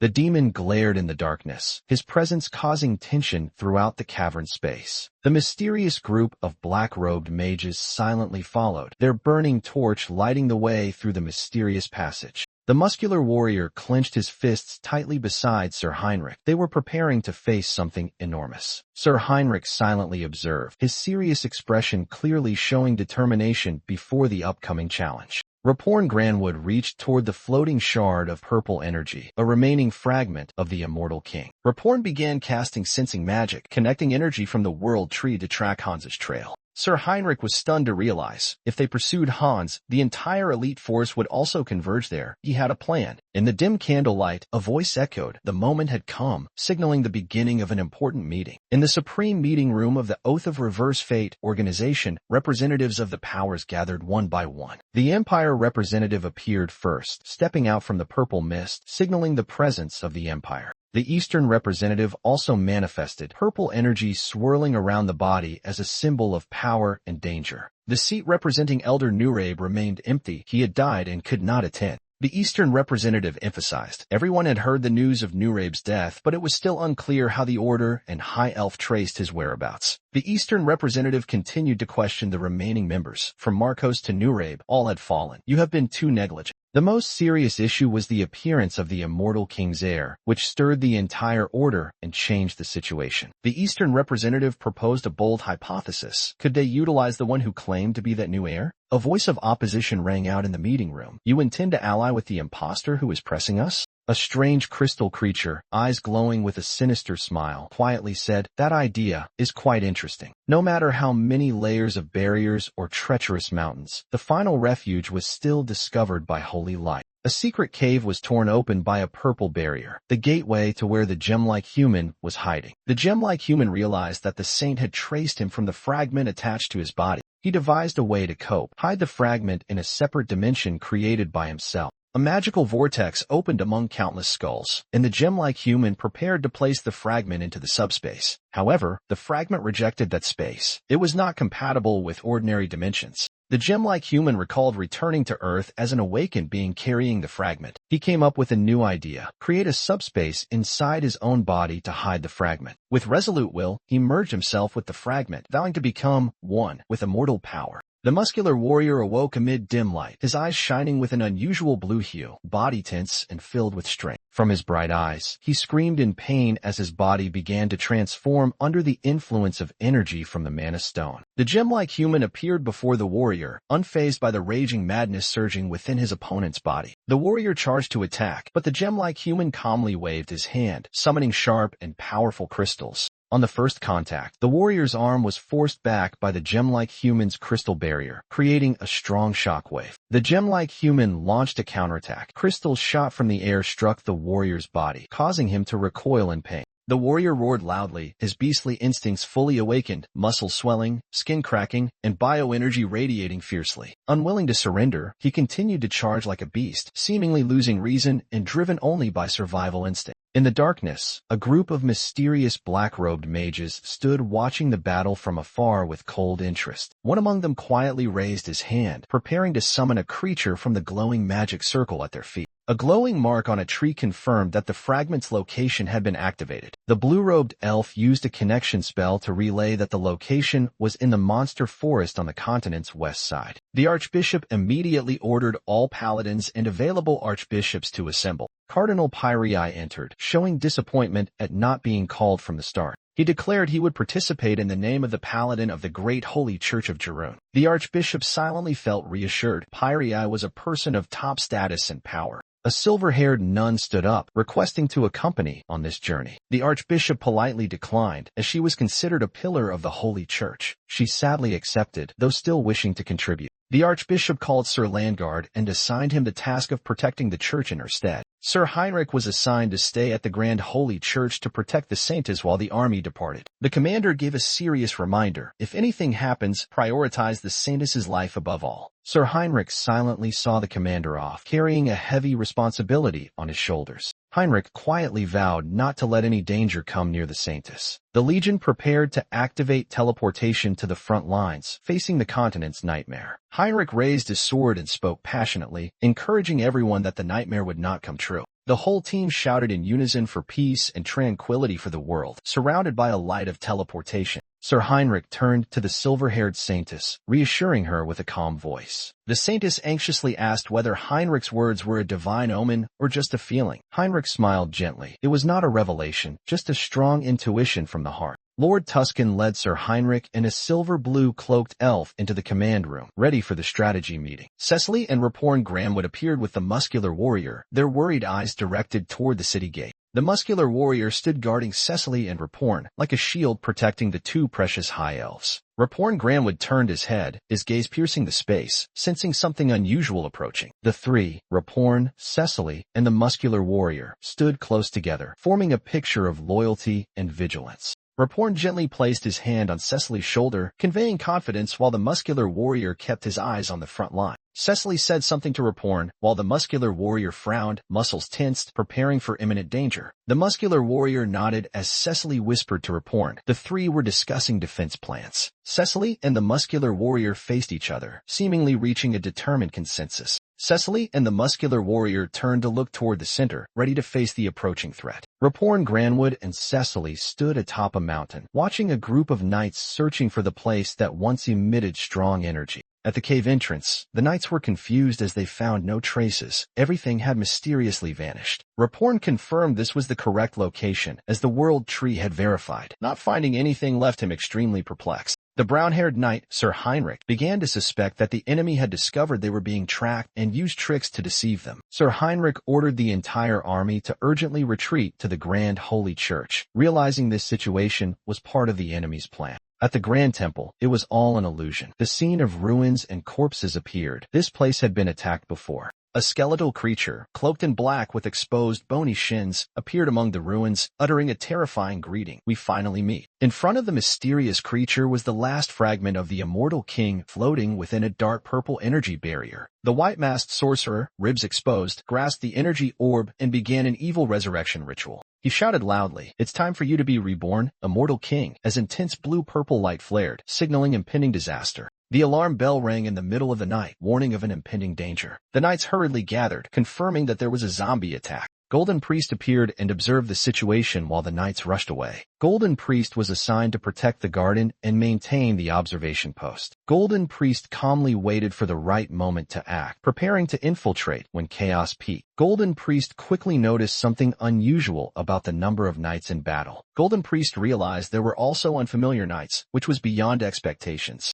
Golden Priest concluded that the enemy still did not know Hans had entered the deepest level. Golden Priest was confident that the undead were enough to distract the entire defense force. From above, Golden Priest shouted a warning. The undead are just a diversion. The descendants of the immortal king have successfully infiltrated. Golden Priest discovered the plot and ordered everyone to come immediately to the sealing room, startling the traitor. The traitor panicked, realizing he could not wait any longer, and decided to take action to stop it. A dark corner underground cracked open. A surprised voice echoed, "Impossible." The knights and clerics gathered in the sealing room, discussing the mysterious intruder. The silver-haired nun was suspicious, hypothesizing that the enemy had magically teleported inside. She began to blame herself, feeling useless for not noticing the immortal king's presence. Fear surged within her at the thought that the immortal king might be resurrected. Sir Heinrich appeared unexpectedly, explaining his late arrival to everyone's astonishment. Sir Heinrich offered to take command, his eyes full of confidence as he stood among his comrades. The silver-haired nun emotionally called Sir Heinrich's name, hoping he would support them with strength against the coming threat. A devastating attack annihilated the entire undead army, leaving countless shattered skeletons on the broken stone floor. The bird-masked necromancer admitted that the undead army was tougher than he had thought. From the shadows, a strange crystal-bodied creature, gem-like human, appeared, confronting the masked figure. Gem-like human dominated, standing still in a purple aura, causing the opponent to panic and hesitate to act recklessly. The power of gem-like human distorted the space around him, spiritual pressure suffocating the necromancer. The masked sorcerer quickly retreated, telling himself he could not face him head-on and needed to change tactics. Gem-like human stepped forward gently, each step cracking the ground, purple light flashing from the gem on his forehead. A group of black-robed mages watched the battle from afar, shocked by the living crystal entity. One member of the black-robed group activated a summoning magic array, preparing to intervene in the fight. The black-robed mage ordered, "Prepare the ritual. We cannot let that creature ruin our plan." A green-robed elf stood in the shadows, his expression serious as he detected an unusual sign. The elf quickly moved, seemingly delivering urgent news that a fragment had been awakened. The archbishop and 2 paladins were summoned to hear the serious report from the elf. Cardinal Pyrii, the most powerful figure in Jeroen's cathedral, appeared in white armor trimmed with gold, ordering a response. He displayed his authority with a determined gaze, resolved to confront the impending threat. The archbishop urgently issued emergency action orders, his demeanor tense and serious. The silver-haired nun appeared alongside the archbishop, expressing concern and intent to coordinate strategy. She discussed with the archbishop, providing clear assessments of the situation, seemingly understanding part of the enemy's plan. The nun looked forward, preparing for a sacred ritual to seal or support her comrades. Sir Landgard joined the group, standing beside the archbishop and the nun, ready to fight to protect the sanctuary. A demon, a giant red demon, appeared from the void, radiating a destructive demonic energy. The silver-haired nun was horrified to recognize the presence of Elder Nurabe, who was summoning a hellish creature. The silver-haired nun urgently chanted, trying to react to the spreading evil magic. A holy light emitted from the silver-haired nun, attempting to stop the expansion of the dark energy. Elder Nurabe coldly observed, seemingly anticipating the nun's reaction and showing no concern. The demon obeyed Nurabe's command, delivering a devastating attack against the knights. The silver-haired nun tried to block the blow but was overwhelmed by the power of the demon and Elder Nurabe's magic. A muscular warrior appeared just in time, advancing with Sir Heinrich to protect their comrades. Cecily was injured but still protected by the muscular warrior, her eyes showing worry mixed with trust. Sir Heinrich stood shoulder to shoulder with the muscular warrior and Cecily, ready to confront the powerful enemy. The black-robed sorcerer felt his strategy was being read and relayed by someone else. He tried to invade the opponent's mind but was stopped by a voice, surprising and making him cautious. The silver-haired nun used magic to attack, forcing the enemy to admit he had not fully absorbed the fragment. The silver-haired nun encouraged her comrades, ordering a full assault at the decisive moment. The black-haired knight and mages launched a coordinated attack, leaving the masked sorcerer unable to recover in time. The sorcerer mocked the obvious plan, confidently activating defensive magic and counterattacking. The blonde knight charged forward to continue the assault, challenging if he could withstand another obvious strike. The sorcerer sneered at the weak attack and began counterattacking with magic emanating from his eyes. Binding magic suddenly surrounded the blonde knight, leaving him unable to react. The knight struggled desperately, not understanding how he fell into the trap so easily. Cecily and Raporn Granwood were confused to realize the enemy still read their strategy despite severing the mental link. Raporn silently apologized for accidentally overhearing the plan, allowing the enemy to grasp their entire tactic. The muscular warrior knelt, powerless against the overwhelming dark power pressing on the team. Elder Nurabe laughed wickedly as he felt his body's power nearing its limit. Cecily and her comrades were shocked when Elder Nurabe declared the immortal king's fragment had fully fused. Before them, a black-purple heart shone fiercely, the symbol of the immortal power about to awaken. Elder Nurabe laughed madly as his body was enveloped by dark energy, about to transform into something beyond humanity. Cecily, Raporn, and their comrades panicked at the flood of evil energy engulfing the battlefield. Cecily burst into tears in despair, realizing they had arrived too late to stop the ritual. From within the eerie night, the immortal king was truly resurrecting, his figure appearing clearly amid the blazing purple lightning.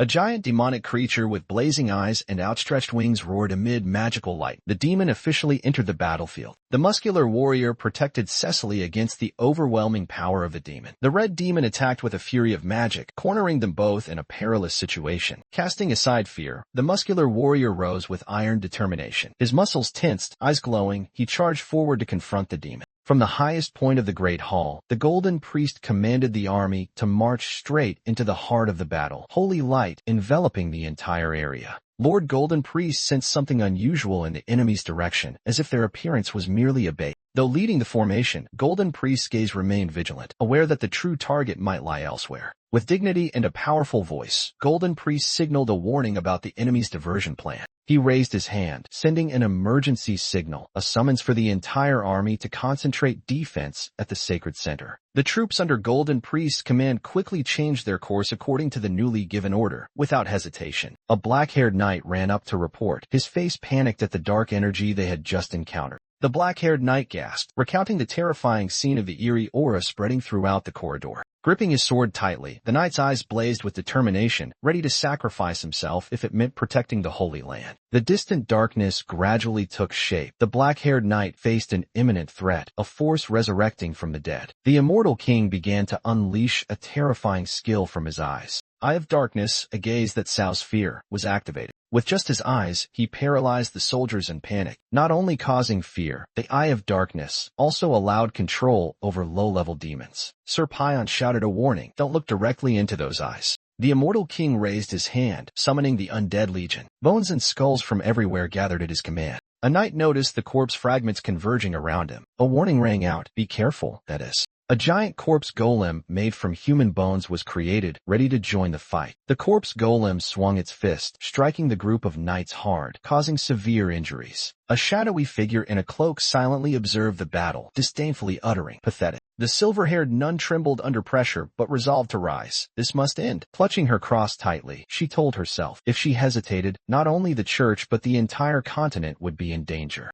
She called out to the black-haired knight, Sir Heinrich, and received a firm reply, "Yes, my lady." She removed the holy relic from her neck, solemnly handing it to Heinrich and said, "Take this token." With determined eyes, she instructed, "Retreat and become even stronger." Heinrich nodded, accepting the mission, and stopped the immortal king. The nun ordered the entire team, "Clear the way for Sir Heinrich. Protect him with your lives." The entire group of knights obeyed in unison, ready to sacrifice themselves to protect Sir Heinrich. A green-cloaked elf suddenly sensed something and urgently warned his superior with a serious look. The green-cloaked elf relayed urgent news about the appearance of a fragment, a looming threat approaching. The archbishop summoned 2 paladins, ready to engage immediately upon learning of the danger. Cardinal Pyrii stepped into the great hall, carrying the spirit and responsibility of a holy warrior. Cardinal Pyrii was calm but resolute, ordering the deployment of forces to protect the sanctuary. The archbishop clenched his fist, declaring a counterattack with the authority of a supreme spiritual leader. The silver-haired nun listened anxiously to the archbishop's instructions, preparing to play a crucial role in the battle. She responded with determination, grasping her cross, ready to sacrifice for her ideals.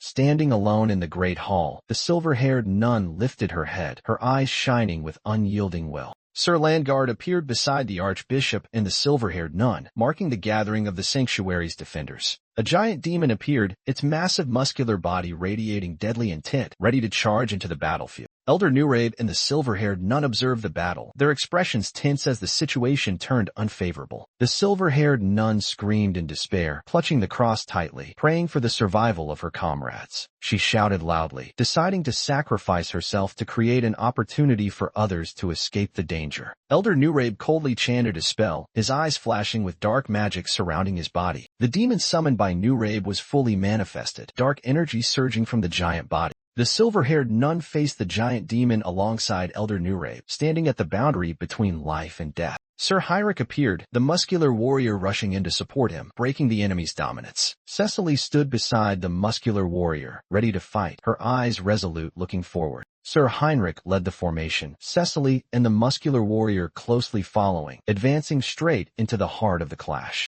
Lord Tuscan led the knights appearing alongside Sir Heinrich and a green-cloaked elf, signaling decisive intervention. Elsewhere, Raporn Granwood along with Cecily and the muscular warrior arrived in time at the battlefield. The three charged simultaneously into the fray, urgently reinforcing their endangered comrades. Raporn summoned power from the World Tree, preparing magical support to turn the tide of battle. Raporn protected Cecily, while the muscular warrior guarded from behind, creating a solid defensive stance. Cecily clenched her hands, her gaze firm. She seemed ready to face the enemy despite being wounded. Raporn and the muscular warrior combined forces to withstand an enemy assault, brilliant magical light flaring up. A beam of light shot from Raporn, stunning the black-cloaked foes and creating space for a counterattack. The muscular warrior embraced Cecily, who was gasping for breath, pulling her back to safety. Cecily clung tightly to the muscular warrior's back, refusing to let go despite her exhausted body. Cecily, in Raporn's arms, was recovering. Both were bathed in the miraculous light of the World Tree. Raporn Granwood summoned holy light from the World Tree, creating a healing barrier enveloping Cecily. The muscular warrior stood guard in front, while Raporn transmitted energy to help Cecily gradually regain consciousness. The muscular warrior's cold face shone with determination, ready to face any danger. The three, Raporn, Cecily, and the muscular warrior, stood in a sacred aura, preparing for the next battle. Elder Nurabe appeared, a black-cloaked elder with an aged face hidden behind a terrifying eye patch. He raised his hand to summon evil power, a summoning matrix beginning to swirl behind him. Nurabe's sinister smile spread as the summoning ritual neared completion. A horrifying creature was about to manifest. Gem-like human, a humanoid creature made of crystal, appeared brilliantly, radiating mighty power in the dark space. The sparkling eyes of gem-like human shone as it stepped forward, releasing a powerful spiritual wave around it. The Immortal King, an undead sorcerer in skeletal form, appeared menacingly, questioning the identity of those who dared oppose him. The brave young knight shouted his name, Heinrich Langert, ready to face the Immortal King in a decisive moment. Heinrich delivered a critical strike through the enemy's chest, causing the Immortal King to scream in pain for the first time. The skill Instant Death Immunity was activated. The Immortal King survived despite receiving a fatal blow. The Immortal King vanished into oblivion, vowing to remember Heinrich's name, signaling that their confrontation was not over. Heinrich stood panting amid the ruined battlefield, victorious but aware that the Immortal King had escaped. Heinrich clutched his wounded chest, supported by a fellow knight who praised his miraculous heart-piercing strike on the Immortal King. Cecily woke and looked at Heinrich with radiant eyes. Everyone believed he was the chosen one who had miraculously survived. The new skill, Customizing, has just been unlocked, revealing two special abilities for the main character. The two new features, Create Avatar and Edit Avatar, appear respectively on the system interface. The Edit Avatar feature allows changing the appearance and stats of existing avatars. Meanwhile, Create Avatar allows setting appearance and stats right from the creation of a new avatar. The biggest difference between the two soon-to-be-revealed features, the main character begins to get more curious. It is the gender option, allowing players to choose male or female when creating or editing an avatar. With a mischievous smile, the main character reassures himself that he has no strange thoughts. He clicks on the female gender option out of curiosity and to check the difference between the two choices. But he is surprised to find that the gender is locked and cannot be changed. Just below is a strange item called Medium Selection, stating that related creatures can be created by consuming intermediate items. The newly acquired Customizing skill helps the main character unlock two new customization abilities in the avatar system. The two unlocked features are Create Avatar and Edit Avatar, offering more options when using characters. The Edit Avatar feature allows changing the appearance and stats of existing avatars, such as Immortal King Han's avatar. Meanwhile, Create Avatar helps set appearance and stats from the start when creating a new avatar. However, the most interesting thing is the new feature allowing avatar gender selection, a breakthrough never seen before. Although trying to stay calm, the main character cannot hide his curiosity upon discovering the gender selection option. He decides to try selecting female gender for research purposes to see what the difference is. However, the system notifies that this feature is currently locked and cannot be selected. Just below is a new item, Medium Selection, allowing creation of related species by consuming a special object. The main character recalls the World Tree branch given by Cecily, an ecological gift now used as material to create an elf. A blonde elf named Harris appears, bearing the trait Child of the World Tree, which helps accelerate natural system growth. The main character marvels at Harris's perfect appearance and ideal physique, just as expected from an elf. Harris shows annoyance at the empty compliment, his sharp eyes full of vigilance. Harris pinches his nose and looks at the main character with a disdainful expression, making him embarrassed and fearful. The presence of dark magic from Hans makes Harris feel destroyed from within, both mentally and physically. The main character is horrified to realize the conflict between Harris and Hans is spiraling out of control. He immediately orders to cancel Hans's summoning to save Harris from harm. He breathes a sigh of relief upon success, silently wondering if Harris's natural attribute obstructed the mind-link system. Due to the recent incident, the main character decides to temporarily store Harris for later use. He gently places Harris back on the bookshelf where avatars are stored, preparing to move on to the next target. A fluffy creature gets excited at the appearance of a new character, a wolf-headed warrior. The muscular warrior wears wild attire, trying on a suit with a moving ears function that delights him. The female shop owner smiles happily, bidding farewell to a regular customer with a friendly greeting. Leaving the shop, the muscular warrior is excited about the perfect item Hubert chose for him, praising Turok City. He hears that Hubert's shop is in trouble and expresses his intention to teach a lesson to some troublemakers. Entering the tavern, he overhears a group of men mocking his outfit and southern origin. The men continue to ridicule the southern region as a den of savages, causing the warrior to silently observe. The warrior stands up abruptly, confronting the one who insulted him directly, leaving them stunned. He angrily shouts, "Who just insulted the southern people?" causing the whole group to tremble immediately. Unable to deny it, they are forced to admit, "It was us. It was us." Elder Nurabe stands in the forest, summoning a giant dark portal, preparing for a dark ritual. A silver-haired nun appears behind and notices Elder Nurabe's actions, her eyes full of vigilance and suspicion. She immediately acts, signaling her subordinates to prepare to attack before the opponent completes the summoning. The silver-haired nun raises holy light to the sky, summoning the power of light to stop the dark ritual. Elder Nurabe coldly turns around, smirking as he witnesses the attack fail. A giant red creature, a demon, emerges from the summoning portal, roaring loudly enough to shake the ground. The demon lands with overwhelming force, standing beside Elder Nurabe like a war machine ready to rampage. The muscular warrior and Sir Heinrich rush to the scene, facing the red demon without hesitation. Cecily appears behind, her hands bound, eyes full of determination despite being injured. The muscular warrior protects Cecily, while Sir Heinrich stands in front of both, ready to confront the demon. Lord Tuscan suddenly declares a challenge according to the traditional southern ritual.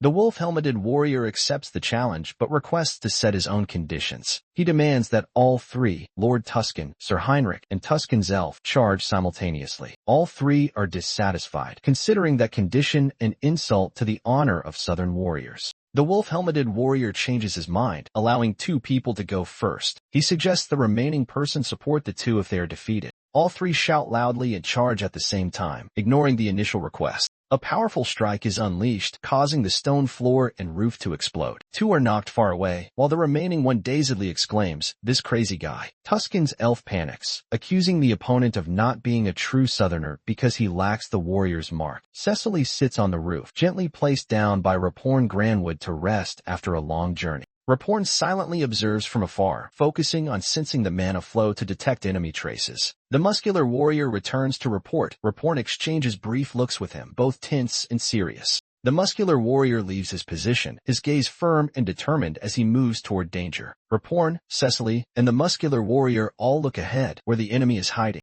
Elder Nurabe, a blindfolded mage, stands amid the summoning ritual, surrounded by a dark aura. He raises his hand. Dark spiritual energy begins to gather, preparing to open the ancient summoning portal. Red light bursts from the magic array. Elder Nureb leads the ritual amid eerie chanting. From the array, a humanoid crystal creature appears, the light from the gem on its forehead shining brightly. The gem-like human steps out of the summoning portal, its body sparkling and eyes emitting fierce psychic power. The muscular warrior's father wins the tournament and is granted a wish according to tribal tradition. Instead of marrying the chief's daughter, he openly refuses the marriage with clear determination. The chief is furious and demands an explanation for rejecting such a solemn wish. He reveals the reason. He and the chief's daughter are actually siblings by blood. The chief's daughter is shocked and questions her father publicly about his fabricated words. The chief bows his head, admitting the painful truth. She is not his biological daughter. The girl is stunned upon learning she is not his biological child, the truth hidden for many years. The crowd erupts in chaos. The chief orders the execution of the defamer, considering it treason. The muscular warrior's mother shouts, telling her husband to flee while she will hold off time for him to escape. At that time, she was pregnant and could not fight as before.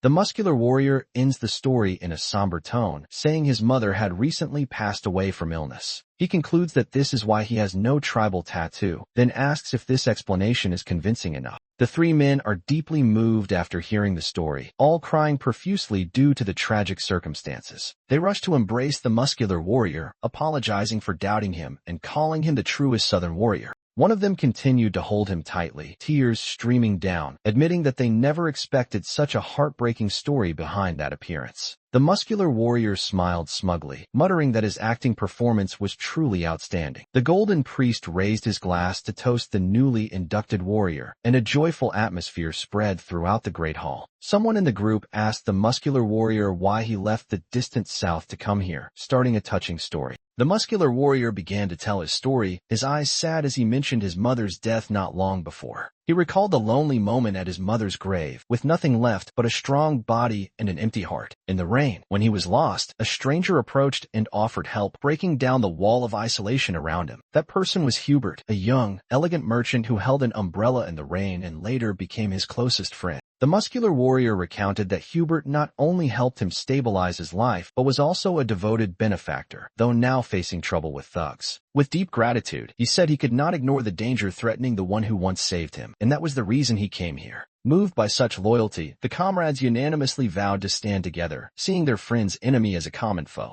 The muscular warrior was moved to tears hearing the commitment. The whole group would do their best to protect Hubert, brother of brothers. He emotionally embraced his new brothers, his heart full of gratitude for their enthusiastic help. While outwardly cheerful, the muscular warrior secretly planned to use this group to deal with the threat to Hubert. He nurtured the idea of starting a big trade plan, importing black pepper from Earth and exporting magical artifacts to the human world. Hubert imagined a bilateral trade empire, generating great profits and promoting sustainable economic expansion. The group prepared to leave the tavern, heading to Hubert's shop with determination to protect their friend in trouble. The muscular warrior quietly rejoiced at having loyal subordinates to help handle everything more easily. That night, a mysterious figure approached the gate of Rosalia Grand Cathedral, holding a scroll in his hand. He asked the guards if this was indeed Rosalia Grand Cathedral, speaking politely but confidently. He introduced himself as Harris, an elite mercenary and close friend of Harley, who had connections with the Holy Knights. Harris affirmed his close ties with the Holy Knights and came to request a meeting with the elf delegation present. A knight was astonished upon seeing the scribbled introduction letter and humorous drawing, said to be from Sir Harley. Recognizing the distinctive handwriting, the knight confirmed the letter was Sir Harley's own and immediately changed his attitude. The character Harris, a blonde elf, was allowed inside, guided attentively by the gatekeeping knights. Harris was led to the elf delegation's residence. The knight announced that Lord Rayfury had been forewarned. Harris entered the room and greeted politely, facing a silver-haired elf, Rayfury Granwood, leader of the elf delegation. Harris responded courteously and introduced himself as a mercenary companion of Sir Harley, though inwardly hiding his familiarity with Rapporn.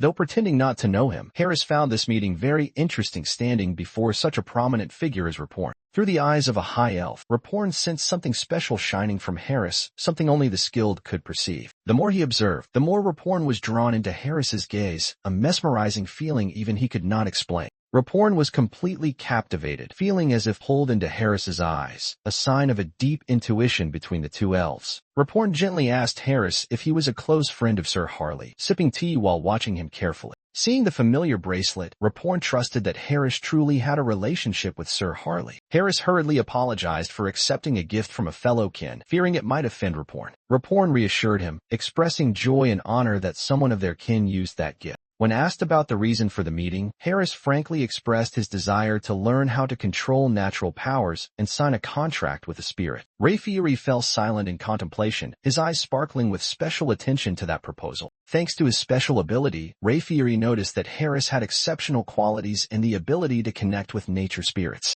Rayfieri invited Harris outside to breathe fresh air and continue their conversation. Under the moonlight, Rayfieri reiterated Harris's learning request, creating a solemn atmosphere for his response. Although acknowledging Harris's potential, Rayfieri said he could not teach him because he would soon leave this place. Rayfieri proposed another option, inviting Harris to the Elf Kingdom to study. Harris was stunned when he heard mention of the Elf Kingdom, a distant and sacred place in his heart. Harris imagined the land of the elves on the Enamel continent, where the prestigious High Elf Academy was located. Harris hesitated, thinking that place was only for descendants of high elves and that he might not qualify. Rayfieri revealed there was an exception, which made Harris feel pressured as he became a special case. Harris awkwardly asked about the exception Raporn Granwood mentioned. Raporn gently replied that it was someone possessing the qualities of a high elf. Raporn softly asked Harris if he felt anything when looking into his eyes that bore the distinctive light of a high elf. Harris suddenly felt a surge of energy awaken once again within his body as the bracelet on his wrist began to glow. A powerful wave of energy swept over Harris, making him feel as if he was being drawn into an irresistible mystical current. Harris opened his eyes in a magical space filled with light and petals, confusedly wondering, where is this place?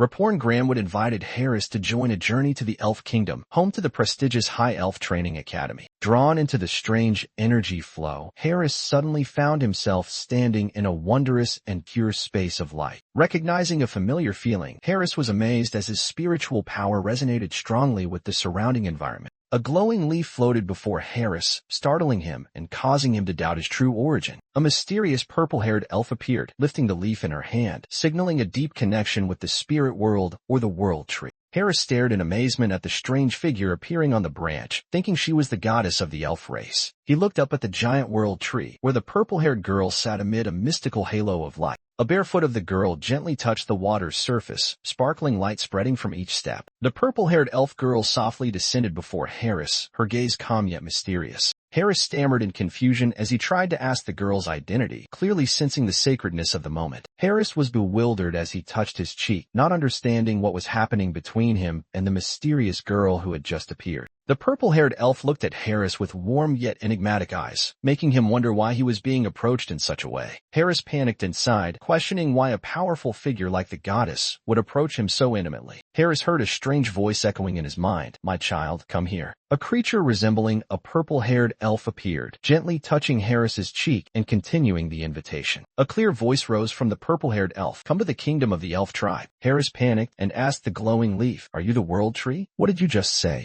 He hurriedly stepped forward and shouted, "Wait, I don't understand what that means." Harris was confused, reaching out hopelessly as the mysterious image gradually faded away. The light disappeared. Harris stood on the balcony under the moon, shouting in confusion, "What does that mean?" A silver-haired elf appeared behind him, confirming that Harris had just sensed the presence of the world tree. Harris recounted that he had seen an elf. He asked if that was indeed the world tree. The silver-haired elf explained, the world tree chose the form most familiar to Harris to appear, and clearly it had a special interest in it. Harris was bewildered, realizing that both the Supreme Being and the world tree were paying attention to him. In a rush of thoughts, Harris imagined two gigantic figures, the Supreme Being and the female spirit from the world tree. The scene shifted to a peaceful street where the black-haired male character's tea shop was located. A group of thugs barged in, threatening the shop owner to leave the city immediately. The male protagonist calmly responded, appearing polite but full of ironic sarcasm. He invited them to drink tea, saying that this week he had just received a premium tea. The thug forcefully knocked the teacup from his hand, showing disdain. He slammed the table, shouted, and issued an ultimatum, either leave or die. The male character was unafraid, smiling coldly as he saw the enemy refuse the tea.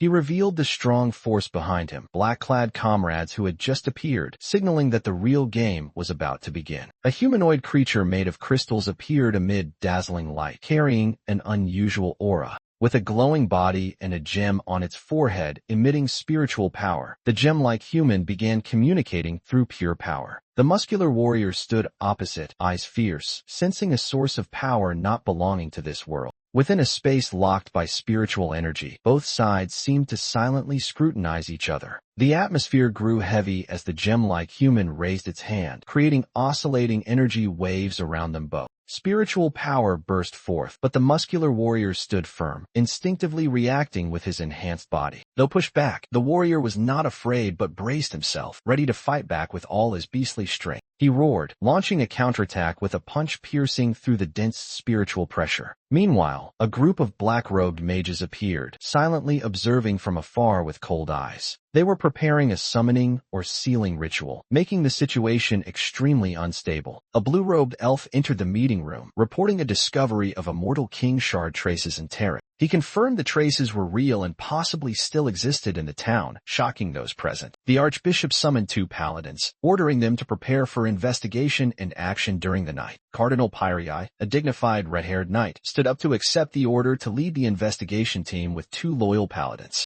With confidence and seriousness, Cardinal Pyrii declared he would complete the mission and maintain the cathedral's order. The archbishop reminded Cardinal Pyrii not to underestimate the situation, as the shard's possessor could be extremely dangerous. A silver-haired nun stepped forward and offered to join the campaign, receiving a nod from the archbishop. The discussion shifted to tactical coordination, with the nun and archbishop planning how to divide forces for the search. The silver-haired nun then quietly left, her face thoughtful as if considering an important decision. Sir Landguard appeared, summoned to support the investigation team. The 3 quickly set off for Tarek. The thug leader was furious, about to curse something, when suddenly interrupted. He panicked and shouted when he saw the muscular warrior appear suddenly. The muscular warrior smiled confidently, making the enemy angrily exclaim. Without hesitation, the muscular warrior threw a punch straight to the leader's face, knocking him out immediately. He turned to greet the old woman, politely informing her that he had come for the imprinting. When asked about the thugs, he calmly replied that they would find their way to retreat once they woke up. The old woman sighed, complaining about the recent chaos, then invited the 2 inside to discuss the imprinting. All 3 entered the old woman's house. The muscular warrior confirmed he wanted to imprint the warrior and hoped to do it immediately.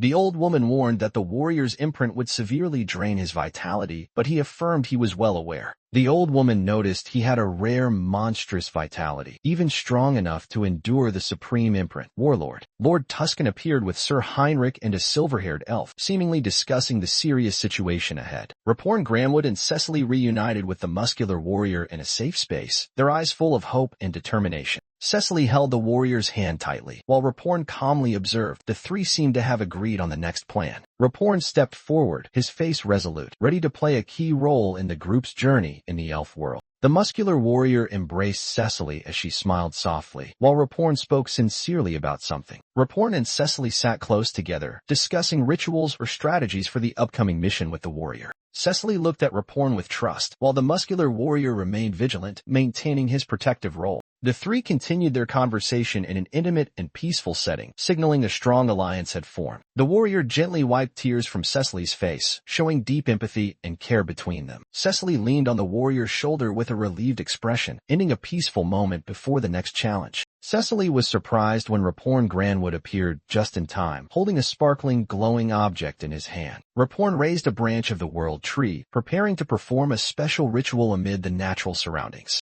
The muscular warrior approached, standing beside Raporn with a serious expression as he listened to instructions. He placed his hand on Raporn's object, his eyes shining as if sensing the power within. Cecily watched them anxiously as the light from Raporn's and the warrior's hands grew stronger. Elsewhere, Elder Nurabe opened his eyes amid purple magical light, seemingly sensing something. He raised his hand to activate a summoning circle, his face showing serious calculation. Elder Nurabe summoned a creature through dark magic, murmuring a sacrificial incantation. A humanoid creature, its body crystallized like glass, slowly appeared amid fierce light. The gem-like human stood tall, emitting strong spiritual power from the gem on its forehead, its empty eyes staring forward. A giant demon emerged from the shadows, roaring a challenge to all. The muscular warrior, along with Cecily, faced the demon, ready for a life-or-death battle. The brave warrior threw a punch that stunned the demon from the very first blows. Under intense pressure, he continued with a second punch at the demon without any fear. Cecily used magic support from behind, helping her ally gain the upper hand. The gem-like human observed the battle from afar, its gaze cold and emotionless. The demon tried to counterattack but was pushed back by the muscular warrior. Their power difference was clear. The group coordinated a final strike, causing the demon to collapse amid the rubble. A broom gently swept across the brick yard, evoking the peaceful atmosphere of an early morning in a quiet little alley. The old medicine-selling woman was startled when she heard the familiar call, "Grandma, we're here." Someone had just arrived at the house. Luong appeared brightly, carrying a large box on his shoulder that surprised the old woman. The old woman asked about the things he brought, and Luong casually replied, "Beer and meat, plenty to eat and drink." He excitedly showed off his spoils, thinking that it would be enough to help the old woman regain her health. Another young man, also muscular in appearance, smiled sincerely, hoping to warm the old woman's heart. The old woman was moved, thinking to herself, if my son were still alive, he would probably be about this age. Although she initially complained about weak teeth, hard to chew, she still couldn't bear to refuse Luong's kindness. Finally, she happily accepted, smiling softly and agreeing to try a little. The old woman ate more enthusiastically than expected, chewing and drinking wine like a healthy young lady. The muscular warrior and Luong sat watching the old woman eat voraciously with admiration. The old woman finished a mountain of cakes without hesitation, making the two young men break out in a cold sweat.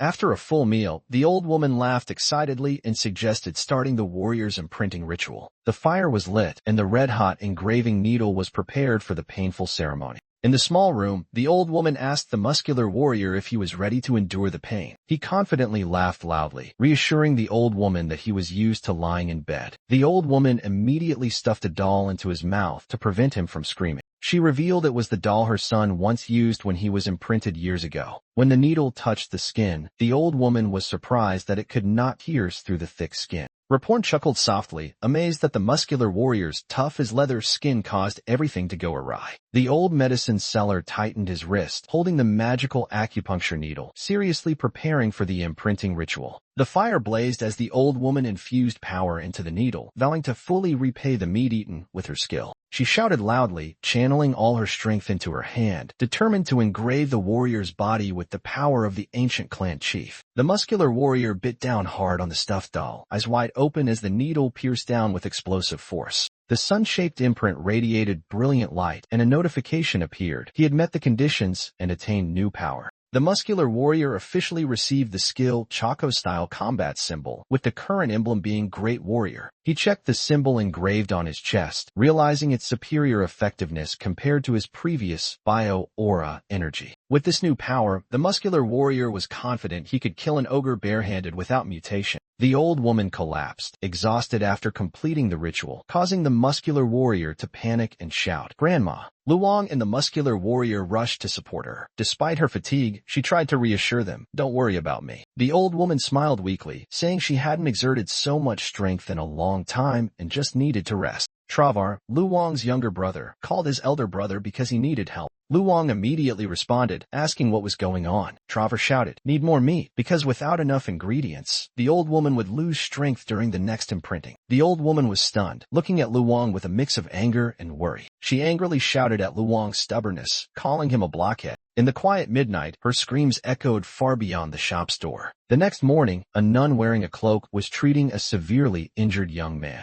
A knight entered, asking if she was still praying for him. The girl revealed her face. It was the silver-haired nun, gently replying that her heart still would not allow her to stop. The giant red demon roared through the night sky, evil energy surging around its body. Elder Nurabe appeared, facing the silver-haired nun, both preparing for a serious ritual. The silver-haired nun silently prayed, worry evident as she realized the terrifying presence approaching. In the sacred light, the nun opened her eyes forward, trying to stay calm amid the chaos. Elder Nurabe completed the sacrificial ritual, activating a dark magic formation with a sinister gaze. The red demon appeared beside Elder Nurabe, fully summoned and ready to destroy everything in sight. The silver-haired nun was startled witnessing the demon's destructive power, while Elder Nurabe ordered the attack. The muscular warrior arrived just in time, joining forces with Sir Heinrich to halt the monster's advance. Cecily anxiously approached the muscular warrior, her eyes full of faith and hope. Sir Heinrich stood with the muscular warrior and Cecily, the three prepared to face the power of the red demon and the heretical organization. Hans shouted amid blue lightning, affirming he had seen the clear truth. He declared he would purge all the stains of sin he deemed evil in society. Hans began to move, preparing to act with the goal of slaughter.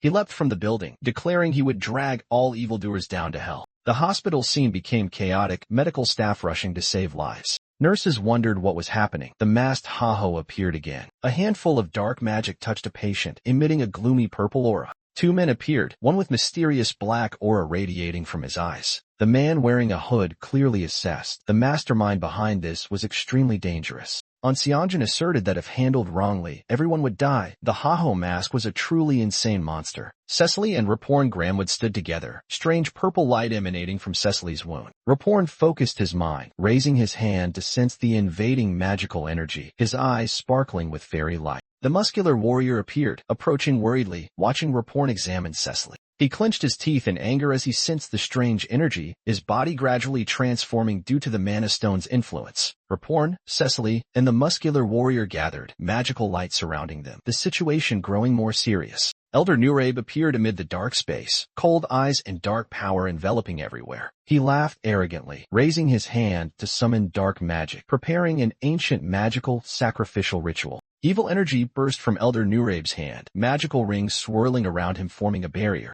Gem-like human, a crystal creature, appeared amid purple smoke, radiating overwhelming and mysterious power. It activated psychic power from the gem on its forehead, warping space and channeling energy forward. Seonjin gasped, whispering that death seemed to engulf his mind at that moment. The Haho-masked villain, a user of dark magic, sensed Seonjin's gaze upon him. Seonjin was shocked to realize, he has seen me. The magical connection caused their consciousnesses to intertwine. Seonjin panics upon realizing that Haho Mask has noticed him. He blames himself for meddling with magic without permission. The captain asks Seonjin if there is any way to deal with Haho Mask as the situation becomes increasingly critical. In despair, Seonjin thinks that if he dies now, he will find peace, an idea that horrifies the captain. The captain grabs Seonjin's shirt and explains that Haho Mask only hunts criminals, causing Seonjin to realize he is innocent. Seonjin immediately feels reassured and smiles while the captain is stunned, wondering if he is stupid. The captain suddenly feels his body lighten, as if a burden is lifting off him. Seonjin suddenly faints while the captain frantically calls his name repeatedly.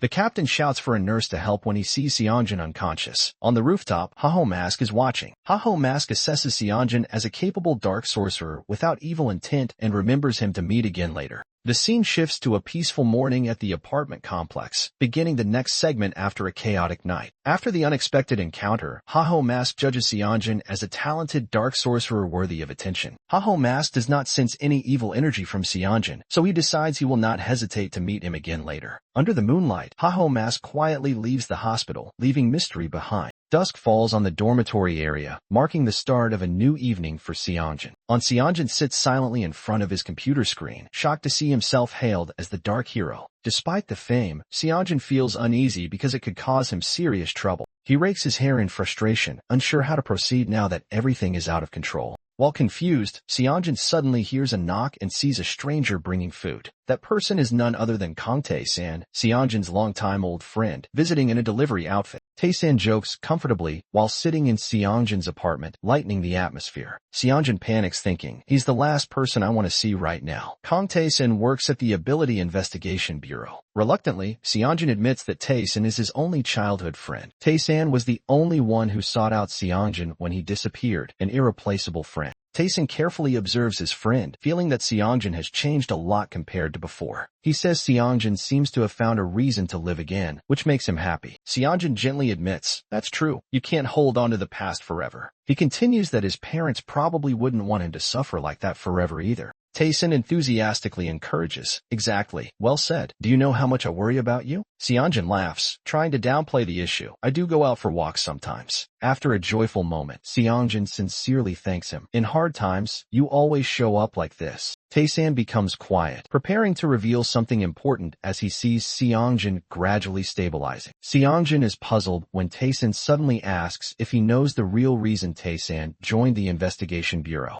Tae-san reveals that the reason he became a police officer was because of Seonjin's parents' death. Tae-san recounts that he was once regarded as a son by Seonjin's parents, and after the accident, he decided to act on their behalf. A happy family photo appears with memories. Everyone believed the accident was caused by a random attack from an awakened, but Tae-san suspects otherwise. He reveals an underground organization called the Divine Retribution Society behind the event. The organization is so sophisticated that no one had ever discovered it until Haho Mask appeared and left the first trace. Seongjin, the one behind the mask, begins to feel worried, thinking he has been too reckless by alerting the Ability Bureau. Nevertheless, Seongjin still wonders, why is someone like Haho Mask being hunted even though he is helping solve cases? Taesin is also frustrated by this. He doesn't understand why someone doing good work becomes a target of the government. Seongjin smiles with relief knowing Kang Taesan stands on Haho Mask's side, the very person he is behind the mask. Kang Taesan excitedly suggests to toast to the new beginning of Han Songhyun, the alias Seongjin is using.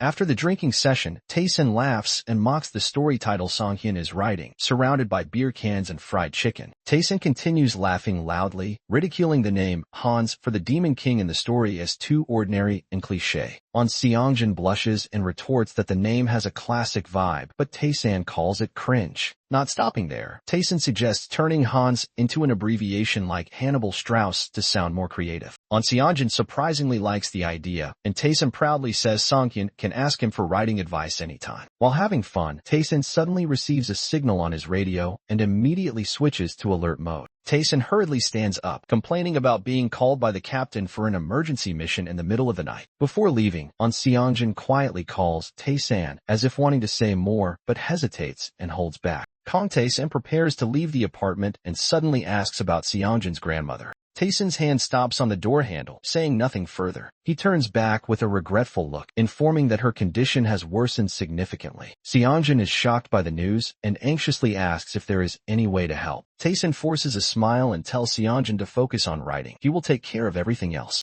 Seongjin clenches his fists, helplessness and worry clearly shown on his face. Memories flood back, the small hand of young Seongjin gently held, accompanied by affectionate inquiries. In the memory, young Seongjin and Taesin are led to school by the grandmother, who always asks after them and cares for every meal. Taesin's grandmother always treated Seongjin like her own grandchild, without any discrimination. Young Seongjin happily responds to her words, silently thanking Taesin's grandmother. Seongjin recalls warm memories with Taesin's grandmother, who always cared for him since childhood. Sadness and helplessness rise as Seongjin realizes she is gravely ill and he cannot do anything to help. Suddenly, a thought flashes. He remembers he can do something thanks to the system. Seongjin decides to use the avatar system to help Taesan, silently blaming his friend for previously mocking his character name. Seongjin summons the character Heinrich, an avatar with special abilities, who will help him support Taesan in difficult times. The main character remembers that he owns Sir Heinrich, a person with healing abilities like a priest. Heinrich is an acquaintance with faith recognized by archbishops and possesses incredible divine power. The black-haired boy suddenly wonders how to summon Heinrich outside without causing misunderstandings. He decides to wait for the right moment to act discreetly. In another world, an innocent little girl hums as she walks, clutching a bag of apples tightly. The girl walks beside Aaron, an energetic brown-haired boy, together carrying apples home. Aaron is surprised to notice an apple falling out of the bag and rolling away. Both hurriedly run after it, Aaron leading, the girl chasing behind, anxiously calling him. A mysterious man suddenly steps on the apple that rolled to his feet, blocking it. The man in black bends down to pick up the apple, gently reminding Aaron to be more careful. The brown-haired girl is happily surprised to recognize the familiar person in front of her. Both children call out in unison, "Mr. Hines," showing closeness and affection for him. Aaron skeptically questions Hines because his appearance looks completely different. The girl affectionately scolds Hines for disappearing for nearly 7 months before returning. She guesses that Hines must have come here with a request for help. Hines awkwardly insists he came because he missed the 2 children, not for business. The girl cheerfully says it's okay and encourages Hines to speak frankly about his matter. Hines is helpless before the children's humor and has to give in. Hines hands over gold and asks Diana if he can continue to hire her to gather information again. Diana is very happy and immediately agrees to help Hines without hesitation. Hines calls Soren's name, beginning an important directive in the quiet sunset setting. Hines asks Soren to investigate the place where magical tools on the table are traded. Soren is surprised by the rarity of the items and admires Hines' source of supply. Hines smiles mysteriously, only replying that there is always a way to obtain them. Hines recalls Diana's contribution. She helped him acquire magical tools and news from Brokaslack. Consumer goods have also been prepared. Supplies are stocked in the warehouse awaiting distribution. Hines informs Soren that the purge has ended, leaving her stunned. He calmly says he has dealt with all those who pretended to submit or tried to escape. Soren breathes a sigh of relief, believing their clan can finally stabilize again. Heinz unexpectedly entrusts Soren with managing Heterosis, leaving her speechless from surprise. Heinz calls Jean Soren's name, the black-haired, purple-eyed woman, causing her to look up in surprise. He affirms his confidence in her abilities and believes Soren will definitely do well. Soren is moved by Heinz's absolute trust, and her heart begins to stir. Heinz leaves, leaving a firm promise, and Soren quickly accepts the responsibility with determination. Leaving the room, Heinz walks while laughing at his own overly dramatic words. In his mind, he admits his organization is like a small to medium-sized business. Heinz's expression turns serious, ready to begin the plan to conquer the Brokeslack clan. Based on information provided by Diana, Heinz follows the trail to a town under the moonlight. In front of a mysterious house, Heinz senses this is the source of his bloodline, the Brokeslack clan base. A guard notices the flickering fire suddenly moving and wonders what unusual event is happening. Rosilica continues drinking 2 glasses at once, completely immersed in the joy of drinking alone. After the last sip, she exclaims happily, feeling truly quenched. However, loneliness quickly sets in. Rosilica slumps over the table lamenting her solitary life. Suddenly, teasing voices ring out, recalling her drunken habits. Rosilica turns around in surprise. Heinz appears in black attire with familiar vigor, having used the conceal skill to hide earlier. Rosilica looks bewildered, asking the stranger's identity. Heinz smiles and naturally introduces himself. Rosilica still does not remember him, but continues to smile brightly and pour more wine, showing her characteristic hospitality. She excitedly shows her friendliness by dripping her own blood into the glass, preparing to offer Heinz a fresh drink.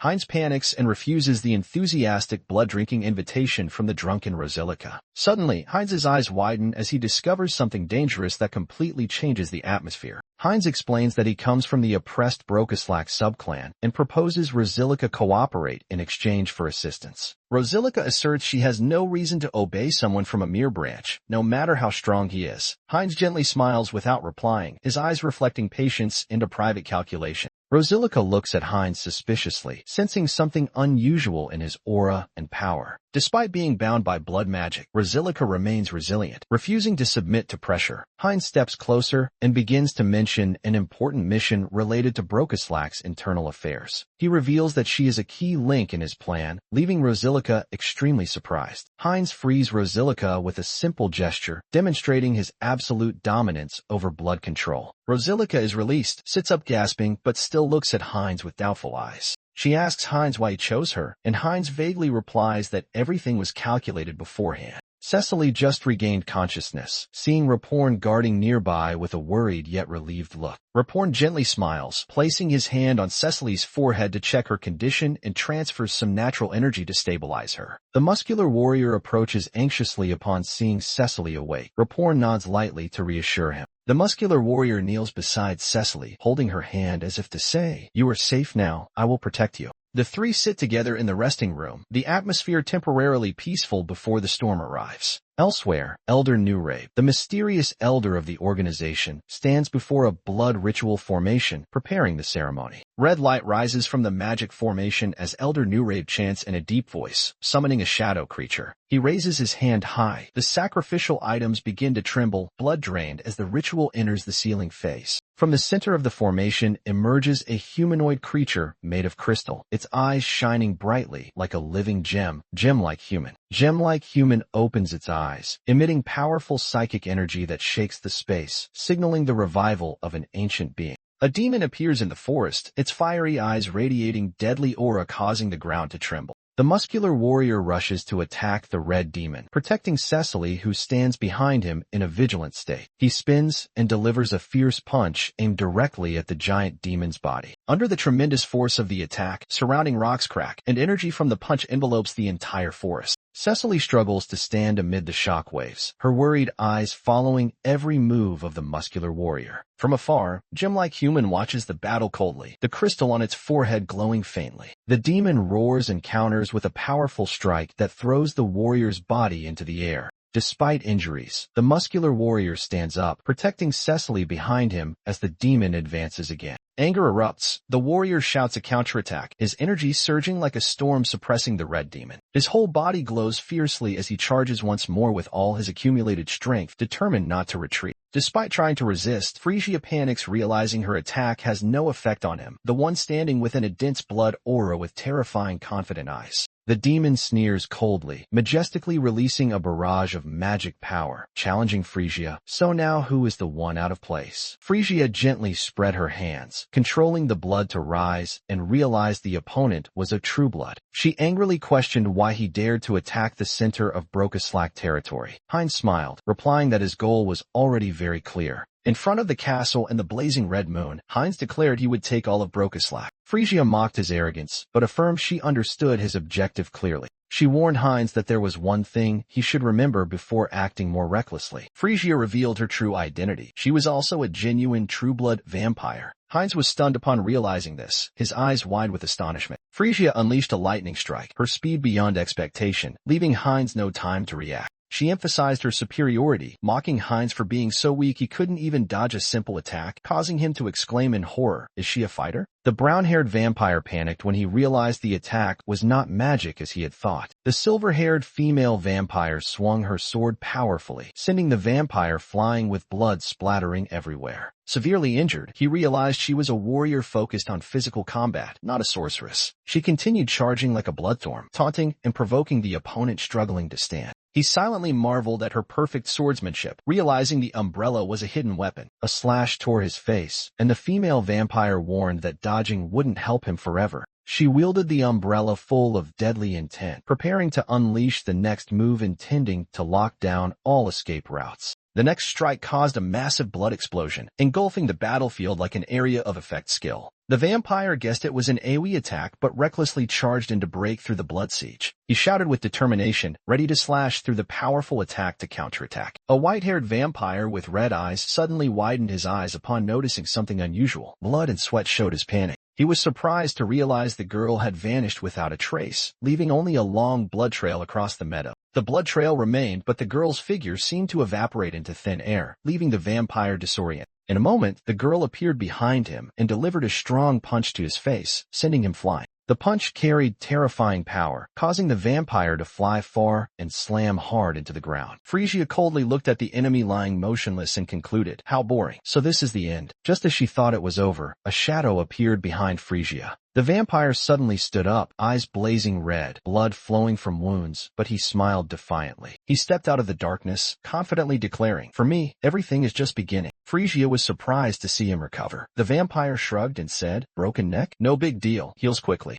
The black-haired vampire revealed a special ability. "I possess hybrid evolution." Phrygia was horrified, admitting only a few true bloods survived her strike. He smiled approvingly, "You're quite good, though with some flaws." Phrygia was surprised by his unclear words. He extended his hand, offering, "I can help you become stronger. Wanna follow me?" Phrygia angrily gripped the umbrella handle. "What nonsense are you talking about?" She flew into a rage, shouting loudly and threatening to turn him into Swiss cheese. Suddenly Phrygia's body froze, unable to move as usual. She realized she was trapped inside a massive magic formation. The black-haired vampire looked at her triumphantly. "Looks like I have to use violence now." Phrygia was shocked to discover she was tightly bound by blood magic from the blood trail on the ground that Heinz had secretly used earlier. Heinz calmly revealed he was not a fighter but a skilled blood mage, leaving Phrygia completely passive. He held a blood crystal stone in his hand, smiling mysteriously, preparing to take the next step. Without hesitation, Heinz stabbed the stone into Phrygia's chest, causing her to stagger and scream in pain. Phrygia writhed in extreme agony as Heinz injected something called Raffalashi into her body through the stone. A painful scream echoed. Phrygia writhed as her body was tormented by an unfamiliar poison.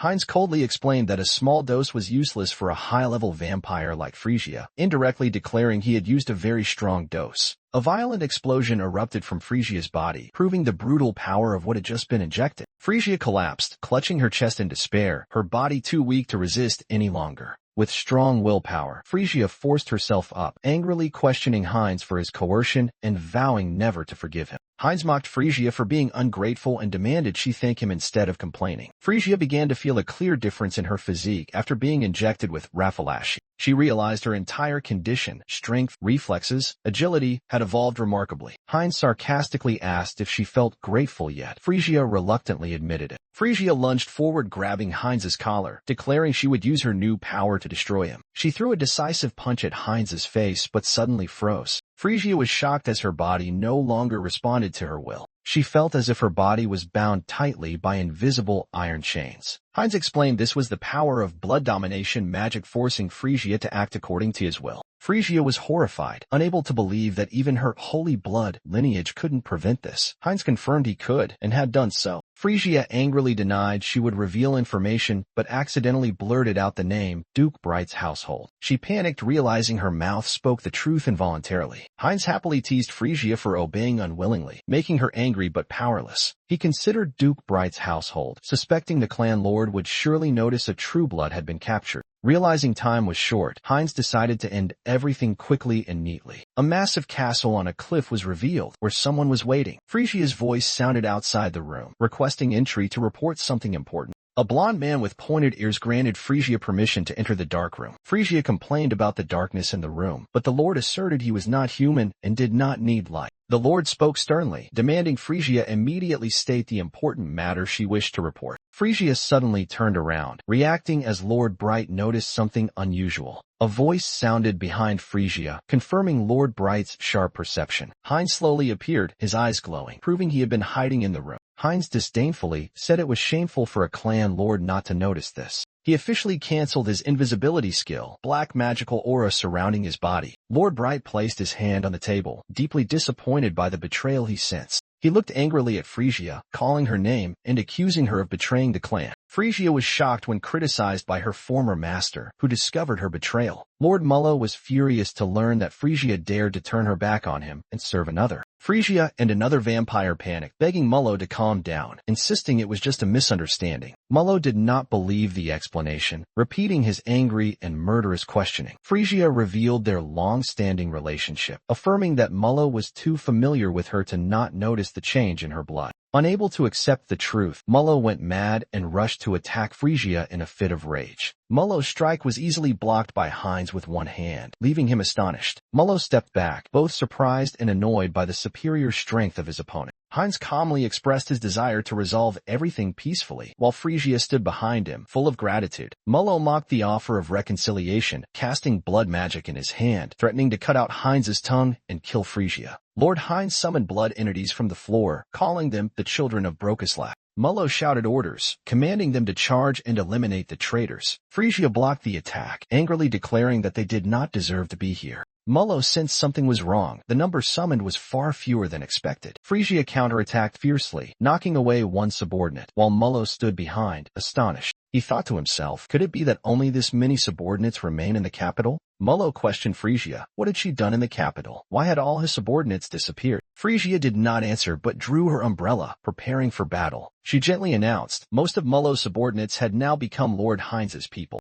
Mullo could not believe it. How could they accept the new bloodline without resistance? Lord Mullo shouted in anger upon realizing he had been betrayed and lost control over his subordinates in the capital. Phrygia coldly countered, affirming that this place was not for people like Mullo and his subordinates. Mullo noticed something unusual. Only about a dozen people were summoned, a very small number. Phrygia defeated the rebel soldiers, while Mullo still could not believe his eyes. Mullo questioned Phrygia what had happened to all his subordinates in the capital. Phrygia apologized to Mullo, but admitted that most of them had now become Heinz's henchmen. Mullo was furious, unable to accept that his subordinates so easily obeyed Heinz. He exploded in rage, activating the blood mist blood magic characteristic of the Brokislav clan to prove his pure bloodline. With blazing red eyes, Mullo summoned his power, creating a terrifying barrier that distorted the space. Heinz was astonished to realize this was Mullo's territory, a place where pressure oppressed both body and mind. Obeo was summoned from the blood circle, appearing with a huge weapon and asking why he was suddenly called by his master. Chaos engulfed the room, confusing the characters. Two newcomers were cautious upon sensing something unusual. Lord Mullo ordered Obeo to act immediately, demanding he mercilessly eliminate everyone before him.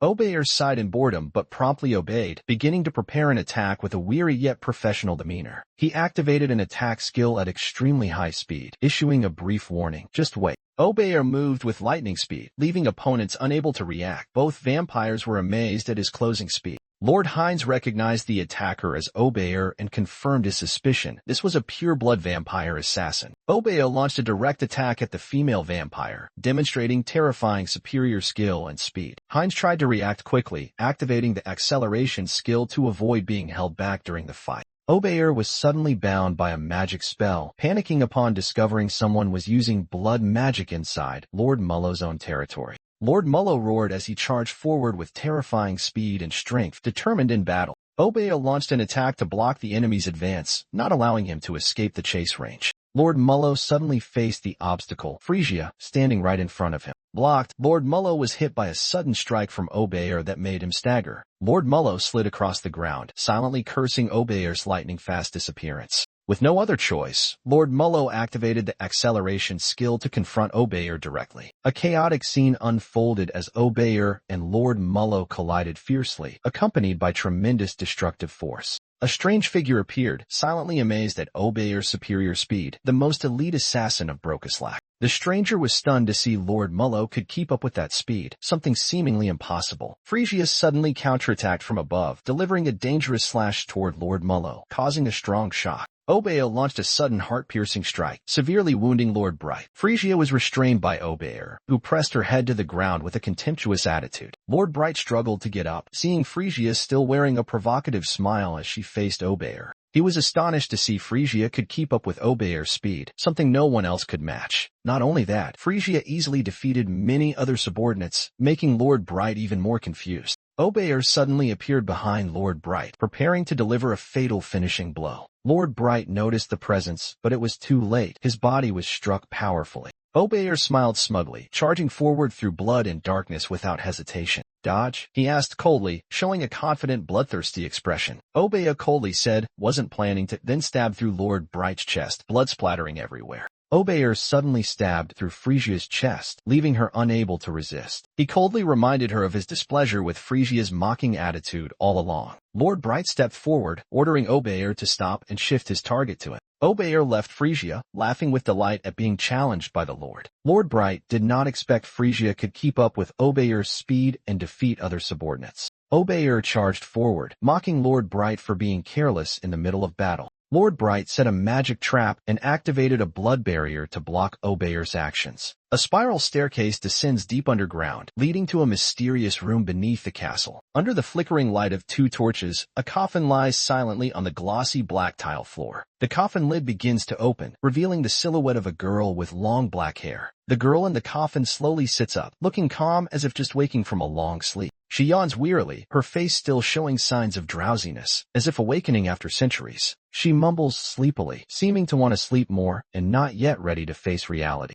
Although still wanting to lie down, the girl finally accepts waking up and stretches tiredly. Her fiery red eyes open, reflecting alertness, a premonition that something unusual is happening. The girl sits up in the coffin and softly whispers, "Something has happened to my children." The scene shifts outside the castle, the bright moon shining as her voice echoes. "Next one, step forward." Heinz raises the blood demon stone high, channeling energy and beginning a dangerous ritual. A vampire injected with Raffalashi screams in pain under the watchful eyes of others. Heinz orders the next person to take their turn as the first vampire collapses from pain. The entire room scene, the injected vampire falls, while Heinz stands behind giving orders to the newcomer. After numerous experiments, Heinz sighs tiredly due to the prolonged process. Heinz confirms that the subordinates in the capital have been dealt with, and the process will continue in order. Lord Bright reacts irritably to Heinz's tone, demanding an adjustment in attitude. Heinz laughs broadly, emphasizing that thanks to the presence of a lord like Bright, everything is easier. Heinz's eyes flash as he silently confirms. His hypothesis is completely correct. He drained his subordinates' blood to lower their level, then injected Raffalashi and extracted Brokislack blood from himself. Heinz recalls the fateful moment when he was bitten and accidentally became a vampire, marking the start of his ambitious journey. From an unknown person, Heinz gradually rose to the highest position in the vampire world, relentlessly moving forward. He remembers those who once accompanied and influenced him, including Frisia, a key link in his ascent. Now, standing between Frisia and Lord Mullo, Heinz clearly shows his superior status with a triumphant smile. Lord Mullo, once Frisia's master, is now called by Heinz and forced to obey orders. Heinz coldly orders Mullo to gather all remaining Brokislack remnants from the territories. Not stopping there, Heinz also assigns Mullo the task of collecting intelligence across the continent as preparation for a bigger plan. Heinz stresses that this is a top priority mission and places all expectations on Mullo, even though he knows Mullo has no other choice. Mullo then hesitantly admits he once heard Frisius say Heinz wanted to unify vampires and become their king. That declaration now rings clearly. Heinz is truly plotting to become the sole king ruling the vampire world. Lord Mullo agrees to support Heinz after recognizing his superior ability. Heinz smiles smugly, reassuring Mullo that he will not betray the trust. Heinz's footsteps echo in the quiet room, marking an important turning point. Heinz awkwardly wonders if he really once said he would become the vampire king. Recalling, Heinz realizes he blurted that out in a moment of impulsiveness. With clearer thoughts, Heinz begins seriously considering the path to becoming the vampire king. Under red lightning and a sinister gaze, Heinz imagines the supreme power awaiting him. With a determined back leaving the room, Heinz resolves to plan long-term for the throne. The story shifts to the modern world, opening with the scene of an apartment building. The black-haired male lead is excited about creating an ideal character using an avatar system. The immortal king confidently adjusted his sharp eye sockets, perfecting his terrifying appearance. After completing the adjustments, he felt absolute satisfaction with his new look. The immortal king affirmed his superiority, telling himself that this was worthy of his title. The computer chair rolled slightly, signaling the transition from the virtual space back to reality. The black-haired male character left the chair, curiously checking if he had cleared the stage. He confirmed that he had fully passed the Vampire Brocaslack stage. With a delighted smile, he eagerly awaited the reward and opened the Karma shop. The Karma shop appeared with over 1.3 million Karma and many attractive upgrade options. The young man wondered what interesting things this upgrade would bring. Without hesitation, he chose Unique Skill Enhancement and activated the upgrade immediately. The protagonist was stunned to see two status boards appear simultaneously, hoping to receive two upgrades. He wondered why the familiar option, Increase Avatar Quantity, was missing from the upgrade board as usual. This time, the upgrade option was Medium Selection, which helps increase the potential and growth speed of avatars. He was shocked to realize the recent upgrade had cost 900,000 Karma, a huge amount. Although disappointed not to increase the number of avatars, he shifted his attention to a new skill called Entity Projection. The new skill appeared, Entity Projection, with a sparkling interface and the image of a glowing entity. The protagonist was confused to learn the skill could only be used once per day, making him more cautious. He continued reading the description. The skill allows projecting the power of an avatar onto his own body. Upon hearing the description, he imagined three familiar avatars: Immortal King, Black-Haired Vampire, and Sir Heinrich. Then images of three other avatars appeared: Lu Wang, a gentleman in a suit, and a blonde elf with a bright smile. The protagonist was surprised to realize he could use the full power from all previous clones. He stood among the shadows representing the avatars he had created, confirming that his real body was the source of them all. The main character was stunned to realize he could use the full power of the clones he had created. In the data space, he stood among shadows representing the avatars, reflecting on their development through his own body. The list of avatars displayed: Hans, Heinrich, Heinz, and also Harley along with Harris, each an important part of his team. He looked at the avatars with pride, feeling satisfied to see his entire army fully assembled. The skill panel confirmed Entity Projection allows the user to embody one avatar per day, meaning he could become one of the clones. His eyes lit up as he realized that if he skillfully used this ability, there would be countless unique tactical applications. The image of the Immortal King along with a controlled priest appeared. He imagined possessing two Immortal King entities simultaneously. Extremely excited, he cheered at the thought of doubling his combat potential if he used the skill correctly. However, he quickly calmed down. If he lost control, especially when using Hans, the consequences could be disastrous. In the end, he decided to try for the first time with a safer choice. Heinrich was selected to embody. The main character was amazed to discover Heinrich's armor and weapons perfectly manifested on his body. He felt a divine power radiating from his hands, but only half as strong as when in the Outerica world. However, this skill only lasted for 10 minutes. The limited time made him quietly regretful. Despite the short time, he confidently said that just stepping outside briefly would be enough. The nighttime hospital scene appeared, signaling the place he was about to go. From the darkness, a black energy swept across the ground and spread like an evil mist. He suddenly appeared at the hospital, carrying a strangely masked figure. Both emerged amid the hazy smoke. He smiled determinedly while clenching his fist. Let's get to work. His footsteps approached a patient lying unconscious, whose hand was trying to reach up. The frail old woman lying in the hospital bed just woke up. He gently said, "Grandma, I'm here." Songhyun regretted not coming sooner, but still chose this moment to appear. He smiled softly as he used the summoning skill Entity Projection to recreate Heinrich's image, a familiar combat persona of his. Please try a little harder, Songhyun gently prayed while focusing divine power into his palm. He began casting healing magic from out Erica. Golden light radiated from her body. The divine power continued to flow down, activating all recovery effects, enhancing stamina and detoxification. The holy light spread throughout the hospital room, enveloping her frail body. Her face softened, lips slightly moving, showing signs of revival thanks to the divine power. Songhyun was exhausted, resting his head on her bed. Despite the divine power, he understood its limits against old age illness. He silently hoped this would improve her condition. For the rest, he placed his trust in her will to survive. At dawn, Songhyun whispered, "You have to get well. Next time I'll bring Taesan along." In a peaceful forest, a group of elves led by Raporn Granwood was advancing, welcoming Harris, Harley's friend. Raporn shared that although they had just met Harris, they were already as close as family. A green-haired elf in the group noticed a familiar scent from Harris. The green-haired elf detected a scent like a branch of the world tree and happily mentioned it to Raporn, making him embarrassed. Raporn agreed to take care of Harris as Harley's friend and suggested everyone get along harmoniously. The blue-cloaked elf, Raporn, smiled observing the group's friendly reactions. Raporn proposed that everyone take a short rest during the journey. The green-haired elf excitedly suggested practicing soul pact skills with Harris. The group scattered to rest in the tree-shaded forest. Harris was surprised to feel a strong soul energy source appearing in her hand.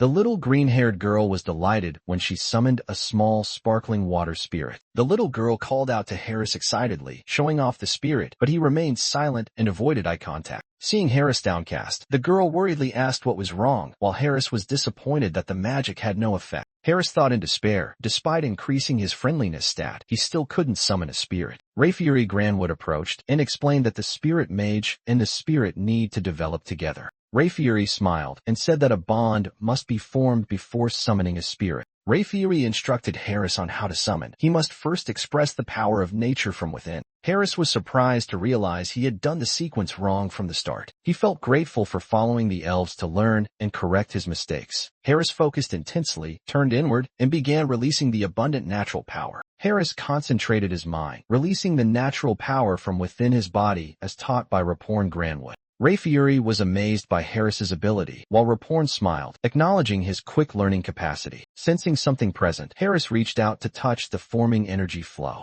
Through hard training, Harris attained enlightenment and learned a new skill, spirit magic, summoning a light spirit. Raporn humorously remarked that Harris's development speed was almost matching Rayfury's level, making him embarrassed. Harris happily thanked them and quietly knew he had taken another step on the path to becoming a spirit mage. He gently touched the newly summoned electric spirit and named it what? As dusk fell, Raporn said that from now on he would lead the group onward. Raporn explained that all forests are connected to the mother tree, the world tree, astonishing Harris and Rayfury. Raporn continued that high elves like him can travel between forests by opening natural linkage paths. Cecily was surprised when Raporn Granwood confirmed she could also open forest paths, a high-level high elf magic. Raporn began leading, creating a path of light connecting all forests through the world tree. The muscular warrior walked while silently marveling at this miraculous travel mechanism, as if passing through time and space via tree roots. He exclaimed, "This is nothing less than a gigantic natural teleportation system, more real than complex divine gates." The group advanced deeper, enveloped in blue light. The muscular warrior thought, "Is this the true power of the world tree?" At the journey's end, Raporn announced they had arrived. The light softened, revealing a hazy scene ahead. The muscular warrior widened his eyes. Looking forward, something magnificent had come into view. Before him stood the real world tree, gigantic, majestic, and radiant, surrounded by a magnificent elf city amidst the clouds. He thought silently, "It's much bigger than I imagined," emotions flooding him, feet rooted in place. He turned to ask Cecily if this was her first time seeing the world tree, but her expression was extremely surprised and strange. Cecily was suddenly lifted into the air by forest energy. Her body glowed strangely, causing the muscular warrior and Raporn Granwood to call her name in alarm. The world tree appeared majestic and radiant in the city center, symbolizing the awakening of a mysterious power. Raporn Granwood told Harris that this was probably the first time he had ever seen the world tree. Cecily's eyes were closed as she prepared to undergo the eye-opening ritual, a significant milestone for the High Elf clan. Cecily's eyes opened, shining with a star-shaped light, a rare sight even among other elves. Harris repeated the phrase, eye-opening ritual, in astonishment, expressing his amazement at witnessing this sacred event. The ground around the base of the world tree began to flourish. Everything was being reborn through pure natural power. A massive energy flow was converging into one place, the concentrated essence of nature. A goddess-like spirit seemed to appear, carrying a fruit from the world tree before Cecily, who was floating in the ceremony. Cecily lifted the sacred fruit from the world tree in her hands, with the divine spirit behind her. This was a ritual reserved only for true high elves. Cecily bit into the fruit, completing the ritual. Harris realized she was truly becoming a genuine high elf. Harris snapped awake and realized he couldn't just stand by. He had to act immediately. He began meditating, trying to absorb the pure natural energy that was surging forth. From Cecily's perspective, she noticed the energy flow suddenly changing direction unusually. A system notification appeared. Harris had achieved enlightenment and acquired a new skill. The skill, affinity with nature, allowed Harris to become stronger simply by absorbing natural energy. Ray Fury smiled and approached, calling Harris's name, making him embarrassed for fear of being misunderstood. Ray Fury told Harris to look to the side, where a small branch was flying toward him. The sacred branch from the world tree seemed to choose Harris, an unexpected favor that stunned him. Harris asked skeptically if it was really meant for him, and Ray Fury confirmed it. Ray Fury explained that this branch was a rare sacred relic, which could be used to craft weapons or accessories. Raporn revealed that his own sacred relic had been forged into a ring and used to propose to his wife. Harris thought to himself that Raporn was more romantic than he had imagined. Raporn announced that the eye-opening ritual had ended, surprising Harris. Cecily was still unconscious, as her body was stabilizing after the energy surge. Raporn shared his relief at having a new high elf born just as he was preparing to retire. Harris was confused by Raporn's statement, thinking he would step down immediately. Raporn reassured him that he wasn't retiring just yet, as there was still a lack of support personnel. Harris was stunned when Raporn mentioned retirement age, while Raporn only smiled mysteriously. Harris recounted that after the ritual, he was allowed to stay at the academy thanks to Raporn's help. However, the atmosphere there was completely different from Harris's peaceful expectations of an elf kingdom. A female elf showed fear, saying the continent was so wild it was unlivable. Another elf recalled Cecily being kidnapped by humans, making the atmosphere even heavier. Harris feared being disliked if he answered incorrectly, so he agreed that the continent was dangerous too. He remembered the precious teammates who had helped him overcome dangers during their adventures. Harris admitted he had been a mercenary, but was cut off by someone banging loudly on the table. A stern blue-haired female elf, Shap Iron, demanded the class keep quiet to study. The students quickly apologized to Shap Iron for making noise and withdrew, leaving Harris stunned. Harris breathed a sigh of relief as the classroom returned to silence. He smiled, intending to thank Shap Iron, but immediately received an insult from her, too lowly. Shap Iron showed disdain, criticizing the admission of trash mercenaries into the academy.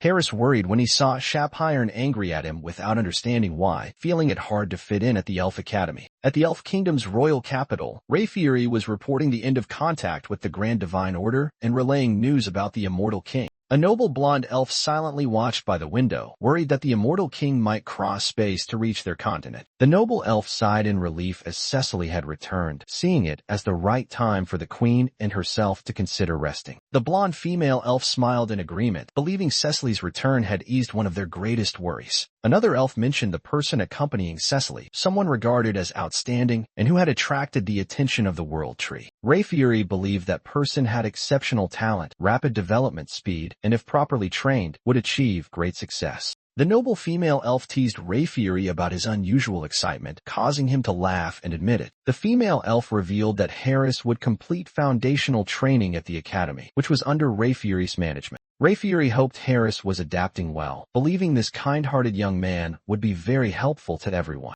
A peaceful morning covered the academy beneath the giant world tree, with gentle sunlight filtering through the leaves. A blonde elf yawned deeply, enjoying the tranquility under the clear sky and the lively birdsong. That elf was Harris, relaxing on a lounge chair, marveling at the beauty and peace of the place, attributing it to the blessings of the world tree. The surroundings were bright, the air fresh, and filled with the melodious songs of elves, healing Harris's soul. A female elf was humming a tune while Harris leaned back, immersed in absolute relaxation. Harris gently closed his eyes, vaguely thinking about letting go of everything to live simply like an ordinary person. Suddenly, an angry shout of "You" startled Harris awake, confused as he looked around. An object flew and struck Harris's head hard, causing him to cry out in pain without understanding what was happening. Shapiron, a strict female elf, stood before Harris, scolding him for daring to be lazy under the blessing of the World Tree. She mocked Harris as a mercenary who didn't know the basics. This place was near the World Tree, the embodiment of nature, and must be respected. Raporn Gran would explain that elves sensitive to nature could become enchanted and lazy when living too harmoniously with it. Harris began to realize why he often daydreamed. It was because he had a very strong harmony with nature. Harris was startled when Raporn sharply asked why he wasn't paying attention, quickly panicking and replying that he was listening. Raporn handed Harris a book arranged for easy understanding so he could quickly absorb basic knowledge about the World Tree. Raporn threatened that if the class average dropped because of Harris, he would not be forgiven. Despite his harshness, Raporn left with a proud attitude, making Harris realize he was not a bad person. While reviewing lessons, Harris suddenly noticed a strange ring emitting energy from the World Tree. Harris suspected the girl wearing the ring was of noble lineage and felt like he had met her somewhere before. Harris was shocked when the silver-haired elf said he had given that ring to his daughter. Harris's unexpected reaction revealed a connection between the girl wearing the ring and the elder elf, causing him to begin doubting her true identity. Harris gaped in horror upon discovering he had accidentally touched the daughter of a noble elf. Shapiron angrily thought to herself, not understanding why her father placed expectations on a fool like Harris. Harris closed his eyes silently, his face thoughtful after the string of surprises he had just experienced. He was stunned to discover that Shapiron was Raporn's daughter, something he could hardly believe. Harris looked at Raporn and Shapiron standing side by side, even more amazed because they did not look alike at all. After regaining his composure, Harris opened the red book that Shapiron gave him and began to study seriously. He was surprised by the clear and easy-to-understand presentation, despite Shapiron showing dislike towards him. Confidence rising, Harris decided to try practicing according to the instructions in the book. A stream of red fire and blue wind appeared in his hands, a sign of successful summoning. He named the fire spirit Kali and the wind spirit Pascal, both low-level spirits. Harris realized he had grasped the summoning method, smiling confidently among the three spirits. The lightning spirit that he had summoned earlier had now leveled up, making him even more excited. Harris closed his eyes to calm himself, feeling the elemental power flowing evenly around him. He clenched his fist, promising himself to continue adapting to the elf world without causing trouble. Although determined to avoid trouble, Harris thought that as long as he stayed away from Shapiron, everything would be fine.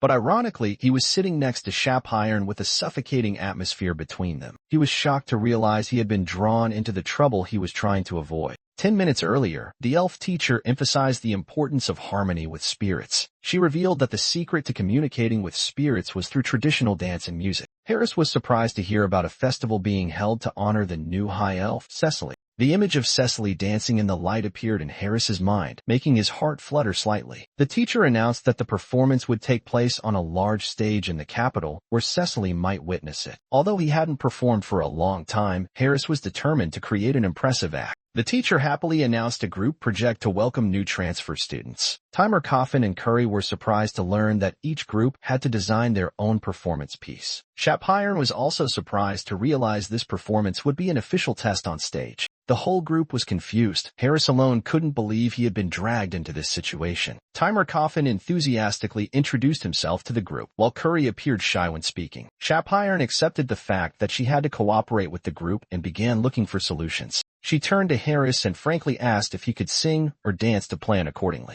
Timer Coffin and Curry had no ideas, so they immediately agreed with Shapiron's proposal. Harris began to feel motivated as he clearly sensed disdain and prejudice from the group. Harris stood up, politely thanking the group's tolerance with a gentle smile. He shared that he had just recalled a familiar song from his childhood homeland. Timer was surprised and asked if he came from another continent. Harris nodded affirmatively and mentioned his parents. Shapiron tested Harris's confidence again. He smiled assuredly, of course. Though once living in seclusion, Harris recalled the times he was invincible at karaoke. Shapiron was silent, her eyes full of suspicion at Harris's sudden confidence. She thought to herself, what would a mercenary know about elf music? With clear contempt. Inside, Shapiron was jealous that someone like Harris was recognized by his father and the World Tree. She angrily slammed the table, refusing to accept that such a person could easily shine. Shapiron threatened that if Harris messed up, he should be prepared to bear the consequences. He calmly replied. As Harris finished his performance, Shapiron suddenly spoke seriously, saying she also had a condition. Shapiron was surprised when hearing Harris's proposal. If he scored high, allow him to learn more about elf culture. After a moment of hesitation, Shapiron reluctantly agreed, but emphasized that the condition was Harris had to achieve good scores.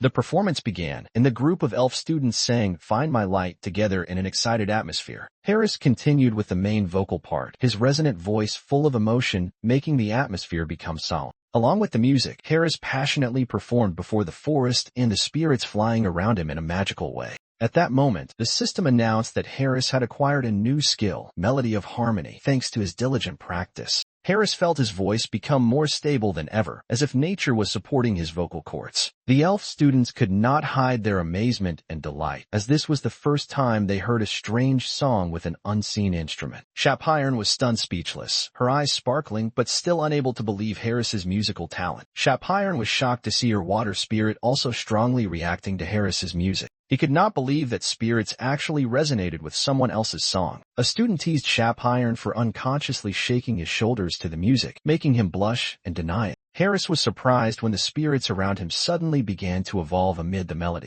Callie and Pascal, the two low-level fire and wind spirits, simultaneously entered an evolution state. Harris joyfully realized that after what, both Callie and Pascal had also successfully evolved thanks to his melody. A strange sound wave suddenly rang out, drawing Harris's attention forward. A swirling sound energy gradually appeared surrounding Harris in sparkling light. Shapiron was stunned, wondering if they were witnessing a true sound spirit. Harris reached out to touch the center of the sound circle, feeling the presence of a new being summoned. Harris stood before the swirling light, hand extended forward, sensing the sound energy converging into a brilliant point. From the center of the light circle, a twisting vortex formed, creating fierce movement as if a spirit was appearing. An elf student exclaimed in amazement upon realizing it was a world spirit, a rare spirit not everyone gets to witness. Harris smiled confidently facing the new spirit, ready to give it a name as a mark of connection. With warm eyes, Harris named the newly born sound spirit Decibel, like a completed musical piece. Spirit of sound, Decibel appeared clearly, a cute purple orb with a curved tail and flickering lights around it. Harris looked at Decibel with a smile, realizing this was a rare and valuable phenomenon spirit. Harris recalled Shapiron's words that phenomenon spirits could perform many different tasks. A confused student approached Harris, surprised by the song that could move the spirit's heart. Timer Coffin and Curry enthusiastically agreed to choose the recent song to practice for the performance. Harris turned to ask Shapiron's opinion with a mischievous look that left her speechless. Shapiron reluctantly agreed, telling them to do as they wished. Harris happily proposed making a plan for practice and stage setup for the performance.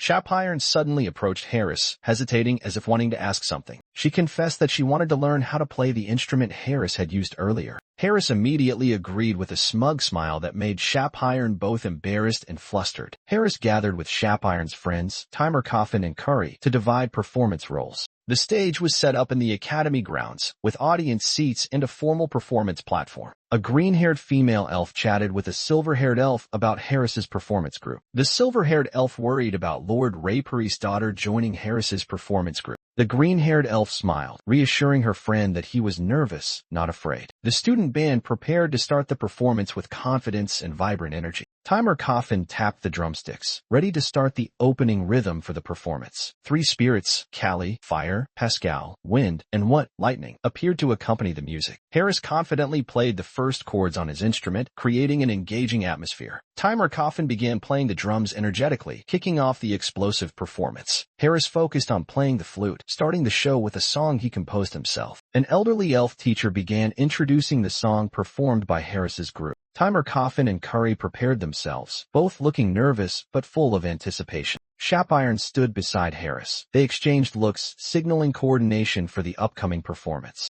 All four members, Harris, Shapiron, Timer, and Curry, began working together to create the first act. Timer Coffin played the drums passionately, his radiant smile showing immense joy at performing. Shapiron sang the first notes, her serious gaze fully trusting in the presentation. Shapiron shone at the center stage, her beauty and voice captivating the entire audience. The whole group harmonized perfectly, creating shimmering waves of sound that swept over the audience. Harris led the chorus with the main melody, his eyes full of passion and confidence. The audience marveled as spirits like Callie, Pascal, and What joined the music, making the stage magical. Shapiron looked around for Raporn, suddenly realizing he had disappeared from his seat. Raporn suddenly appeared and proudly told the person beside him that Shapiron was his daughter. During the performance, Harris continued singing emotionally, carrying lyrics about light and hope. The audience marveled, acknowledging that the lighting effects and instrument adjustments were thanks to Shapiron's spirit skills. Amidst the spreading music, Harris and Shapiron smiled together, creating an unprecedented sense of closeness. The members stepped closer to each other, synchronizing perfectly amid the intense music. The whole group jumped together at the climax, creating an intense emotional explosion. The drums thundered fiercely, the melody reaching its peak amid cheers from the audience.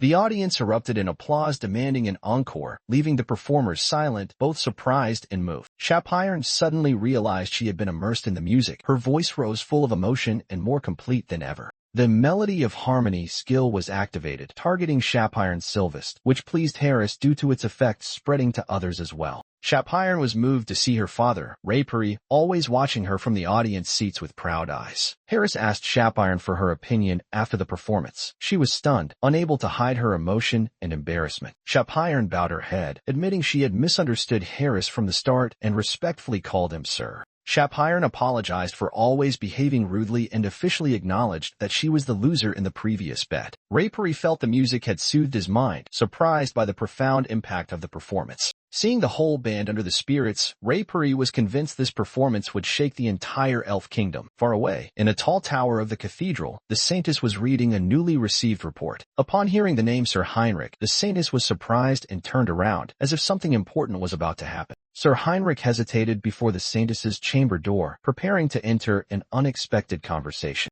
The silver-haired nun warmly welcomed Sir Heinrich, while he accidentally noticed a book shyly titled Heroes and Saintesses. The Saintess invited Heinrich to sit and announced there was an important matter to discuss today. She asked Heinrich if he had ever heard of the Holy Sword. Heinrich recalled fairy tales about the Holy Sword, the exclusive weapon of heroes who fought dragons. He admitted he wasn't clear on details but guessed it was the traditional weapon of heroes. The Saintess revealed there was a proposal approved by all the teachers. She seriously requested Heinrich to accept the challenge of the Holy Sword. Heinrich was both confused and extremely excited about this precious opportunity. The Saintess explained that due to the resurrection of the immortal king, Heinrich had been chosen as the new hero of the cathedral. Sir Heinrich was stunned to hear that the trial would take place at the great cathedral of Pickle, located on the western continent. That place was once the Sarv Empire, destroyed 300 years ago by the second immortal king, a demon with a skeletal form. On those ruins, 4 new kingdoms were established, forming a kingdom alliance, a place preserving ancient memories. At the southernmost part of the alliance was the kingdom of Resk, where the great cathedral of Pickle was built. Pickle, a sanctuary erected right on the land where the second immortal king was once defeated by a hero. The Saintess revealed, although the hero defeated the enemy, he could not completely destroy the immortal heart.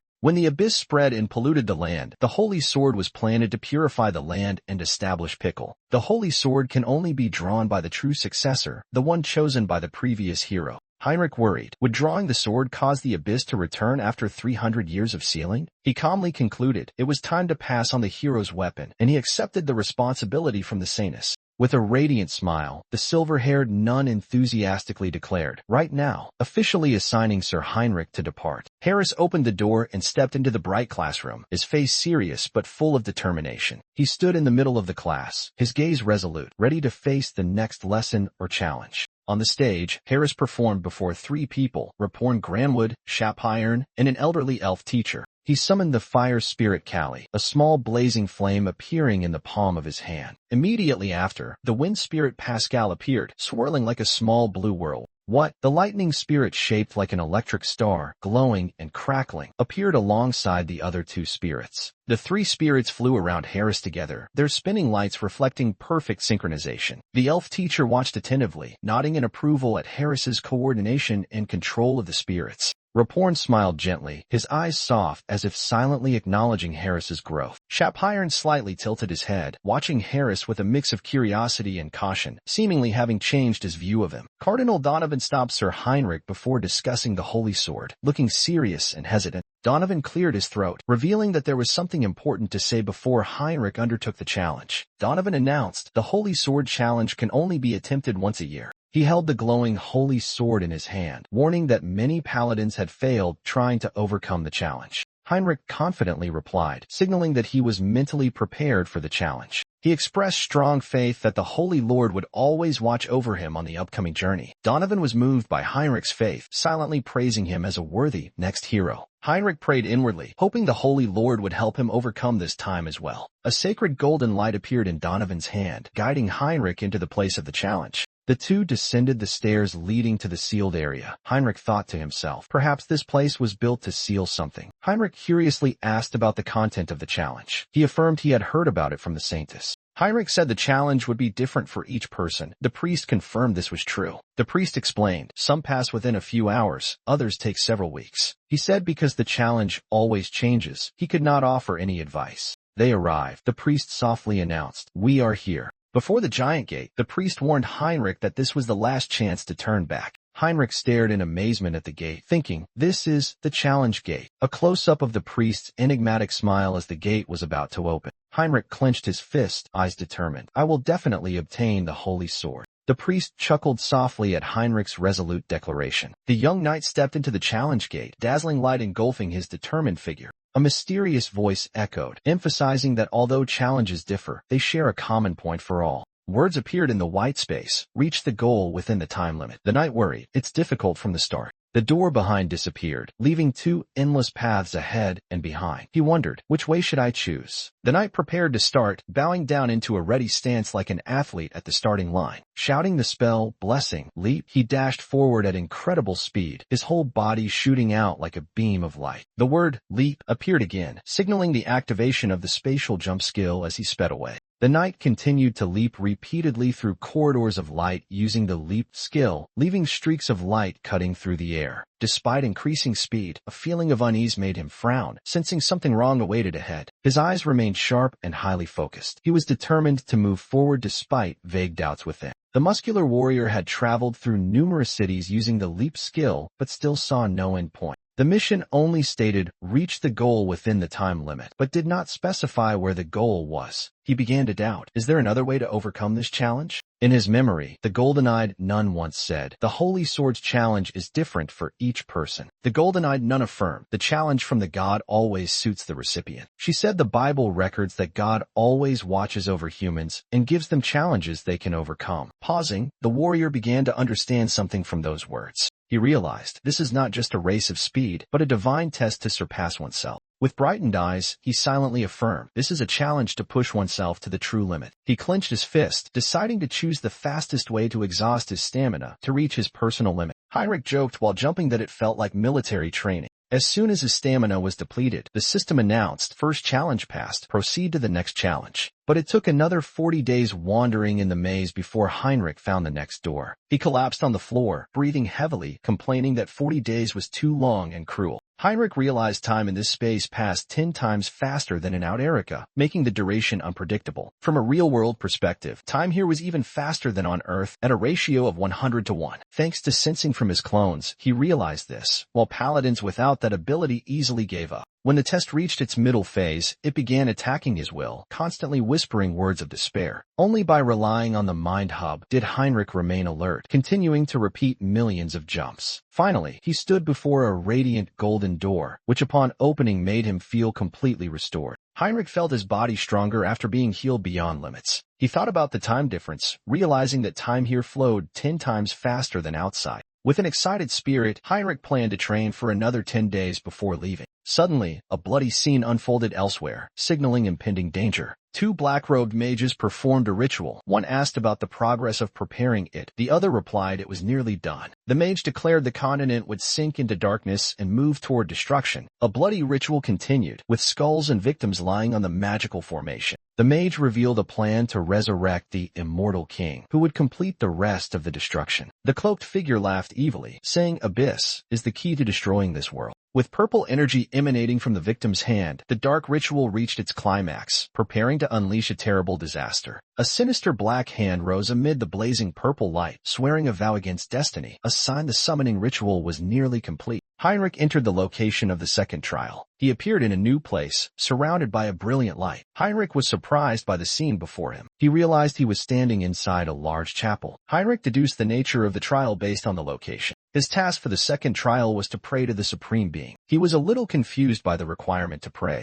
Nevertheless, he clasped his hands to begin praying. Heinrich remembered this was a test of faith and divine power. He was confident he would easily pass with his superior divine power. Heinrich successfully channeled holy power into the holy crest, completing the trial. He was smug about his achievement, believing he had met the standard. Heinrich stood before the magnificent sanctuary, awaiting the result. However, Heinrich realized his power was still insufficient. Heinrich decided to activate his special skills, Mind Hub and Persona. He converted all the mental energy from his personas into pure faith. Heinrich's eyes blazed with the newly converted power of faith. Despite his efforts, the holy crest was not yet filled, and he prepared his final option. Heinrich decided to draw power from his original self, Sunkyun. A massive surge of holy power erupted from Heinrich, illuminating the entire sanctuary. Heinrich achieved enlightenment and received a new special skill, Blessing, Amplify. He rejoiced as he felt the surge of divine power exploding within his body. Heinrich realized the limit of his divine power had been significantly raised. He felt his own abilities had nearly reached the level of an archbishop. The system announced that Heinrich had completed the second trial and was proceeding to the next stage. A gate of light appeared, inviting him to step into the next trial. Heinrich smiled confidently, feeling that everything was going very smoothly. Without hesitation, he resolved to enter the gate to continue his journey. However, the scene beyond the gate was a surprisingly gloomy forest. A combat mission suddenly appeared, requiring Heinrich to eliminate the enemy. Heinrich faced a dark entity hovering in the night sky. Heinrich found the face strangely familiar. Heinrich's enemy slowly approached, the pressure mounting. That person was Hans, an arch-lich, a servant of the undead king. Hans mocked and wondered how Heinrich could have gotten here. Heinrich recognized the opponent looked exactly like Hans before his awakening and told himself not to be complacent. Contrary to his caution, Heinrich flashed a confident smile. Hans was confident in his power, knowing that even a holy knight would be reluctant to face an arch-lich. Seeing his opponent's silence, Hans prepared to strike first. He slammed his staff on the ground, activating a magic spell. The undead king ordered his army of zombies to attack. The Knight of Light complained about having to face an arch-lich and an entire army. The undead king smiled, seemingly having anticipated this reaction. Realizing this was a test, the Knight of Light laughed, challenging the one who said it. The undead king wondered why his opponent was muttering to himself. Disregarding the Knight of Light's confidence, the undead king decided to attack. He signaled for his zombie minions to charge towards the Knight of Light. The Knight of Light calmly parried a soldier's attack with his bare hands. He nimbly dodged another attack and looked for an opportunity to counter. The Knight of Light delivered a powerful kick, sending a zombie flying. The Bone Mage was astonished that Heinrich had dodged all of his attacks. The Bone Mage ordered his army of zombies to charge and crush Heinrich. Heinrich retorted that he wasn't just dodging. Heinrich channeled divine power into his sword, causing it to glow. He charged into attack, wiping out the zombies with his sword of light. The Bone Mage realized in horror that this divine power was at the archbishop level. Heinrich mocked that even the zombies were feeling scared. The Bone Mage, angered, declared he was just enjoying himself because he could go all out. He raised his staff high, concentrating dark magic for a major attack. With blazing eyes, he challenged Heinrich to block his upcoming attack. The Bone Mage summoned his army of zombies and dark magic to attack. Facing the danger, the Knight of Light still wore a confident smile and radiated light. The Knight of Light skillfully dodged the entire barrage of magic attacks and struck down a zombie. The Bone Mage was astonished that the Knight of Light had dodged all the attacks on his own. The Knight of Light stood firm, sword in hand, exuding an aura of heroism and righteous power. He denied having prophetic abilities as he looked down at the defeated Bone Mage on the ground. The Bone Mage admitted defeat but revealed that the Knight of Light had a very good tutor. The Knight of Light smugly revealed that his tutor was one of the world's top undead.